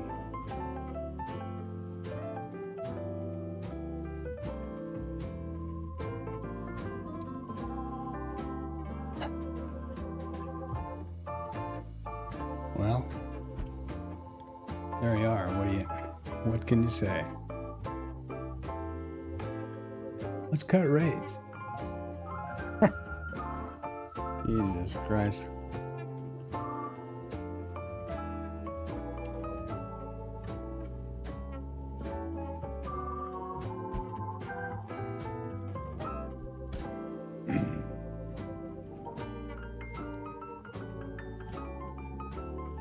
I don't think there's any question about the fact that we're going down more from the looks of things here. I don't know.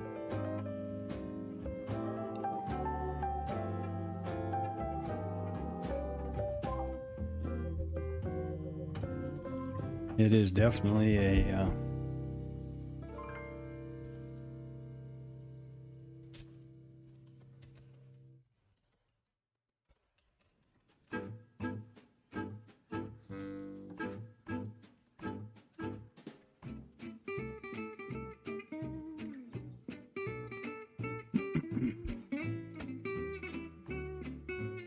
the sellers are definitely doing it.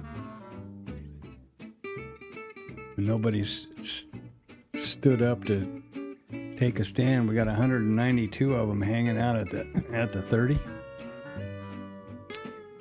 handle,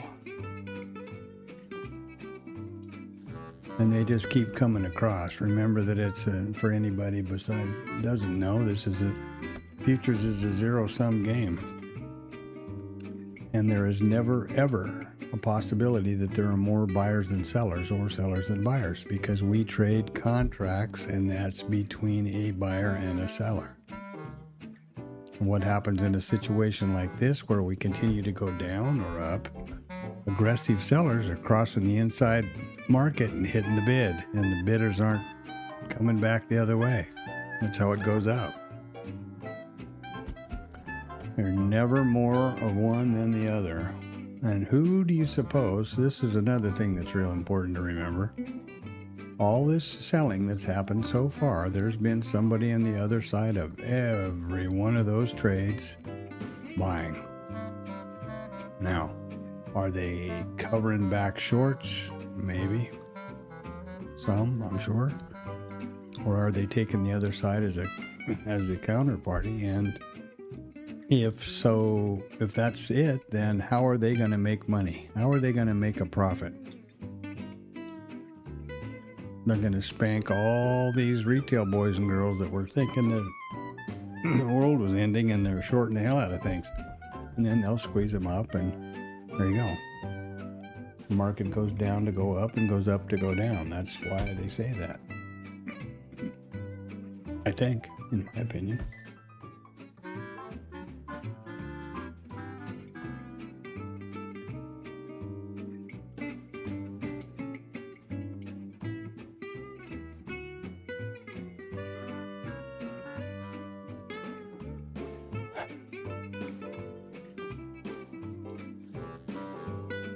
We got about, so far, it's only 60 handles. I mean, not like that's not much, but, you know, it's not some gigundous route of hundreds of points.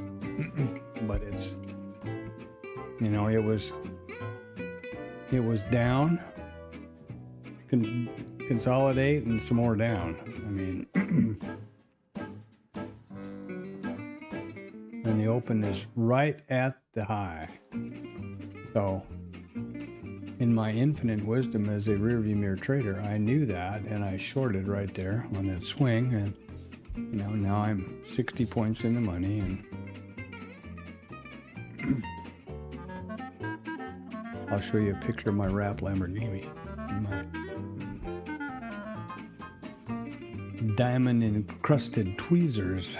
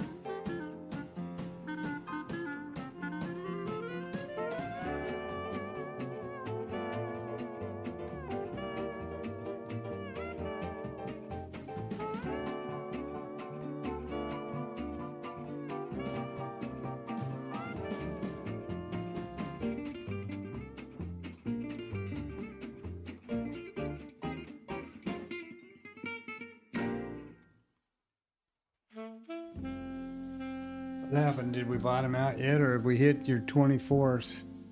You can hear the shuffling in the background. I'm getting passports and paperwork and God knows what. You can just rest assured they'll ask for something. If I don't take everything, they'll ask for it. It'll be the one thing I didn't.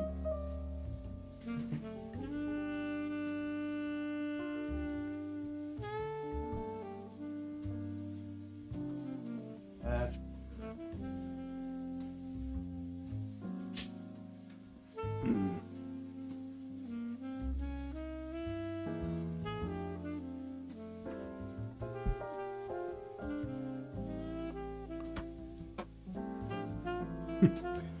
well, I'm sorry I don't have Bull Barbie's opening range trade automatic algorithmic trader going today. Well, when I saw that, I thought, gee, mini Christmas, that is funny.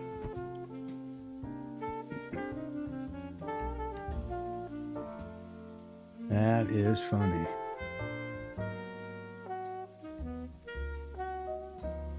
And if I remember her specs right, because I vetted several of those, just, you know, seeing what the hell happened. It's one of the typical ones where you just whatever breaks out.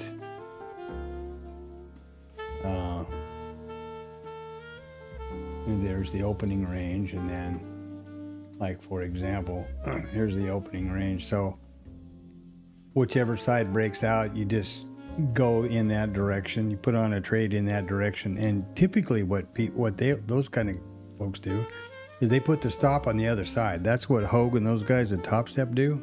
Now it's on 1 minute opening range every day, but they wait for the 1 minute opening range. Whichever way it breaks out, they put a trade on in that direction, and they put a stop on the other side.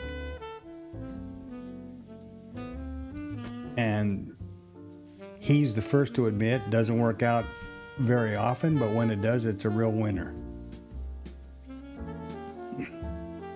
I suppose if you're trading somebody else's account, that's a great approach. But kind of tough. In my opinion, for me, it's tough. This short would have been magnificent, wouldn't it? And I think, if I'm not mistaken, I do. Yeah, here's the VWAP 2 standard deviation floating along here.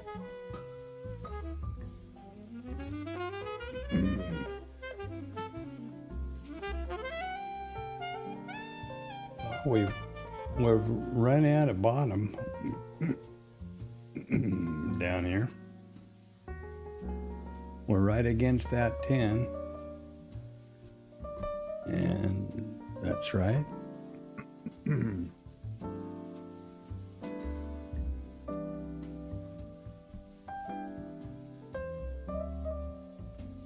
Right there we are.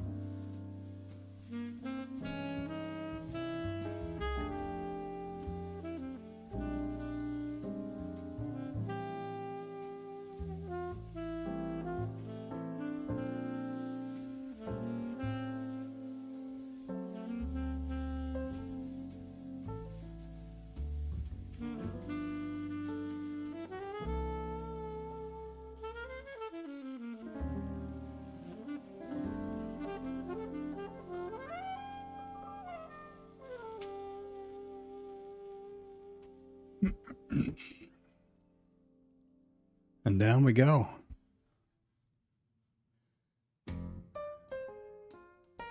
How low can we go, Donnie? Donnie John. Oh, Donnie John, what are you doing to us there, my brother?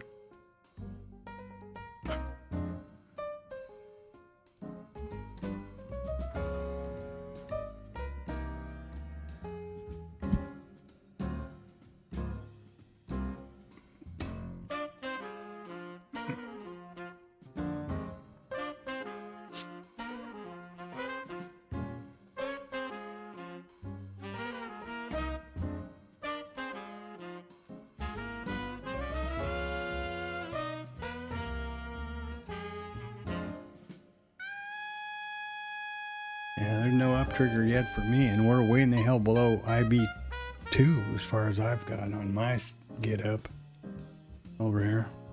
This is the initial balance. 2 deviations here, and we're way the hell below that. Or I'm out there like Pluto, which is also a very, very real possibility. Same idea here. These are those 1, 2, and 1 and band, you know, I threw on a minute ago.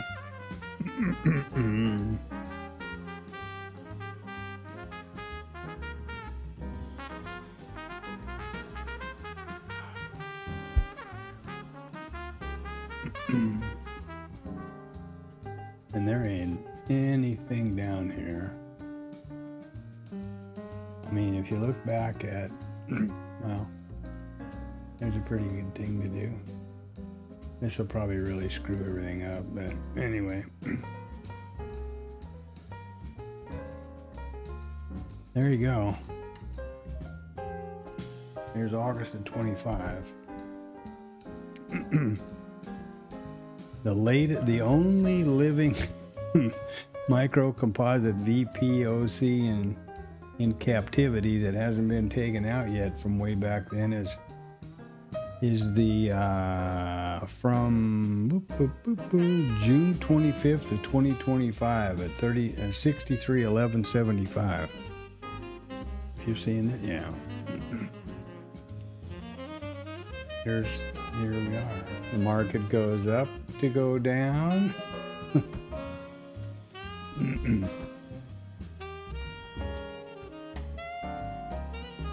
I shut off all my, I was trying to save some money on, stuff that I never use, so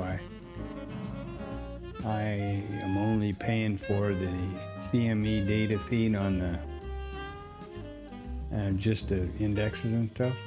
I did used to do all. It makes a difference of $40 to 12 or something like that. I mean, it's chump change, but hey, I'm a chump, what can I tell you? So, I can't track the metals or anything now, but apparently gold and silver took a huge dump. Have you seen that? Do you know that?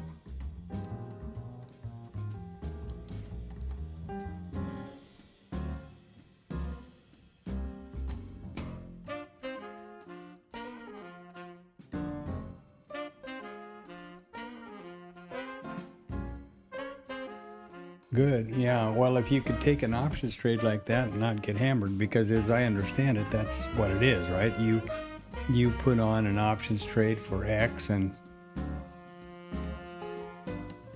I'm assuming buy a call is right, and then that is your risk is limited and guaranteed at that price. Which is kind of like us putting in a stop, but the fact is you don't have a stop to deal with. I guess the market could go below that and back up as long as it didn't get to expiration. Is that right? I'm sure that there's a good reason to trade options. I'm not insinuating there's not. I'm insinuating that...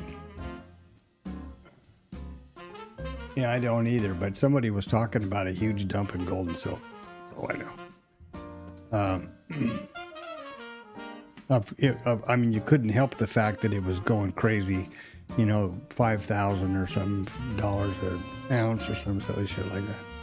A while ago, that's all anybody was talking about everywhere. But I heard that recently, basically around the Iran war thing, I think it had just taken a huge dump, which is kind of weird because you would kind of think that was a safe haven extraordinaire, but maybe not.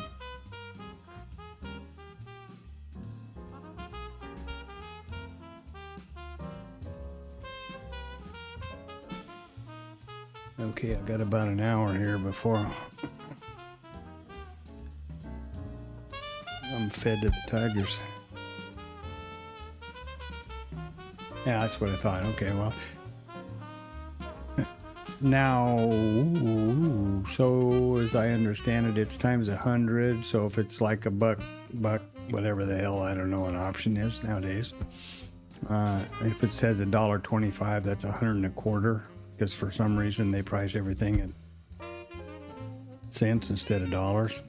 I guess it would be similar to the fact that it's priced at a micro and it's really you pay a mini. And then what do you, when you do that, what are you looking at for expiration? So that I guess that has a big impact too.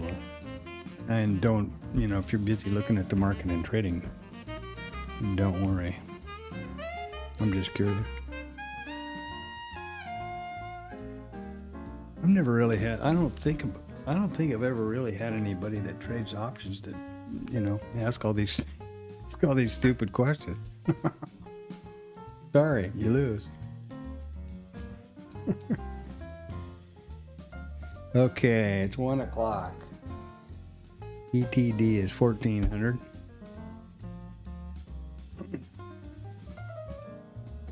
I'm sort of hesitant to leave. I'm not thinking about putting on a trade here, but it's interesting to watch.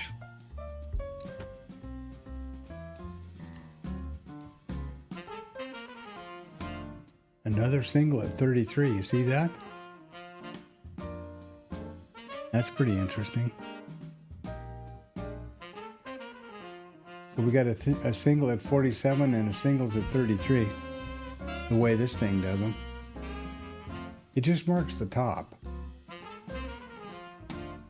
Boom, boom, in the direction, you know, away from where they're moving.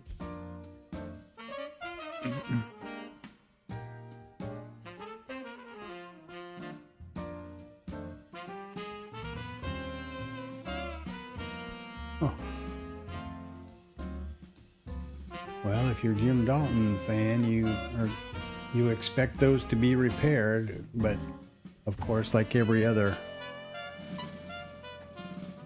traderism, and repaired when, you know.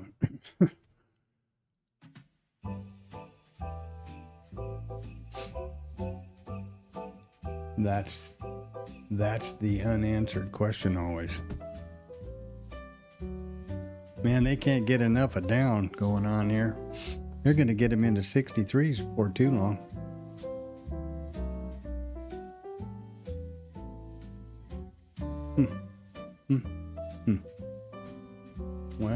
Well. Okay. So it's that would be a week then, right? I guess. A weekly or something. Options expire every Friday, as I understand it, as I believe. No matter how far out they are, it's always on Friday. Not, you know, nothing's going to... But how do the daily options, don't they expire every day? They must. Yeah, never mind. Answered my own question, I'm sure. 0DTE, if you buy it on a Tuesday, that means that's Tuesday, I guess.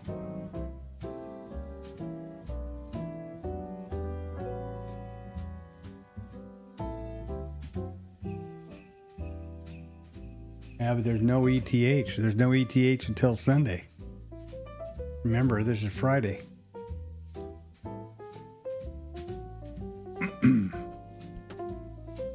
What they could do is at, 4 o'clock or 3 o'clock, after the cash closes, they could run them up like Captain Goofy, and I think, was it yesterday, where he got a 67-point pop in 30 seconds with his great statement, we're going to not bomb them for another 10 days or whatever. I mean, that's wonderful, but it translated to a 60 or 55 or something point pop in 30 seconds.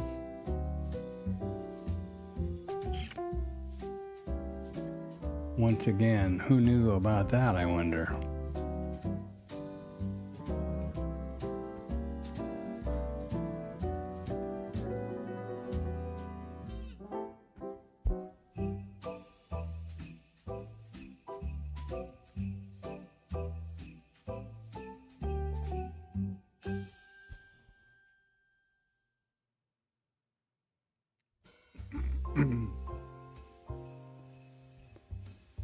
Well, you didn't have long to wait for your 24s there, my brother.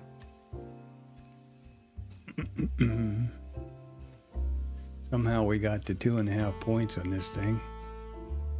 I guess I was scrolling around looking about.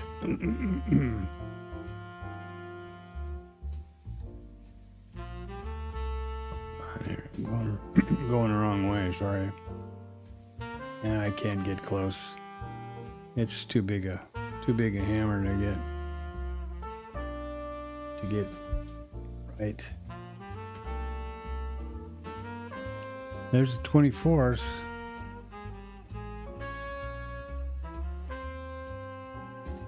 Why don't you get out of the way, son bitch?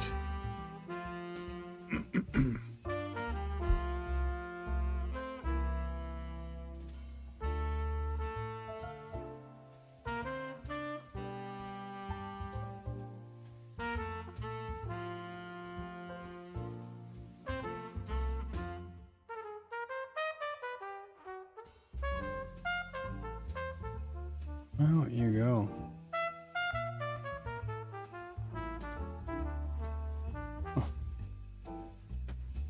Pretty crazy.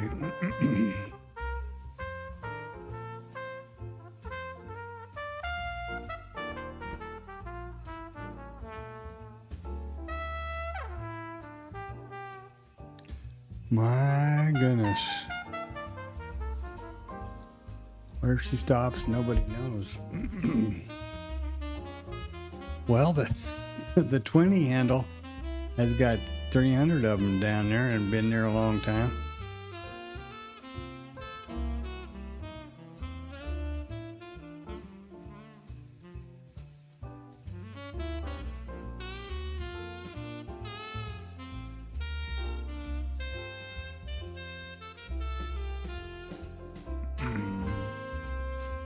When you're going to buy a option like that, which expires in a week, I'm assuming that there's no drama around, you know, the swing thing and the overnight and the carry margin and all that stuff, right? Like there is in futures, because that's the big prohibitor to me and everybody, most everybody I know about doing that, swing trading. Suddenly you're putting up 26 grand instead of $400 or whatever it is, you know.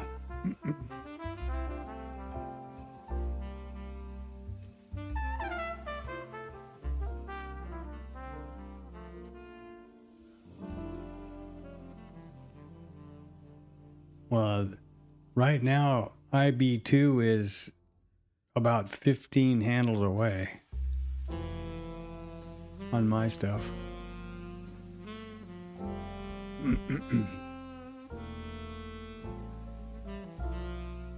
I can't get close to 1 point on this thing anymore, so I'm going to give up.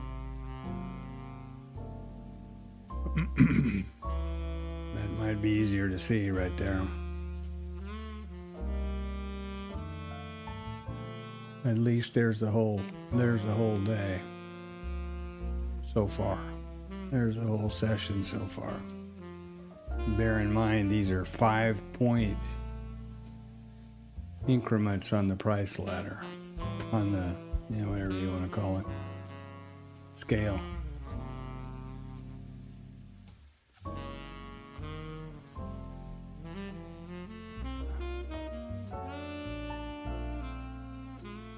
Goes all the way down to the century figure and with major size, and then just falls off a cliff right there. Notice that?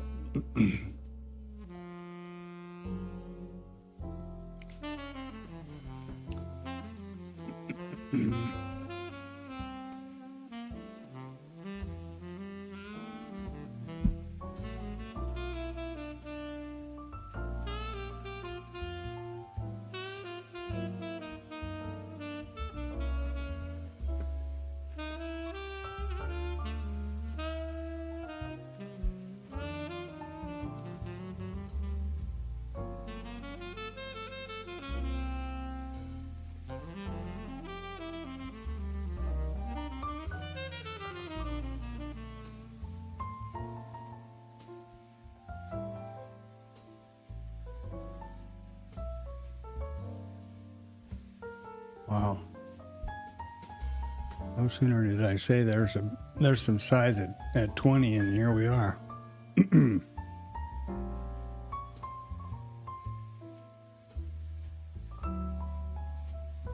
Well, I would love to hear. I'm going to have to listen to the stream and see how many of those guys got short at the high of the day.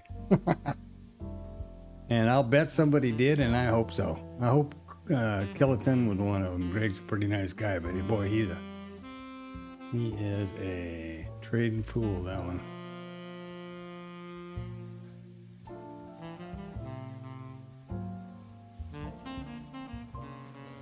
And I'm sure Furs is into this up to his elbows.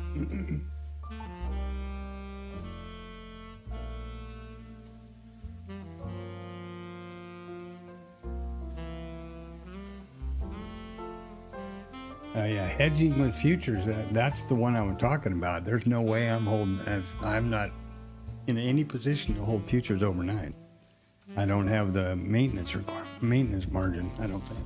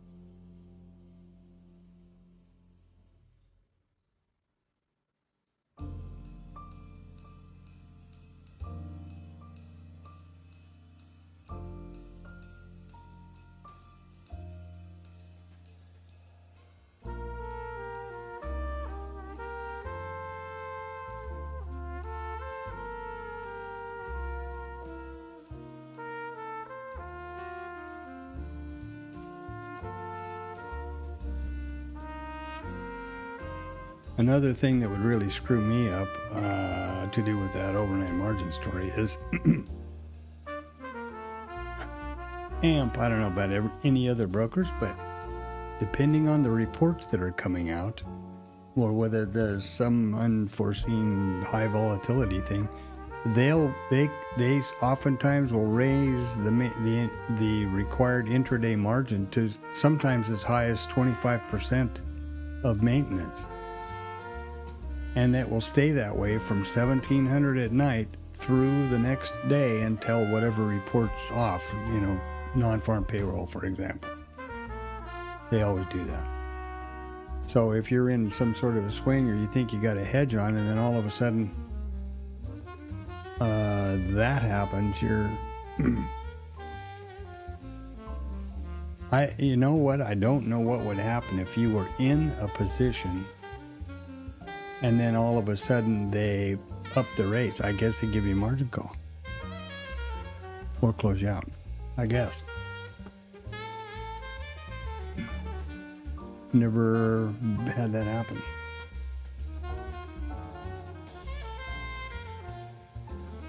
In my case, with my broker, there's no the overnight margin isn't the problem. It's just that 1 hour of this crossover when there's maintenance, the carry, what they call it. You got to have that increased margin in there for that 1 hour or whatever, which seems to be pretty ridiculous, but that's what it is.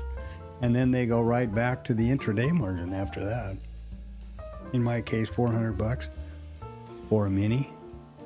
Then it goes to like, I think 5,000 for that hour. And then unless they've raised the rates and the margin rates for whatever reason, like I just was talking about, then it goes right. Then it's back to the typical, like if I just open my computer up and put a trade on it, 1730 or something, it would be just standard intraday margin.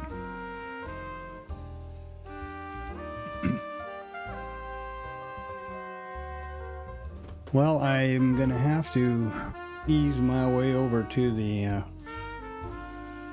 car wash here and get cleaned up a little bit and then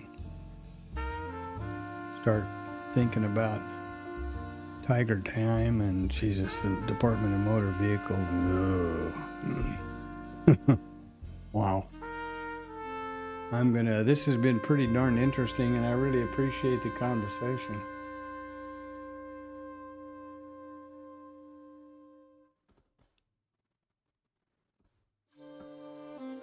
Okay, yeah, we were talking about hedging, but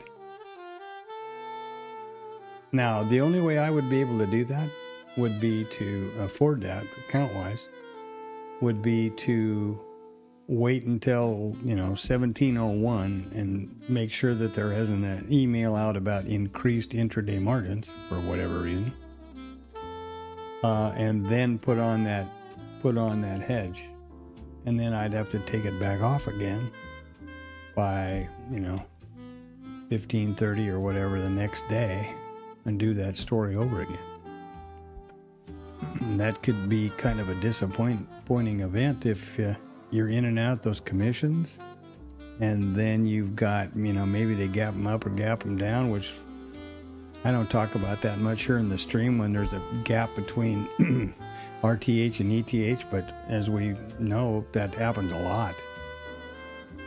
They'll open them up 10 handles down or something like that. So you may or may not have lost. I would have lost that difference, I guess. All right, I'm going to step away for a little bit here. Nice talking to you. Have a great weekend if you're gone before I get back. But I'm not leaving yet, just headed for the shower and stuff. I'm going to mute off, though.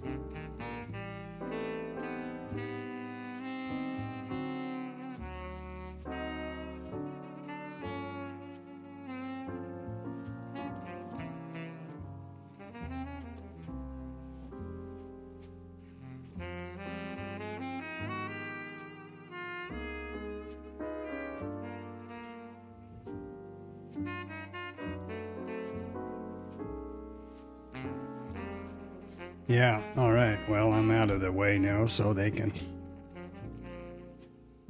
go sharpen their claws or whatever, and then we'll see what happens. But thanks, yeah. We're going to dust off out of here around 1400, so I'll wrap up my jabbering end of the stream about then, because I'll certainly not be back by 1500. So, are you long? Did you get long? 20s, baby. Oh, come on.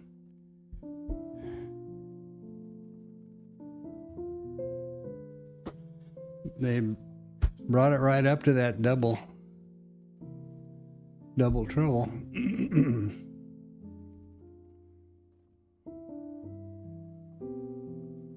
Interestingly enough, I don't know if you can see it, but this profile, I think I mentioned that before, is all my data.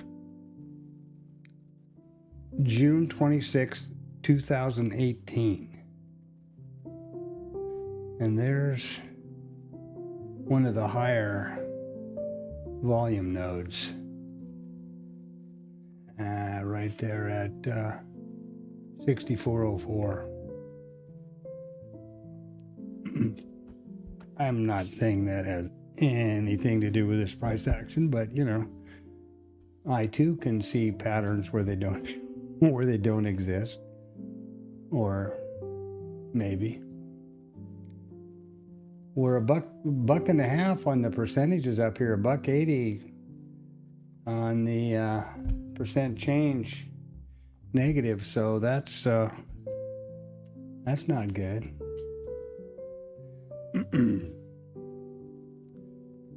And I'm afraid to look at what's going on over here. Nothing. Okay, well, that's working out all right.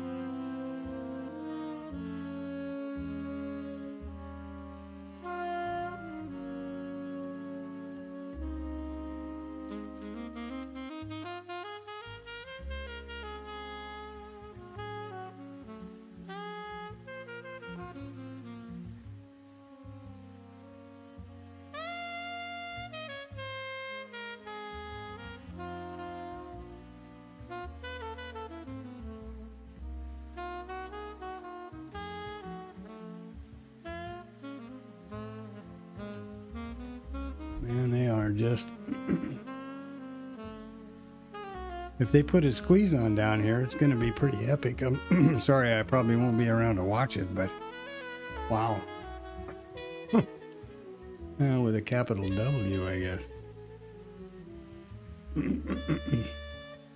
So I'm going to be stepping away for some personal business here at the top of the hour. I won't be back for the typical closeout ceremonies at 1500. Have a great weekend, all. Thanks for coming through the stream. I really appreciate that. I'll leave everything up and running, of course. And I'll, be able to mosey in and look on my phone, but I can't do anything more than that. I know you're going to miss the sound of my romantic baritone here. Yeah, quite the day. Quite the day, quite the week, actually, with the little consolidation, and then everybody fell out of bed.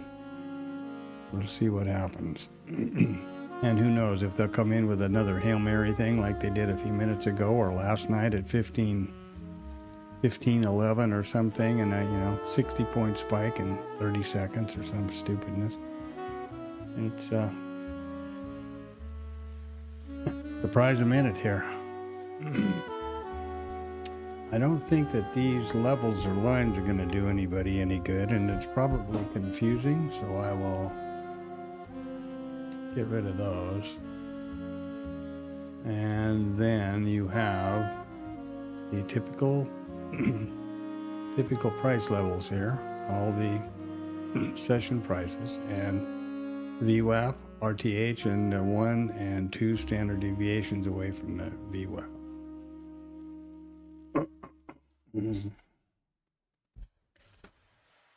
We got singles at the 33s, singles at the 47s. There's only one single here. This isn't exactly a big deal, but this is a pretty good string of singles. They get in there, they'll eat them all the way back up to the IB low, my guess. And you never know what in the world, who has planned for this. That's the joy of trading.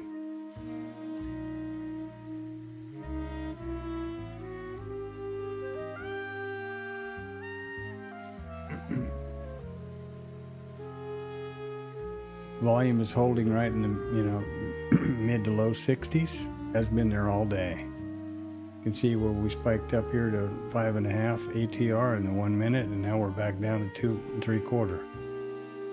Light volume, look out. All I gotta say. Would not be at all surprised if they didn't put a squeeze on down here at the bottom. At least to come through these low volume areas and retrade them up to here and make a whole bunch of money on this short. Makes sense, doesn't it? I don't know that that'll happen, of course, and not a trade recommendation for sure. Oh, and that reminds me, speaking of trade recommendation, I'm shutting off the trade control panel here. Well, let me go dome, cancel, flatten, offie, there we go.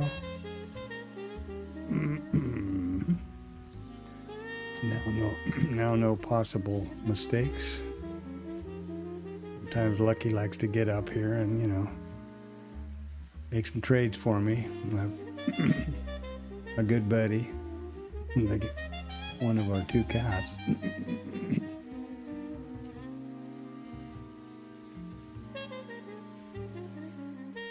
This is pretty funny, pretty amazing actually.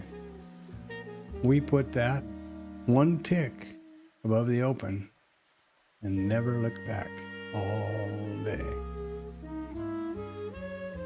And we're talking 95, 25, 70 points, basically. Actually, 75 points if you count the low down here.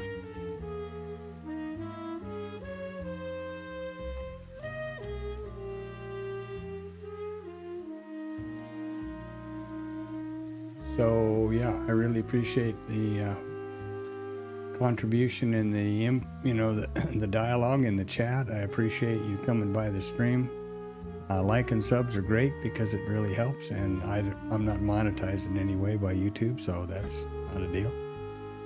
And this is my virtual trading journal. No trade today, or week actually, and that's got to change.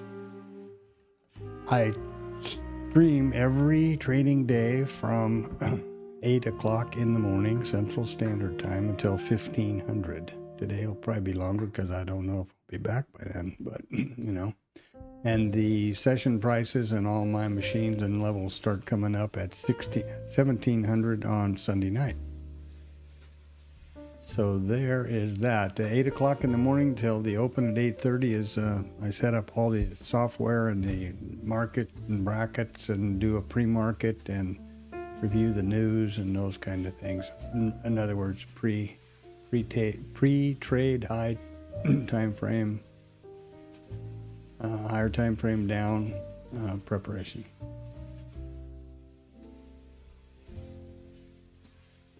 So trade safe. I would not recommend trading anything right now if it were me. It's 1400 on going into the last power hour on a Friday afternoon. Oof, scary.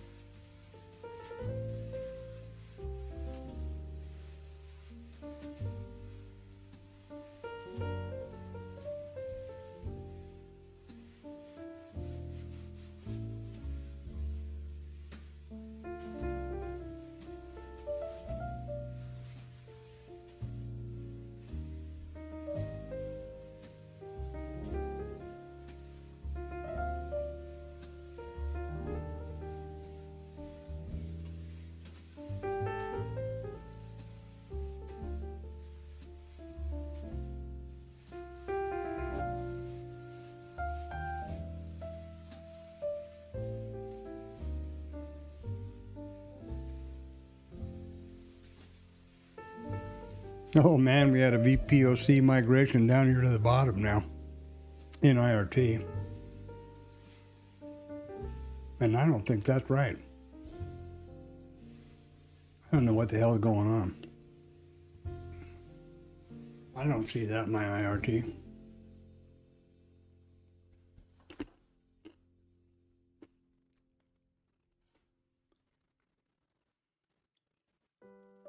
What a bummer. Ned's going to be having a stroke.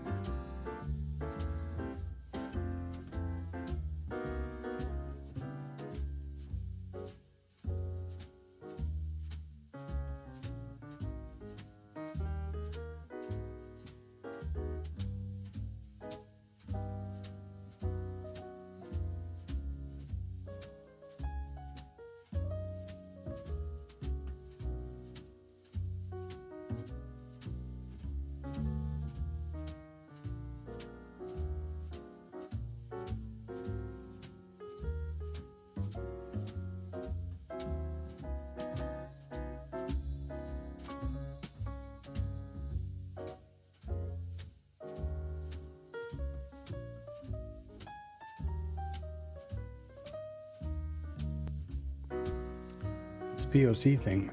I'm so sick and tired of this noise.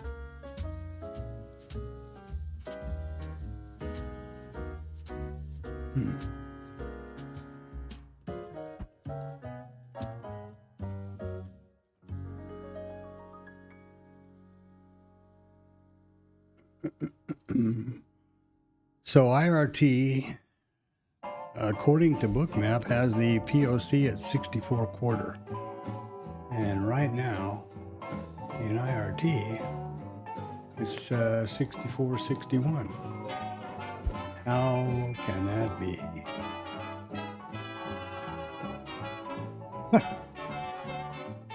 Man, I'm telling you what.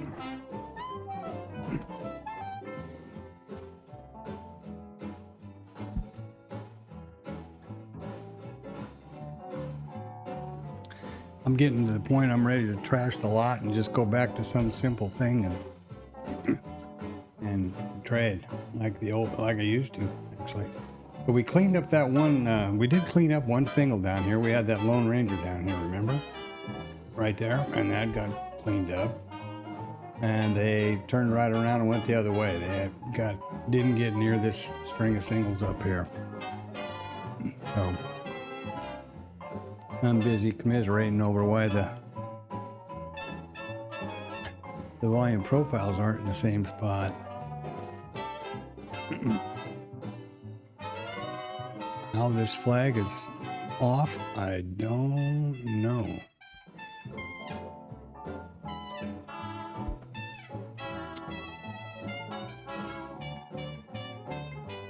I guess I'll try to scrub the data. I don't know. There we go. See what happens now. It'll probably turn out crap, I suppose.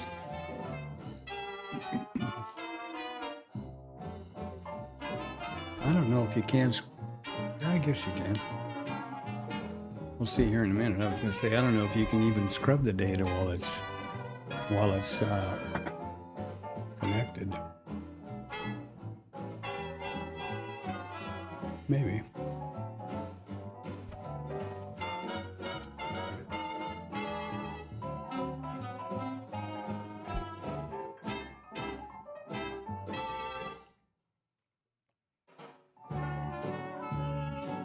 Looks like it did, but it didn't. That didn't fix anything that I was thinking about.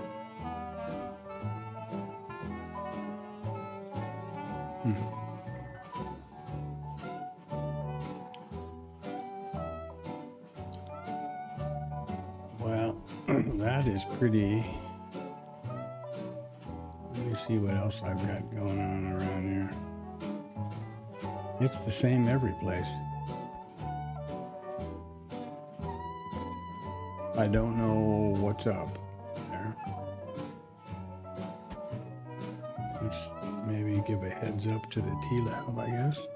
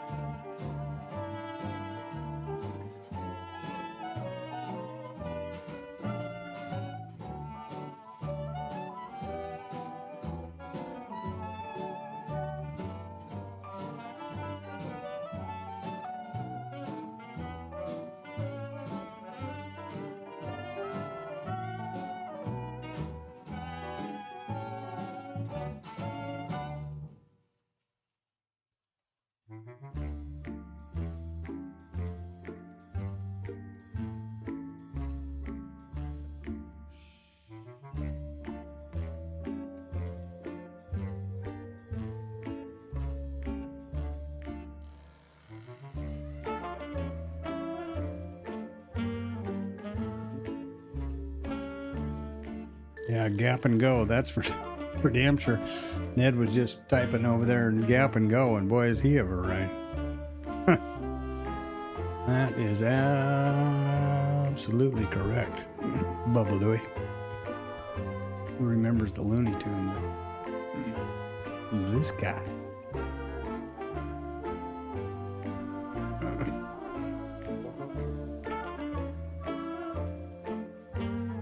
So singles at the 47s. They cleaned up that one down here at 30, whatever it was, 33s. Your guess is as good as mine. We've got the only open MCVPOC down below us at the 11s. 63 11s, I might point out. From clear back in June of 25. We just looked at that.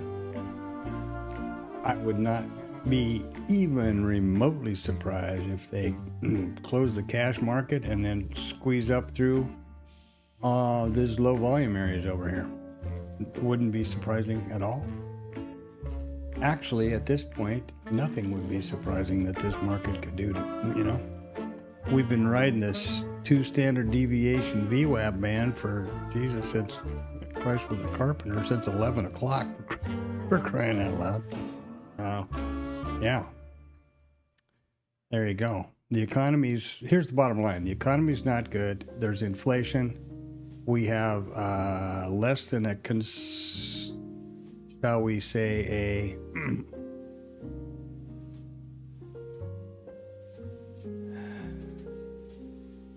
what seems to be an incompetent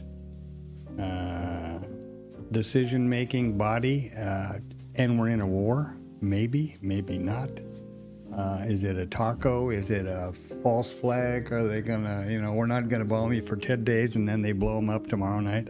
That's the part we don't know. Less than confidence, shall we say. So there's a lot of things that, in my opinion, make it perfectly understandable that we are having a big sell-off here. I didn't think the market, the economy, the businesses justified the levels that we were trading at before. So this makes perfect sense to me. My only advice is to remember that as a day trader today, your primary objective is to protect your account and be able to trade tomorrow. The only way you do that is risk management. Be hyper vigilant about potential news stuff. Keep your eye on whichever news source you have that shows you this kind of thing, or here we go, concludes his remarks. Now there was no indication that Trump was talking at noon, but it says he concluded his remarks at 12:20. I'm really disappointed that Financial Juice is not picking these things up, but the boss is here. I don't want any big tiger tracks here. I don't want to be attacked by the Vietnamese tiger, so I've got to get going. Taking a little baby Tam to get her learner's driver's license. Isn't that something? Wow. All right. Have a great weekend. I don't imagine I'll be back to talk to you until then. Remember, the stream starts every trading day morning at 0800 Central Standard Time. And that would be, in this case, Monday. There you go. And this POC is still not migrated, and yet the flag is showing over here. So that's a stuck value or who knows what, but I'm not going to deal with it anymore. I got important business to do here. So here we go. Down we go. There's 237 of them sitting down there at the century figure at the force, and we got 265 at 10. Man, oh man, what a sell-off.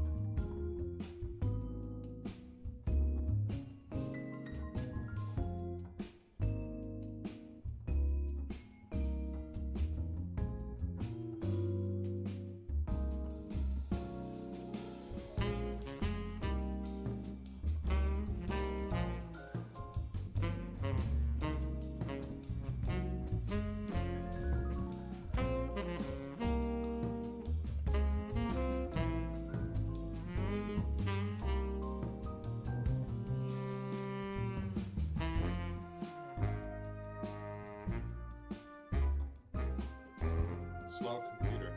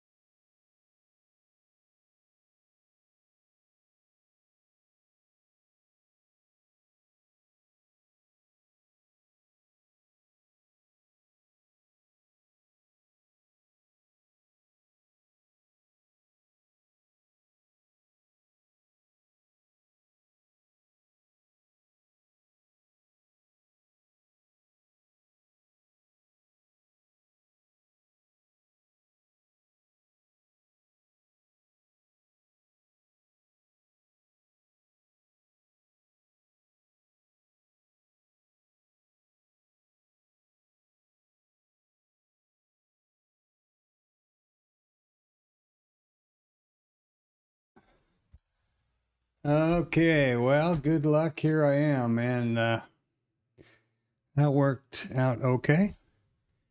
So thanks a lot for coming by the stream. Remember, every morning, every trading day morning. Wow, and they keep taking it down too, still. I'll just let it run out here until the close, and then I'll kill the stream and everything else. I hope everybody's okay. Got to go back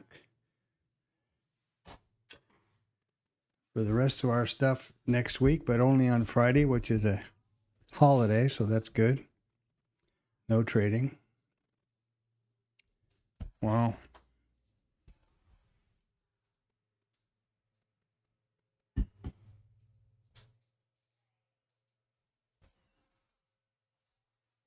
There used to be.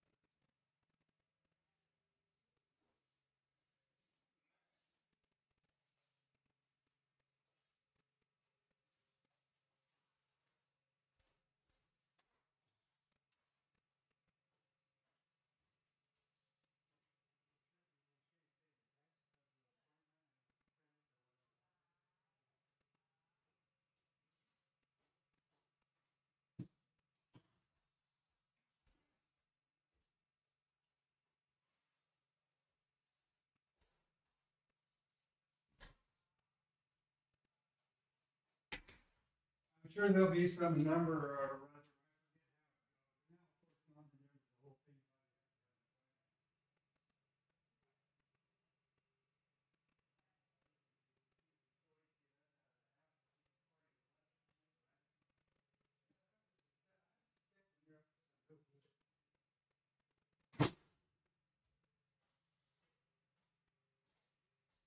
Okay. So here we are. Let's see here now. I guess I better mute this thing off. We're basically done with the stream. Music's over. Got another few minutes to go, and the whole disaster of a trading day for anybody that was long.